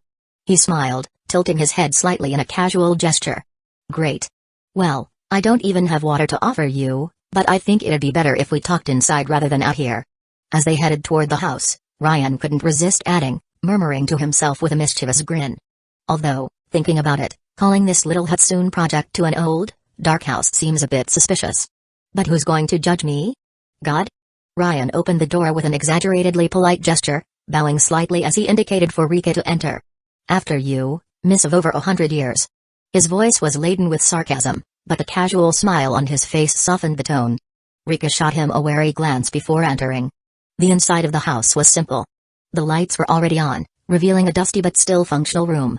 A worn sofa occupied the center of the space, surrounded by modest furniture that had seen better days. Despite the neglected state, the scene wasn't as bad as Ryan made it seem. He closed the door behind him and, with a theatrical flourish, spread his arms. Make yourself at home, Rika. Rika clasped her hands behind her back, walking slowly as she assessed the environment. Her curious expression was accompanied by a slightly firm tone that contrasted with her childlike appearance. Just Rika?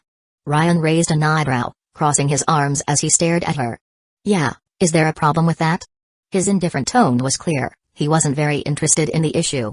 Rika, however, gave a slight smirk, clearly enjoying the provocation. No, it's nothing. It's just that before you referred to me as Rika-chan. Ryan let out a short laugh, shaking his head as if reviewing his own choice. Oh, that? Well, considering you're over 100 years old, the chant started sounding kinda weird, you know?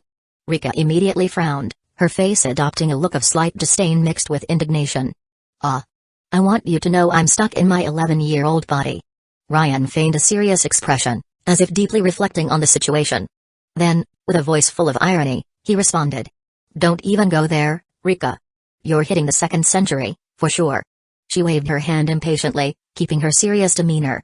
But that doesn't mean you need to treat me like an old woman. I'm not a child either. Before she could finish, Ryan raised his hand, interrupting her with a mock-solemn tone. Please, Rika. I passed that moral dilemma when I chose Aona as my waifu. The silence that followed was full of incredulity. Rika blinked a few times, clearly processing the words, before placing her hand on her forehead and murmuring something like idiot. Ryan simply smiled, amused, as he flopped onto the dusty sofa, clearing a bit of space beside him with his hand. Are you going to stay standing, or do you want to continue the philosophical debate right here? Rika sighed deeply, as if preparing for the inevitable, and walked over to the sofa. She sat on the other end, carefully adjusting her dress, but Ryan didn't wait a moment before firing his question. Alright, what's with that shadow that keeps sticking to you? Is it like a burden or something? He vaguely pointed toward what he saw, his voice full of teasing. Hania immediately raised her hands, her expression showing a mix of indignation and frustration. Hey! I told you, I'm not a shadow. As she protested, she stamped her feet like a petulant child, though the sound didn't really echo. Rika watched carefully, noticing that Masachika didn't react at all to Hania's indignation. It was as if her behavior was invisible, almost non-existent to him. The girl glanced back at him, her serious eyes seeking confirmation. You can see her, but not hear her, right? Ryan tilted his head slightly, his eyes narrowing as if analyzing something. His response came in a calm, almost casual tone. Look, all I see is a purple blur. It looks like a blurry hologram. Rika turned her gaze back to Hania, who had stopped her lamenting upon sensing the change in atmosphere. Rika took a deep breath and spoke slowly, as if weighing each word. She is Hania. The only companion I've had all these long years. She's also the one who put me in the time loop. Hania lowered her head, her ears drooping slightly, while she whispered something inaudible to Masachika. Ryan, however, didn't take his eyes off Rika. His usual smile was gone, replaced by a serious, almost contemplative expression. So, she's the one who's keeping you stuck in this cycle? He asked, his voice lower now, without any trace of sarcasm. Chapter 25, I'll hold you to that, Masachika. Rika raised her hand with a calm gesture, as if asking Masachika not to jump to conclusions. Her voice was firm but tinged with a melancholic tone. She gave me a chance, Masachika. A chance to one day see my friends freed from the tragic fate that surrounds them. And also the opportunity to fight against my own cruel destiny. Masachika rested his chin on his hand, thoughtful, his eyes half closed as he analyzed Rika's words. So you're saying she saved you by creating this time loop? He closed his eyes for a moment, as if processing the information, before opening them and continuing with a slightly provocative tone. But why talk so darkly about your fate? Girl, you literally have control over time. What could be so complicated about it? He gestured casually, as if the issue were simple. Rika looked away, her face taking on a slight shade of embarrassment. Her voice dropped to a hesitant whisper. Well, about that. Masachika watched her closely, his relaxed posture hiding the analytical gaze that examined every nuance of Rika's expression. She continued, her fingers nervously gripping the hem of her dress. You must be wondering why I don't use what I know to prevent the disasters that are to come. And the answer is simple, it's not always possible to predict or stop everything. The worlds are different from each other, and Rika stopped, taking a deep breath before continuing. I also don't remember everything before I die. Masachika raised his eyebrows, visibly surprised, before reclining on the sofa and crossing his arms. Seriously? So you're not exactly going back in time, but going to another world? Damn, that complicates things a lot more. Now I get what Aona meant. Rika tilted her head, confused by the mention. Aona? Is she the girl who was with you earlier? Ryan shook his head, letting out a short laugh. No, that little pink-haired one from earlier is more like a rabid dog trying to bite my balls off. Aona-chan, on the other hand, is like a calm sun on a spring morning. Rika blinked, even more confused, and tilted her head again. So, who is this Aona?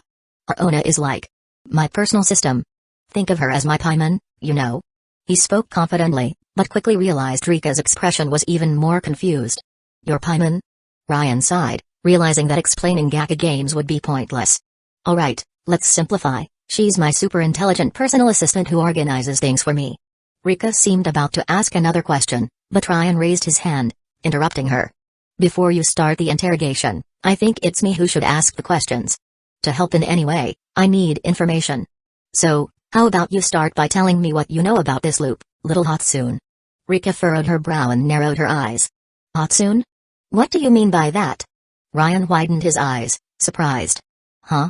You don't even get that? You're really a country girl. Rika looked away, visibly embarrassed. Don't blame me. I never had the chance to leave this quiet village.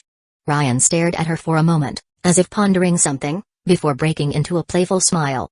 Here's the deal, you answer my questions, and when we figure this out, I'll take you for a little trip to Tokyo. Deal? Rika sighed, but a playful smile appeared on her face as she replied in the same tone. I'll hold you to that, Masachika. Nippa. Greater than less than Ryan felt a sudden surge of cuteness but quickly regained his composure, crossing his legs with a more serious expression. Anyway. I've got it. You can't handle the changes between worlds very well. The variables must be insane.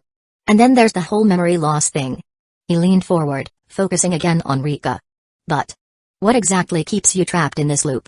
You mentioned a cruel destiny. What kind of dangers do you face? Rika was silent for a moment, her expression thoughtful as she seemed to organize her thoughts. When she finally spoke, her voice sounded hesitant. There are so many problems surrounding my destiny, Masachika. I don't even know where to start. Ryan sighed, rubbing the back of his neck with a tired expression. Then do this, summarize the basics. Besides, in the end, you'll have to explain everything to Yuno. Rika looked up at him, analyzing his relaxed posture, and then lowered her face. Her voice grew slightly darker, heavy with something that seemed to weigh on her. Masachika. Do you know Oyashiro-sama? Ryan tilted his head slightly, his expression turning serious as he responded directly. I've never heard of him. Rika sighed before continuing, her voice taking on a slower, more grave tone. Oyashiro-sama is the guardian deity of Hinamizawa. That's what the people of the village believe. And while they're not entirely wrong, there's much more behind it. In fact, Oyashiro-sama is the entity you can see. Ryan narrowed his eyes, his gaze fixed on Rika, but he didn't interrupt. She slowly stood up, walking over to the window as she continued. A few years ago, there was a plan to build a dam that would end up flooding the village of Hinamizawa. The official story says that the village united to drive out the invaders. That's true. To a point. But during that time, many horrible things happened. Misunderstandings, betrayals, and cruelties born from the pride of old, stubborn people. Ryan stayed silent, but his mind couldn't resist a bitter internal remark. Speak for the little 100-year-old girl. Rika continued, now looking at the sky through the window, her silhouette outlined by the soft light of the stars. But there's something that wasn't told about that time. Something that remained hidden. It was when what became known as the dam murder happened. Ryan leaned forward slightly, crossing his arms with interest as he listened. His previously casual expression had turned more attentive. Dam murder? What was that? Rika kept her eyes on the sky, as if the view of the stars helped her find the right words. Her voice, though calm, carried an undeniable weight. Some people killed and mutilated a man. His body was dismembered. And some parts were never found. Ryan, still with his arms crossed, raised an eyebrow in curiosity. He gestured slightly with his hand, breaking the silence. And this dam is the beginning of all this? Finally, Rika turned around, resting her back against the glass illuminated by the starry light. Her eyes met Masachika's, and she spoke in a drawn-out tone, almost as if she wanted him to absorb every word. Not exactly. But it's a good place to start.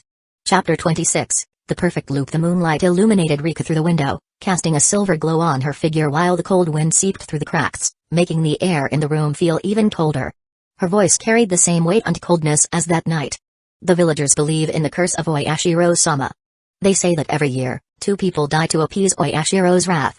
And according to them, these deaths are linked to those who supported the construction of the dam that threatened to destroy Hinamizawa. Rika paused, lowering her head. Outside, clouds began to cover the moon, plunging the room into a shadowy twilight. Her voice trembled slightly as she continued. But this is just a superficial story. A convenient explanation for a much deeper problem. Ryan watched the girl lose herself in her words, the cold glow of the moon now replaced by shadows dancing across her face. He slowly got up, walking toward her with an expression that mixed patience and curiosity. Sounds like a long story. His voice was calm, understanding. Rika lifted her eyes to him as Ryan continued, his tone now more direct. But I'm not here to hear about urban legends or tales from the past. I want to understand why you're stuck in this time loop. Ryan sighed deeply, as if gathering patience, and then made a hand gesture, signaling for her to continue.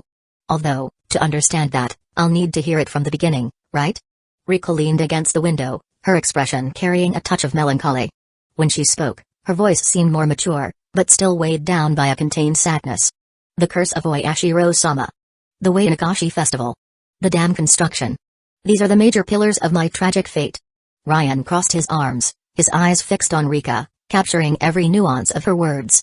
The rumors about this curse ended up catching the attention of some scholars. They came to the village and asked to investigate something they called the Hinamizawa syndrome. Ryan uncrossed his arms slightly, his eyes widening in surprise. Investigate it, huh?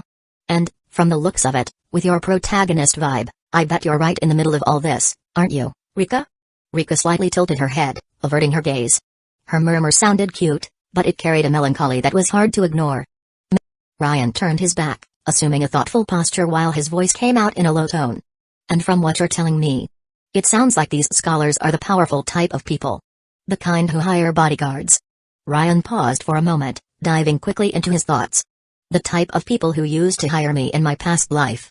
Rika didn't respond, but the tension in her posture indicated that he was right. After a moment, she finally spoke again, her voice colder, as if she wanted to cut the pain with her words. The Hinamizawa syndrome is one of the main reasons I'm trapped in this cycle. My friends always end up being affected by it. Ryan looked over his shoulder, his eyes landing on Rika, who continued staring into the void, lost in her thoughts. And you want a perfect loop where everyone is saved, is that it? His question sounded dry, direct, almost cruel as it broke the silence in the room. Rika placed her hand on her arm, as if seeking comfort in herself, before answering with a contained voice. Yes. Ryan glanced at her from over his shoulder. His gaze seemed judgmental, but he let out a slight huff before turning completely, now more serious. There's one thing that caught my attention, this Hinamizawa syndrome. What is it? How does it work? Rika remained calm as she answered, her tone carrying an almost rehearsed serenity. Don't worry about it. The syndrome affects almost exclusively the villagers. But Ryan didn't let the key word slip by. He raised an eyebrow and interrupted with sharp sarcasm. Almost? So you're saying I could get infected? Rika diverted her gaze and responded in a neutral tone. Yes, but only if you're directly exposed. Ryan tilted his head, curiosity clear on his face. Directly? What does that mean? Without answering immediately, Rika opened the window behind her, letting the cold night wind in. She looked outside, towards Rina's house, before explaining in a heavy tone. The Hinamizawa syndrome, in short, is what they call the curse of Oyashiro-sama. It has 3 stages. And it affects the perception of the people it strikes. It has caused several loops, I know. Ryan stepped closer to the window, also observing the view outside. As the wind tousled Rika's hair, she continued. Unfortunately, my friends are victims of the syndrome. When affected, they become hostile. They might end up killing each other. And sometimes, they even end up killing me. Ryan looked at her, surprised. Your own friends are the problem? Rika shook her head slowly. No, it's not their fault. The syndrome controls them. But there's also another issue. Those who study it. Ryan narrowed his eyes. And do you know who these people are? Rika shook her head again, a trace of frustration on her face. Ryan leaned against the window frame, crossing his arms. You mentioned you know some loops. Which one is this? Rika thought for a few moments before responding, with a more serious air. I believe this one is my friend Satoko's loop. Ryan tilted his head, intrigued. Why? What are the signs? Rika sighed, the melancholy evident in her voice, but still maintaining firmness. In short, Satoko starts living with her uncle, who mistreats her. Keiichi, in a protective outburst, begins acting like her missing brother and decides to kill the uncle. All of this while those studying the syndrome end up killing me. For some reason. Ryan raised an eyebrow, skeptical. Keiichi? The guy who introduced me to Mayan, who, in turn, arranged this house. He seemed pretty normal. Rika nodded. The syndrome has stages. In the beginning, it causes an intense feeling that everyone is conspiring against you or that you're in danger. But things get worse over time. Ryan stroked his chin, reflecting. So, people become aggressive, right? Rika confirmed with a soft noise, almost a murmur. Ryan, still lost in thought, asked another question. Are you sure this isn't your friend Rina's loop? Rika squinted, confused, as she tilted her head. He continued casually. I've seen her arguing with her father for a while. And it didn't seem like a friendly atmosphere. Rika widened her eyes, a trace of concern appearing on her face. But before she could dive into her reflections, the sound of Ryan's stomach broke the silence. She slowly lifted her eyes, staring at him with a neutral expression. Her voice came out slowly, almost inquisitive. You ate something today? Ryan scratched the back of his neck, visibly uncomfortable, before responding with an awkward smile. Eat? Not exactly. Rika sighed deeply, as if she were about to deal with another complication. Then, she spoke with a resigned tone. There are some onigiri left at my house. Masachika flashed a sarcastic smile, tilting his head slightly as he teased, "Grandma's onigiri?" Rika stood still for a few seconds, long enough for the silence to become uncomfortable. Her eyes fixed on him until, suddenly, her cheeks turned red. She averted her gaze, murmuring between her teeth with a mix of irritation and embarrassment, "Grandma my ass, idiot." Ryan let out a short laugh through his nose, clearly enjoying her reaction. He replied in the same carefree tone, "Okay, okay. I'll take Grandma Hatsune home. I was considering ordering food delivery, but, thinking about it, I guess Hinamizawa doesn't have this type of service, huh?" Rika turned her face with a slightly irritated expression, although a touch of cuteness softened her posture. She retorted with sarcasm in her voice, "Oh, I get it. So, I'm the one doing you a favor, offering the onigiri. Just don't get confused thinking it's for you." She turned her back to him, dramatically flipping her hair to the side as she began walking. As she reached the door, she stopped and turned to face him again. Her expression was now one of challenge disguised as indifference. "So, are you gonna stay hungry or are you coming?" Ryan shrugged with a relaxed smile. "Yeah, I'm coming." He walked up to her, stopping just behind her. Then, without warning, he grabbed her hair with agility, separating it into two makeshift pigtails as he said in an exaggerated playful tone, "Mini Miku." Rika stood still for a second, incredulous at his audacity. She turned her face to look at him with an expression that tried to be serious, but the shadow of a smile threatened to escape. "You're really an idiot, you know that?" Ryan simply shrugged again, keeping his smug smile. "Idiot? Or visionary? Mini Miku is a masterpiece." Rika rolled her eyes, puffing out air, but turned to the door, letting out a small smile at the corner of her mouth as she ignored him. "Hurry up before I regret it." Chapter 27, 2-0, Pinky. Ryan followed Rika along the trail to her house, taking every opportunity to tease her. The girl, who alternated between a mature aura and an almost childish persona, seemed to respond to him naturally, swinging between irritation and cuteness. When they finally arrived, Ryan paused to observe the place. He furrowed his brows as he noticed the simple and casual appearance of the house, which resembled more of a shed. He asked with curiosity, "You live alone, right?" Rika slightly tilted her head, letting out a loud and enigmatic Ryan shrugged and continued in his carefree tone, "Well, that's for another day. Now, if you could grab those onigiris, my stomach will thank you. When I'm hungry, my brain doesn't process anything." Rika calmly nodded, spinning on her heels as she said, "Wait here, I'll be right back." A few minutes later, she returned with a small bag containing a container of onigiris. She handed it to Ryan, who received the gift with a satisfied smile. "Thanks, Rika." He paused deliberately, dragging the end of his sentence before finishing with a playful tone. "Chan." Rika raised an eyebrow, showing a smug smile as she retorted, "Oh? You're using apostrophe Chan with me again, huh?" Ryan, already with his back turned, waved his hand in a casual farewell gesture. "Yeah, you earned some points for saving me from hunger, cutie." Without waiting for a reply, he began to walk away, leaving the interaction hanging in the air as his peculiar way of saying goodnight. As soon as Ryan disappeared into the darkness, Hanio, who had been by Rika's side the whole time invisible to Ryan, spoke up. Her voice was curious and slightly hesitant. "So, Rika, what did you think of him?" Rika, without changing her expression, replied automatically, "He's acceptable." Hanio's eyes widened, raising her hands in an exaggerated gesture of surprise. I'm talking about him helping you with your problems, not about him." Rika kept her indifferent tone, but there was a certain vulnerability in her words. "That's also acceptable. He made me feel something I haven't felt in a long time." Hanio tilted her head, curious, "And what is that?" Rika looked down at the ground and murmured, "Hope." Meanwhile, Ryan walked along the dimly lit streets of Hinamizawa, savoring one of the onigiris. He chewed with a satisfied smile, speaking to himself, "Damn, this is good. Or is it just the hunger?" He took another bite and confirmed to himself, "No, it's actually good." As he continued, something caught his attention. Crossing a bridge, he noticed a figure in the distance. Narrowing his eyes, he could make out a female figure entering an abandoned car, in what seemed like a large dump beneath the bridge. He stopped and muttered with a piece of onigiri still in his mouth, "Rina."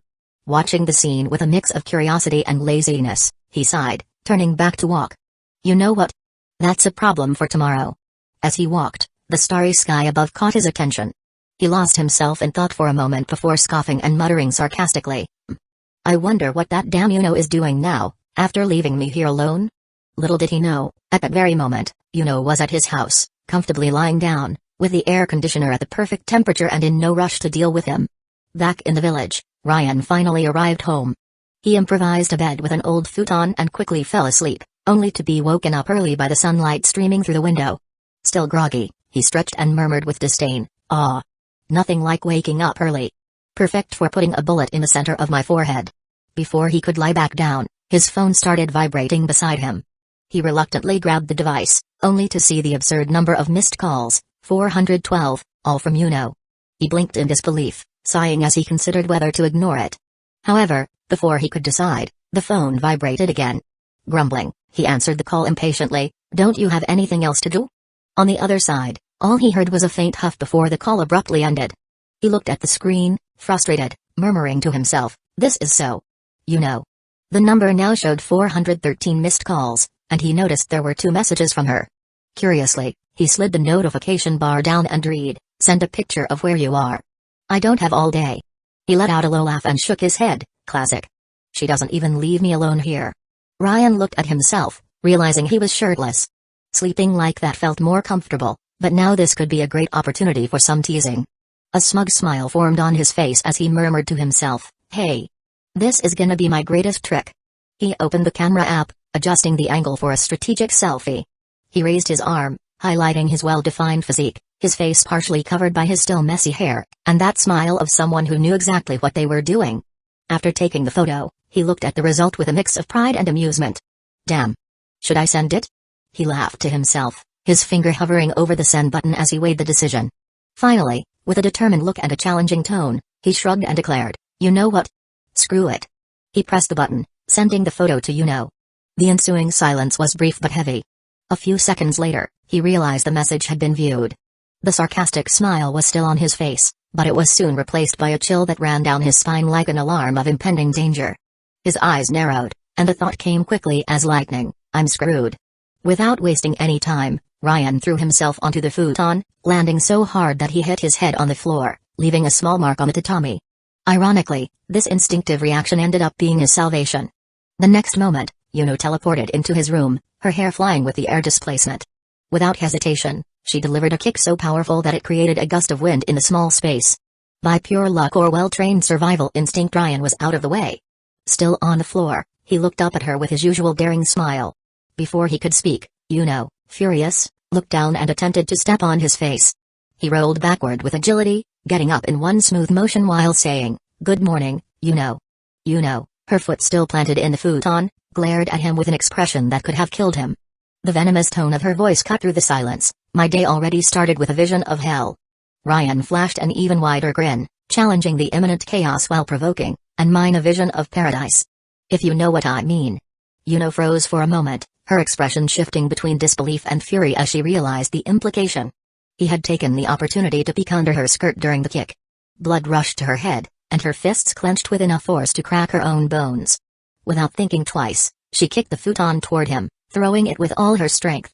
Ryan managed to block the improvised attack with his hands, shouting desperately in the middle of the impact, "I have information about Rika." The force of the kick pushed Ryan a few steps back, but he lowered the futon in relief. Until he realized Yuno was already close enough to erase that relief. She was holding a combat knife, its blade pointed directly at his chest. Ryan swallowed hard, feeling the cold thread of adrenaline run down his spine, but true to his style, he kept the ironic smile on his face. "So, now it's really good morning?" His voice carried sarcasm, but the tension in the air was palpable. Yuno's eyes were as cold as ice, locked on him as she spoke with a calmness that was downright chilling. "Important things?" Ryan opened his mouth to respond, but he was interrupted by an unexpected voice that echoed through the room with an almost childlike enthusiasm. "Much important, Sensei Yuno." Aona's sudden intervention broke the tense moment. Ryan raised an eyebrow, half relieved, half confused, while Yuno briefly glanced away to locate the source of the voice, still keeping the knife ready for an attack. Ryan noticed the instant Yuno let her guard down, and his reflexes kicked in like a spring. Without hesitation, he lunged forward with precision, executing a swift leg sweep that threw Yuno off balance for a moment. Before she could react, he advanced, twisting her wrist with enough skill to make her drop the knife she had been holding. As Yuno started to fall, Ryan grabbed her by the waist, that smug grin plastered on his face. With a quick and shameless move, he slid his hand along the inner part of her thigh, pulling out another hidden knife. "Aha! I bet you had another one here," he teased, displaying the item like a trophy. Yuno immediately tried to punch him, but Ryan easily held her arm, spinning her with grace as he immobilized her, locking her waist in place. 2-0, Pinky. He joked, his voice dripping with sarcasm and satisfaction. Yuno's face burned with rage, her eyes shooting sparks of pure hatred. But before she could explode into a deadly counterattack, Aona's shrill voice echoed like thunder through the room, "Stop this already. I have important things to say, damn it." Both froze for a moment, Ryan still holding Yuno in a playful grip, while she, teeth clenched, looked ready to bite. Ryan raised an eyebrow, glancing quickly at Yuno. "So? Dramatic pause? Shall we listen to the little bossy one?" Yuno growled in response, but for now, she seemed willing to hear what Aona had to say. Chapter 28, You Disgusting Pervert. Ryan lost his balance when he got distracted by Aona's shrill interruption, and like a domino effect, he ended up falling along with Yuno. They both crashed to the floor, the impact softened by the futon, but the scene quickly turned into a small chaos. A few seconds later, Yuno stood up, her expression a mix of irritation and embarrassment as she pulled down the part of her coat that had risen, almost revealing her bra. She smoothed her skirt, which had shifted enough to give Ryan a glimpse of her pink lace panties with a bow in the center, a cute detail adorably contrasting with her relentless and bloodthirsty personality. She noticed Ryan's mischievous look and immediately narrowed her eyes, her voice coming out as a venomous whisper, "You filthy pervert." However, Ryan was far from intimidated. He stood up, brushing off the dust calmly, flashing his usual playful grin. "Pervert? I accept. Filthy? Never." Before Yuno could charge at him to shove the knife into his throat, Aona stamped her foot on the ground, catching their attention like an impatient teacher trying to calm down disobedient children. "Enough. You two stop this nonsense and pay attention to what I have to say." But before she could finish the sentence, she was hit by Yuno's cold, dark gaze. Her voice came out with the same cutting chill of a blade. "Aona, please hurry this up. That way I can focus on finishing off this useless amalgamation of flesh that insists on breathing the same air as me." Ryan raised an eyebrow, slowly looking at her with an incredulous expression, exclaiming, "Damn, is that your way of complimenting me?" Aona, visibly irritated, tried once more to assert her presence, raising her voice. "If you two are just going to make jokes, fine. I'll leave. When you need me, just call me, Humph." She crossed her arms and puffed her cheeks, dramatically turning her face away. Ryan, of course, couldn't resist the opportunity to provoke, letting out a playful comment, "Look, Yuno, the little keychain is throwing a tantrum." The joke came so naturally that it turned Yuno a short, contained laugh, which she tried her best to hide. Aona, on the other hand, seemed about to explode with indignation. "I'm trying to help you, senses," she exclaimed, stamping her foot and crossing her arms again. Yuno, still composing herself, feigned a serious tone while ignoring the little scene. "And what, exactly, is so important about Ryan's amazing discoveries?" Before Aona could respond, Ryan intervened, a smug smile plastered on his face. "Unfortunately, it's not a way to kill me. But..." He raised a finger, dramatizing as much as possible before continuing. "The Mini-Miku, aka Rika Furud, is really the protagonist of this bloody soap opera in Hinamizawa." Yuno, crossing her arms and taking a step back, looked at him with disdain, as if every word he said was an insult to her intelligence. "Can you speak like a normal human being, just once, please?" Ryan dramatically rolled his eyes before throwing another provocation. "You're annoying when you want to be, huh, Pinky?" The comment came with a smug look directly at Yuno's skirt, making the malicious tone of the observation clear. Yuno narrowed her eyes, her patience at its limit, but decided to ignore him, focusing on Aona. Her gaze seemed to demand that the little one explain what she knew. Aona, as if sensing the pressure, raised her little finger and began speaking nervously. "Well, Rika is actually the catalyst for the Divine Fortune Inio Great. Let's tie her up and get this over with," Yuno interrupted bluntly, already heading for the door of the room. Before she could leave, Ryan blocked her path with a sarcastic tone. "Hold on there, dominatrix. Maybe ropes makes you horny, but we're not just going to tie Rika up and rip her Fortunio away," he said while finishing putting on his shirt. Yuno turned slowly, narrowing her eyes. "And what's the problem now, Ryan? You've already figured out the heart of the issue. If you want praise, you'll be disappointed." Ryan shook his head with exaggerated theatricality. No. I want to help Rika. Taking her Fortunio now would be a problem." Yuno gave a wicked smile, partially hiding her face with her hand as she began to laugh. "You want to help Rika?" she said between laughs. "Ryan Gosting wants to help little Rika. How cute, Aona. Did he get touched by the little one's story?" Ryan shrugged, maintaining his carefree tone. "Well, yes. The truth is she's trapped." Before he could finish, Yuno waved her arm in the air, cutting off his sentence with irritation. I don't care about the shit story of that girl. I just want to get what we came for and move on to the next. Or do you think we're going to become buddies on our adventures? Ryan kept a blank expression while Yuno grew more agitated. It's very touching, Ryan. What are you going to do when you create closeness with her, huh? Use her as a meat shield in a gunfight? The provocation came with a sinister gleam in Yuno's eyes, filled with burning hatred. Aona, between the two, seemed on the verge of tears, whispering to herself, "Stop this argument." Ryan clicked his tongue, adjusting his hair nonchalantly, as if Yuno's heated speech was just a minor annoyance. Your insults are creative, but, unfortunately for you, if you want my help, we're helping Rika. Yuno stared at him with a dark, threatening tone. Oh? Are you going to try and convince me with words? Fine, let's do it this way. I'll kill the girl if you don't help me. Ryan narrowed his eyes, his expression hardening. I believe you can't do that. Or did you forget the deal? To hell with that deal. Yuno lunged forward in fury, throwing a punch directly at him. Before she could reach him, she staggered, falling to her knees on the floor, spitting blood. Her face paled within seconds, as if her energy had been drained. Ryan tilted his head with a slight mocking smile. Look at that. Karma came through this time. Aona ran to Yuno, kneeling beside her carefully. In a comforting tone, the little one tried to soothe her.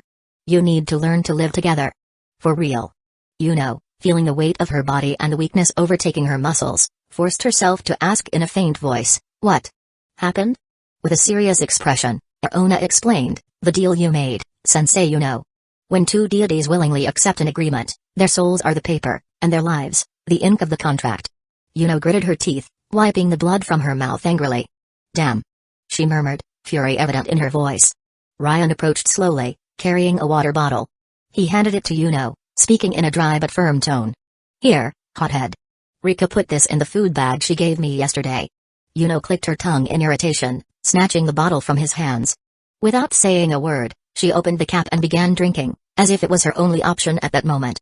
Chapter 29, Naughty Pinky. Yuno leaned against the wall, taking deep breaths as she regained her strength.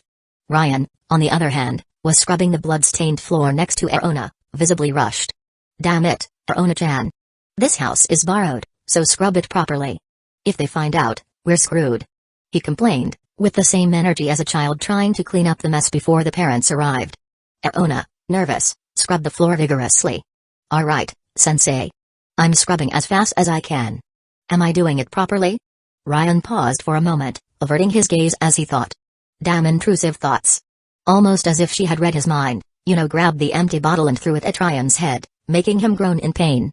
Disgusting. Pervert, she commented with disdain. Ryan massaged the spot where he was hit, turning to face her with irritation. What now, you insupportable woman? Yuno crossed her arms, looking noticeably better. Those filthy comments you make to Aona. Keep them to yourself, Humphrey, she said, raising her chin theatrically. Ryan raised an eyebrow, clearly confused. Comments? Damn it, I didn't even say anything, you weirdo. Yuno pointed her finger at him with an accusing look. Damn intrusive thoughts? He blinked, completely lost, before standing up fully. Huh? Now you read minds, you freak? Before the argument escalated, Aona intervened, raising her hands to calm them down. That's not it, sensei. Ryan turned to her, curious, while Aona stood up, adjusting her skirt with a slight smile. Remember how you two now share the same soul? Well, I forgot to mention, but if you think really hard about each other, you can kind of talk telepathically. Cool, right? For a brief moment, Ryan was silent, absorbing the explanation. Then, a mischievous smile appeared on his face as he stared at Yuno.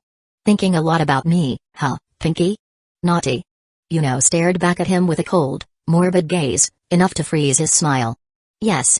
I think all the time about whether I'll rip out your guts while you're still alive. Or not. Ryan swallowed dryly, averting his gaze, while Aona laughed, placing her hands on her head. Ahaha. Actually, this happened because Yuno tried to break the contract.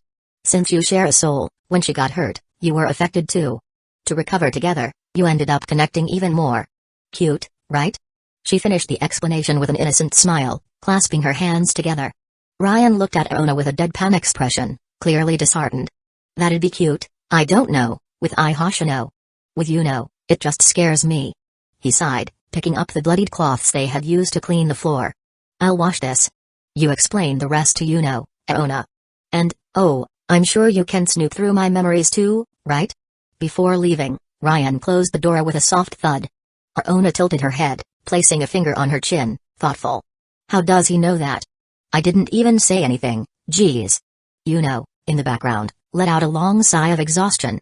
Ryan went downstairs toward the lower part of the house, carrying the stained cloths while murmuring to himself, damn it, I'm sure there's no cleaning product here. How the hell am I going to get this blood out of the cloths? Damn Yuno. Ever since the day I laid eyes on her, my life has doubled in problems. He reached the sink, tossing the cloths in with disdain. The next moment, the sound of his phone ringing interrupted him. Ryan sighed, wiping his hands on his pants before pulling the phone from his pocket. Yuki? He muttered as he saw the name on a screen, surprised. What does she want now? He murmured, sliding his finger to answer. Placing the phone to his ear, he heard a cheerful voice that immediately made him pull the device away. Good morning, my brother. Yuki shouted, with so much energy she seemed to want to burst through the line. Ryan held the phone a few inches away, massaging his ear with a pained expression. Good morning, little sister. He replied, dragging his words as he brought the phone back to his ear. Yuki, relentless, continued with the same exaggerated enthusiasm. I already miss you so much, Ana-chan. When are you coming back to take care of your adorable little sister? Ryan smirked, already used to his younger sister's theatrics. Look at you being cute. It's only been 2 days, Yuki. But are you eating properly? Brushing your teeth? Are you missing a feminine hug? She shot back, her words firing without pause. He chuckled softly, leaning against the sink as he replied, Yuki, just because I'm traveling doesn't mean I've forgotten the basics of life, you know. On the other end, Yuki let out an indignant squeal. What? What woman have you been hugging, Masachika? Ryan closed his eyes for a second, exhaling a long sigh. His response was almost mechanical, I'm brushing my teeth. Yuki adopted a serious tone, cutting through her brother's playful laughter. Don't change the subject, Masachika. Ryan laughed, leaning back against the sink. And you, my dear little sister? How are you handling the absence of your beloved brother? Yuki's voice turned syrupy, laden with theatrical drama. The truth is, it feels like it's been a year since I last saw you. Ryan smiled, adjusting the phone in his hand. Don't worry, I think I'll have everything wrapped up here by tomorrow. His voice carried confidence. On the other end, he heard Yuki jumping, clearly excited. Great. But remember, Ana-chan, even with your lame excuse for absences, you'll still have to hand in your assignments when you get back. Ryan chuckled softly, shaking his head. Sure. And you're going to help me with that, right? Yuki laughed too, ending the call with a gentle whisper. Yes, I will. Right after hanging up, she sent a heart emoji through the chat. Ryan smiled at the message, feeling renewed. Determined, he returned to scrubbing the cloths until most of the blood disappeared. Back in the room, he opened the door without ceremony, announcing, Okay, Aona-chan already explained everything to our hothead here? Aona nodded excitedly, but Yuno quickly took the lead, crossing her arms. Let's hurry and find this so-called Rika and scout the situation. I don't want to waste any more time with this. Ryan agreed, nodding. Okay, let's go. Yuno approached, narrowing her eyes. And where can we find her? Ryan placed a hand on his waist, closing his eyes as if he were thinking. No idea. Yuno stared at him, her eyes overflowing with impatience, but Ryan raised his hands in a placating gesture before she could explode. Calm down. Hinamizawa is small, it's not like looking for her in Tokyo. Ryan paused abruptly, as if struck by an epiphany, and punched the air lightly. Goddamn, I'm Rina's neighbor. Yuno crossed her arms, raising an eyebrow. Rina? The girl who offered me water yesterday? Ryan raised his hand, replying sarcastically. Water for both of us, by the way. But that's not the point. He turned quickly. We better get going. From what I saw, the people here head to school pretty early. As Ryan descended the stairs, he reflected to himself, but now that I think about it, this Rina is the very essence of a crazy anime girl. Yuno and Aona followed him to the exit. Yuno, however, couldn't hide her disgust as she noticed the dust gathering in the corners of the house. When Ryan opened the door, fate seemed to be playing tricks on him. There was Rina, walking right in front of the house. Their eyes met instantly. Ryan noticed something odd in her gaze but decided to ignore it. Ah. Good morning, Rina. You look adorable today. He said, forcing a relaxed smile. Thanks. Rina replied in a quiet voice, her eyes quickly shifting to Yuno and Aona, who were approaching behind him. Ryan noticed her focus and couldn't resist a sarcastic joke. We almost look like a family, don't we? The moment the words left his mouth, he felt the weight of Yuno's hand on his shoulder. Yeah. I think I pushed my luck.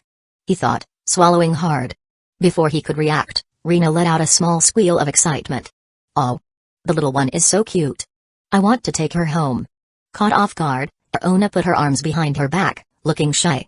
Ryan just blinked, surprised at Rina's sudden change in tone. Ah, Rina. Rika will probably be at school today, right? He asked, trying to steer the conversation back on track. Rina tilted her head slightly, looking at him with curiosity. Yes. But why? Could you take us there? Pretty please? Ryan clasped his hands together in a theatrical gesture, as if begging. Rina hesitated for a moment, her eyes once again fixing on Ona, before answering. Yes, we can go together. It's not that far. Yuno seized the opportunity and quickly took her place next to Rina, greeting her politely. Ona prepared to do the same, but Ryan grabbed her by the shirt before she could move forward.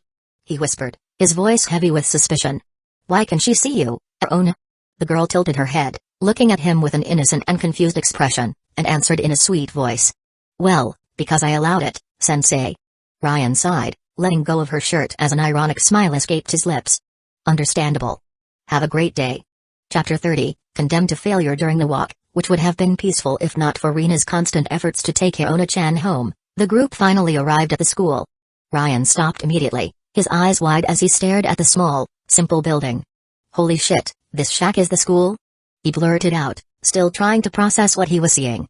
Rina smiled, shaking her head with an optimistic tone. Even though it's small, the important thing is that it serves its purpose, right? Right? Yuno approached, crossing her arms and scrutinizing the place with skepticism. And how exactly does the teacher manage to teach anything with multiple grades mixed together? Rina placed her hands on her hips, maintaining her cheerful smile. Well, you can attend a class as special guests. After all, you're high schoolers too, right? She paused for a moment, placing a finger on her chin thoughtfully before continuing. Now that I think about it, shouldn't you two be studying? You're not skipping class, are you? Ryan shrugged, his expression full of sarcasm.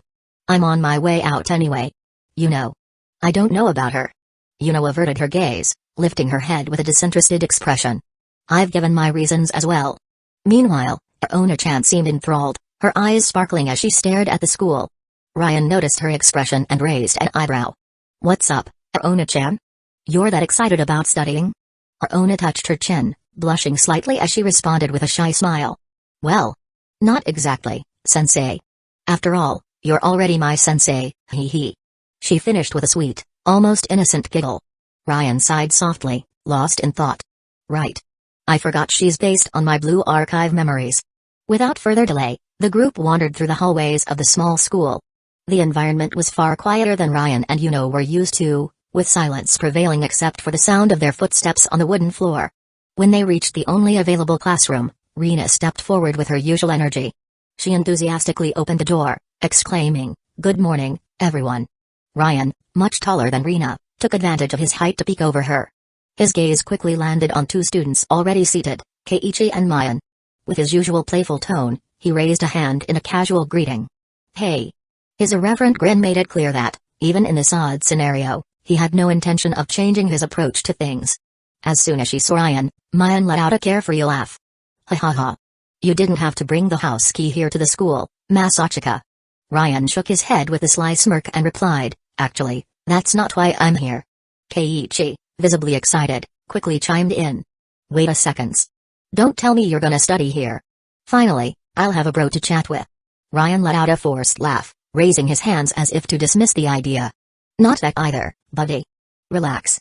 Before he could continue, Yuno appeared by his side, immediately catching Keiichi's attention. His eyes lit up with curiosity and excitement as he exclaimed, "AHH. Who's that standing next to you?" Yuno, with a graceful motion, ran her hand through her hair and spoke in an angelic voice. Pleased to meet you, my name is Yuno Gasai. I'm a friend of Ri. She paused briefly, correcting herself naturally. Masachika. Keiichi froze for a moment as if he'd been struck by lightning, and Mayan had to clear her throat beside him to pull his attention back to the conversation. With a casual smile, she took the lead. Ahem. Hello. I'm Sonozaki Mayan. Nice to meet you, Yuno-san. Keiichi quickly regained his composure, though he still seemed a bit flustered. I'm Maibara Keiichi. Nice to meet you. He said, gesturing dramatically in an attempt to maintain his poise. As this little spectacle unfolded, Ryan crossed his arms, watching the scene with a mischievous smile. His thoughts turned teasingly toward Yuno. So, my friend, huh? How convenient. Before Yuno could notice Ryan's expression, Aona appeared beside her, raising her hand enthusiastically and introducing herself in a lively manner.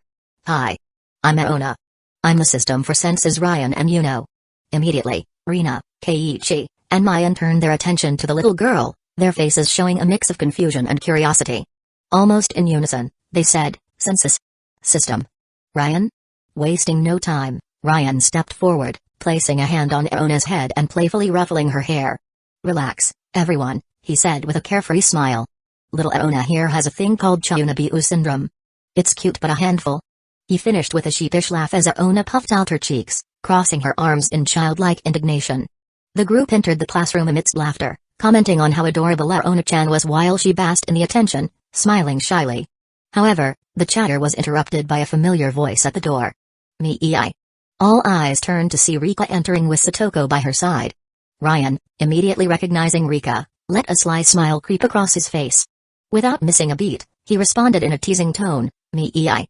Rika, unfazed, matched his playfulness with even more cuteness, tilting her head slightly and intensifying her tone. Mei greater than less than. Meanwhile, Yuno rolled her eyes, clearly irritated by the exchange, while Keiichi, bewildered, flailed his arms dramatically and asked, What's this? Some secret handshake I wasn't told about? Before anyone could answer, Satoko stepped forward with a mischievous grin, laughing theatrically and partially covering her mouth like a classic soap opera villain. Oh. It seems our dear Rika has gotten awfully friendly with the outsider, just like that. Rika, unfazed by the teasing, tilted her head again and replied calmly while placing her belongings on the desk. We've gotten to know each other better and are now good friends. Nippa. Greater than less than. Her genuine smile was so sweet that Ryan could only shake his head with a small chuckle, while Yuno sighed deeply, crossing her arms impatiently. Ryan kept his focus on the scene, observing closely while analyzing the peculiar presence next to Rika. Concentrating, he tried once more to establish that mental connection with Yuno as he had done before. Hey, pink panties, can you see the shadowy figure next to Rika? He asked sarcastically, referring to Hanyo. To him, the figure appeared as a purple blur with vaguely feminine outlines. To his surprise, Yuno's response came clearly and directly into his thoughts. You mean the semi-transparent girl with horns? Yeah, I see her. But it looks like the others don't. Ryan raised an eyebrow, surprised by the clarity of the communication, and responded mentally while looking at Yuno. Damn, it's like a private call in public. And... Wait, girl with horns? I only see an indistinct blur. Yuno smirked faintly, her tone dripping with malice. Maybe she doesn't want to show herself to perverts. Ryan felt his lip twitch at the provocation, but before he could retort, Rika called his attention. Masachika. Could we talk outside for a moment? She asked sweetly, her hands hidden behind her back. Her gaze also briefly fell on Yuno, indicating the invitation extended to her as well. Ryan and Yuno exchanged a brief glance and nodded simultaneously. Mayan noticed the two were about to leave and asked curiously, Are you leaving now? The teacher should be here soon, Rika. Rika, ever gentle, turned to Mayan with a sweet smile. We're just going to discuss a few questions Masachika and his friend have about the festival, Mayan. We'll be back shortly. Though clearly suspicious, Mayan simply shrugged and gestured as if to say everything was fine. The three left the classroom and walked toward the back of the school. Rika led the way with calm steps, but upon arriving, she stopped abruptly. The shift in her demeanor was almost tangible. Her aura, once innocent and warm, became heavy and serious. When she finally spoke, her voice sounded more mature, almost somber. Masachika. I'm afraid that. She hesitated for a moment, as if the words were too burdensome to say. I'm afraid this world is already condemned to failure. Ryan furrowed his brow, puzzled by Rika's words. He took a step forward, questioning her. Why do you think that? Aren't those in the classroom your friends? You said you wanted to save them, and they seem fine, honestly. Rika slowly turned to face him. Her eyes, now glowing with a strange red hue, locked onto Ryan's. Rina murdered her father's girlfriend last night. The weight of her statement made Ryan catch his breath for a moment. He looked to Yuno, searching for any hint of how to handle this, but she remained still, her neutral expression clearly indifferent to the situation. Chapter 31, Think fast, Ryan, think fast, damn it. Ryan took a deep breath before directing an inquisitive look at Rika. Rina. Are you talking about that cute little girl with the short top that sometimes shows her belly and has this habit of wanting to take everything she finds adorable home? Rika, slightly surprised by the description, nodded in confirmation. Ryan immediately punched his palm as if solving a great mystery. I always suspected. Ryan's ironic comment made Rika avert her gaze, clearly frustrated, though her expression remained serious. I'm frustrated. She began, clenching her fists as she spoke. The Hinamizawa syndrome progressed too quickly in her in this world. Ryan scratched his chin, pondering some solution to the situation, but was interrupted by Yuno's cold and calculating voice. And what's the problem with the idiot killing her father's mistress? Yuno spoke with disdain, arms crossed. If it's that bitch we saw yesterday, I even understand Rina. Rika's jaw tightened for a moment, but her voice remained calm as she replied, huh. The problem is that Rina will become paranoid trying to hide the crime. The guilt and pressure will only accelerate the process, making her even more insane because of the syndrome. Yuno, however, interrupted abruptly, Hinamizawa syndrome. She must be in the second stage. I didn't see deep marks on her neck, but they're already slightly red. Ryan turned to Yuno with a surprised expression, hands on his hips. Damn, what's this, Pinky? Turned into a nerd all of a sudden? And where did you get all that information? Yuno cast him a disdainful glance, arms crossed. Unlike you, UL0Lik0N, I spent the night gathering information. I used Aona strategically.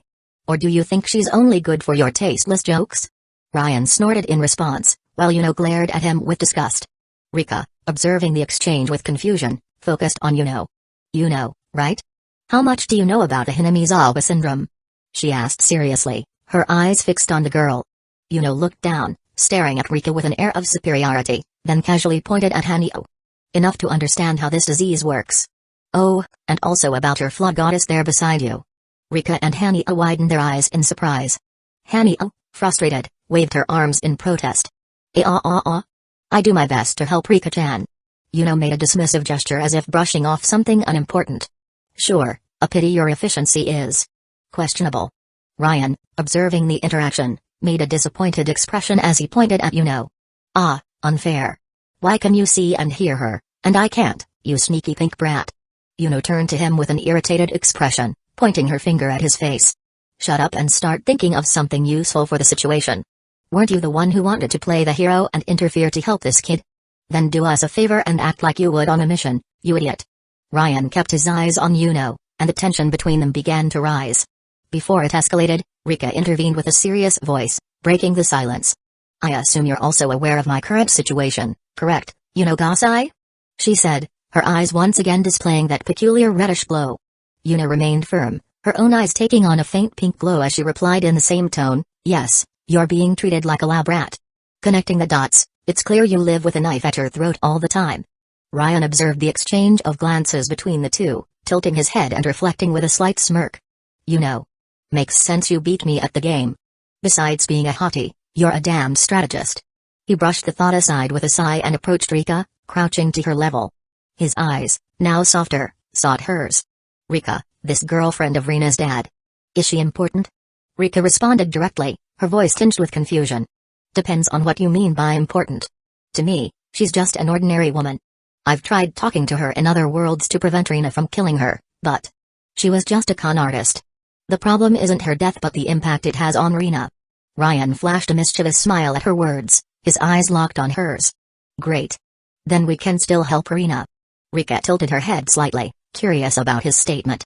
And how do you plan to do that? Ryan shrugged with a confident grin. I'll convince the crazy girl that no one will find out what she did. No police, no consequences. Maybe I'll even find a way to make her forget about it. Yuno crossed her arms, casting him a skeptical look. Oh, sure, superhero. And how exactly do you plan to do that? Ryan didn't bother looking at her, replying in a sarcastic, dismissive tone. My family has some influence, in case you didn't know. Yuno's curiosity was piqued, but she responded with sarcasm. Oh, really? Enough to control the police and the government? It'll be interesting to watch you mess this up. Ryan sighed, already tired of the provocation, before turning back to Rika. Alright, Mini Miku. What's next? Rika adopted a firm posture, though her voice took on a darker tone. I don't know for sure. But tomorrow will be a crucial day. After all, it's Wada Nagashi. Ryan squinted, processing the information. Wada Nagashi. Oh, the festival, right? Rika nodded, explaining calmly. Tomorrow, someone will use the legend as an excuse to commit 2 murders. Usually, The victims are a photographer named Tomatake Jiru and a nurse named Akano Mayo. Ryan tilted his head. Are they important? Rika shook her head but added in a heavier tone, tomorrow is also the day my chances of dying increase. Ryan noticed the growing tension in Rika, but before the conversation could continue, a calm, drawn-out voice interrupted, breaking the moment. Oi! Rika-chan, are these two new students? It seems Hinamizawa village has been getting a lot of visitors lately. The three turned simultaneously, and both Ryan and Yuno had the same unsettling thought. A cop? Has Rina already been discovered? The man, older and with a sturdy build, wore a black shirt paired with suspenders and a red tie. His beige pants and white shoes completed the peculiar look. Without waiting for a response, he began speaking in the same slow, tranquil tone. Rika-chan, do you know if Rina is around here? Ryan's eyes widened slightly, his brain already firing warning signals. He recognized the risk and knew he had to act quickly. Think fast, Ryan, think fast, damn it. Taking a deep breath, he relaxed his shoulders and adopted a nonchalant expression before stepping between Rika and the officer with a friendly yet calculated smile. Hi there, sir. We didn't catch your name. Sorry, but do you have something urgent with Rina? Can I help with anything? He threw out the bait naturally, while Yuno stood by, arms crossed, staring coldly at the officer and analyzing his every move. Chapter 32, is someone with you in there? Oi!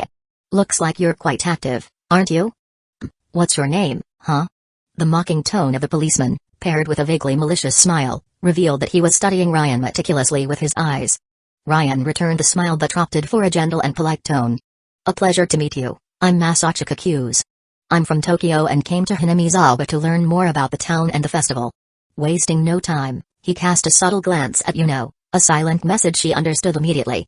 Good morning, I'm Yuno Gasai, a friend of Masachika. We came together to explore the village, she said with an angelic smile that radiated purity. Her performance was so impeccable that Ryan, for a brief moment, lost focus. Damn, she's pretty. Hope she never hears that. He quickly pushed the thought aside, turning back to the policeman. And you, sir, what's your name? You seem to be a man of the law. How can we help? His tone remained overly polite, drawing a suspicious sideways glance from Yuno. The man maintained his ironic smile but responded in his signature drawling tone. Oi, my name is Oishi. I'm a detective with the Okonomiya Police Department. Detective? Oh, like the ones on TV shows? Have you ever watched Lucifer on Netflix? Ryan asked with calculated enthusiasm, seeking any way to divert attention from Rina. Oishi chuckled, but his expression retained its analytical edge. I don't follow those modern shows.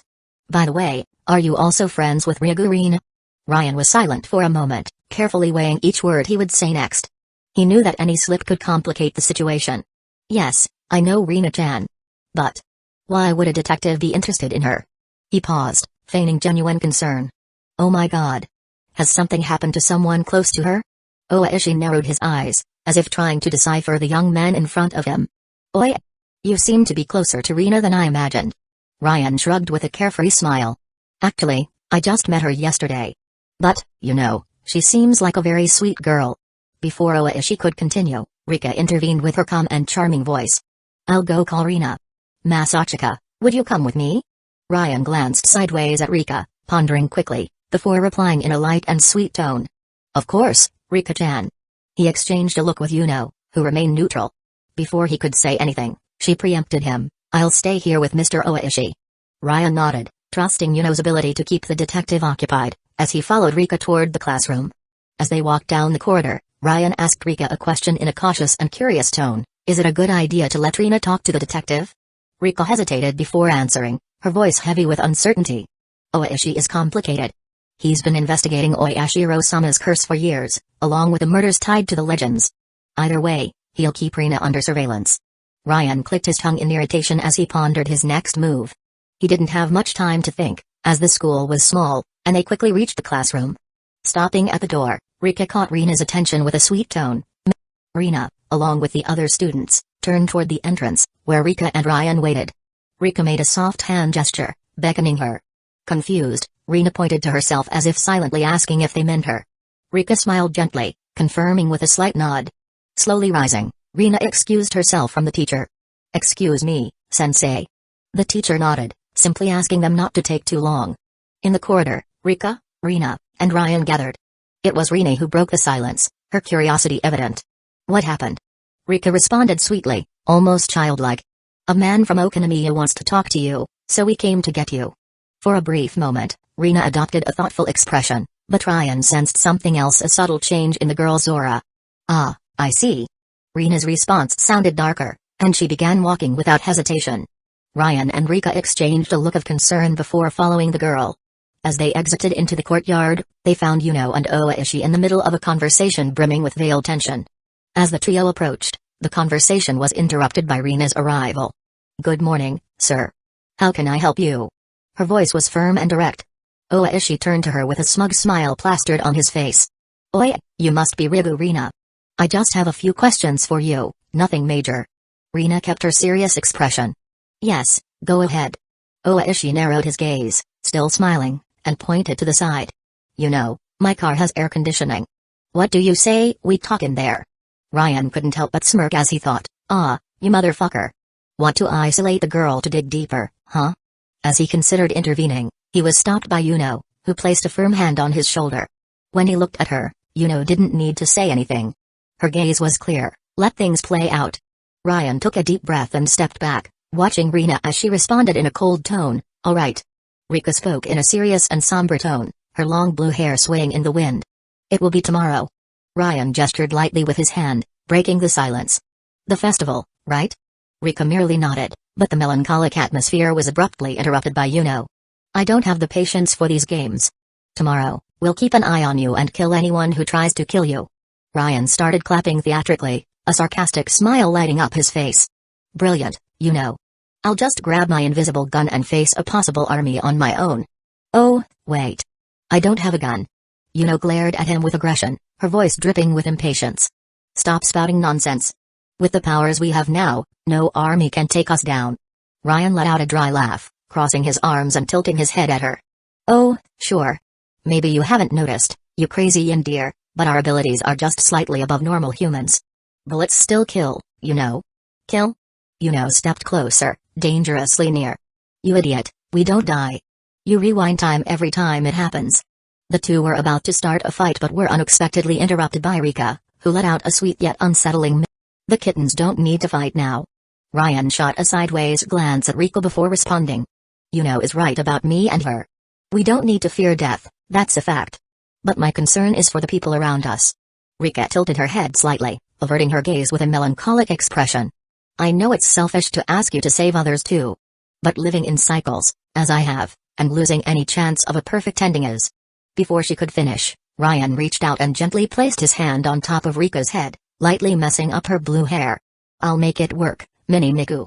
His voice, though laden with irony, carried a warmth that surprised Rika. She looked at him with shining eyes, a newfound hope growing within her, while Yuno clicked her tongue in the background, clearly annoyed. The moment was interrupted when Rina reappeared, her voice cutting through the air with an icy sharpness. I've finished talking to Oishi. Rika, let's go back to class. Rika blinked, visibly surprised, but responded almost automatically, yes.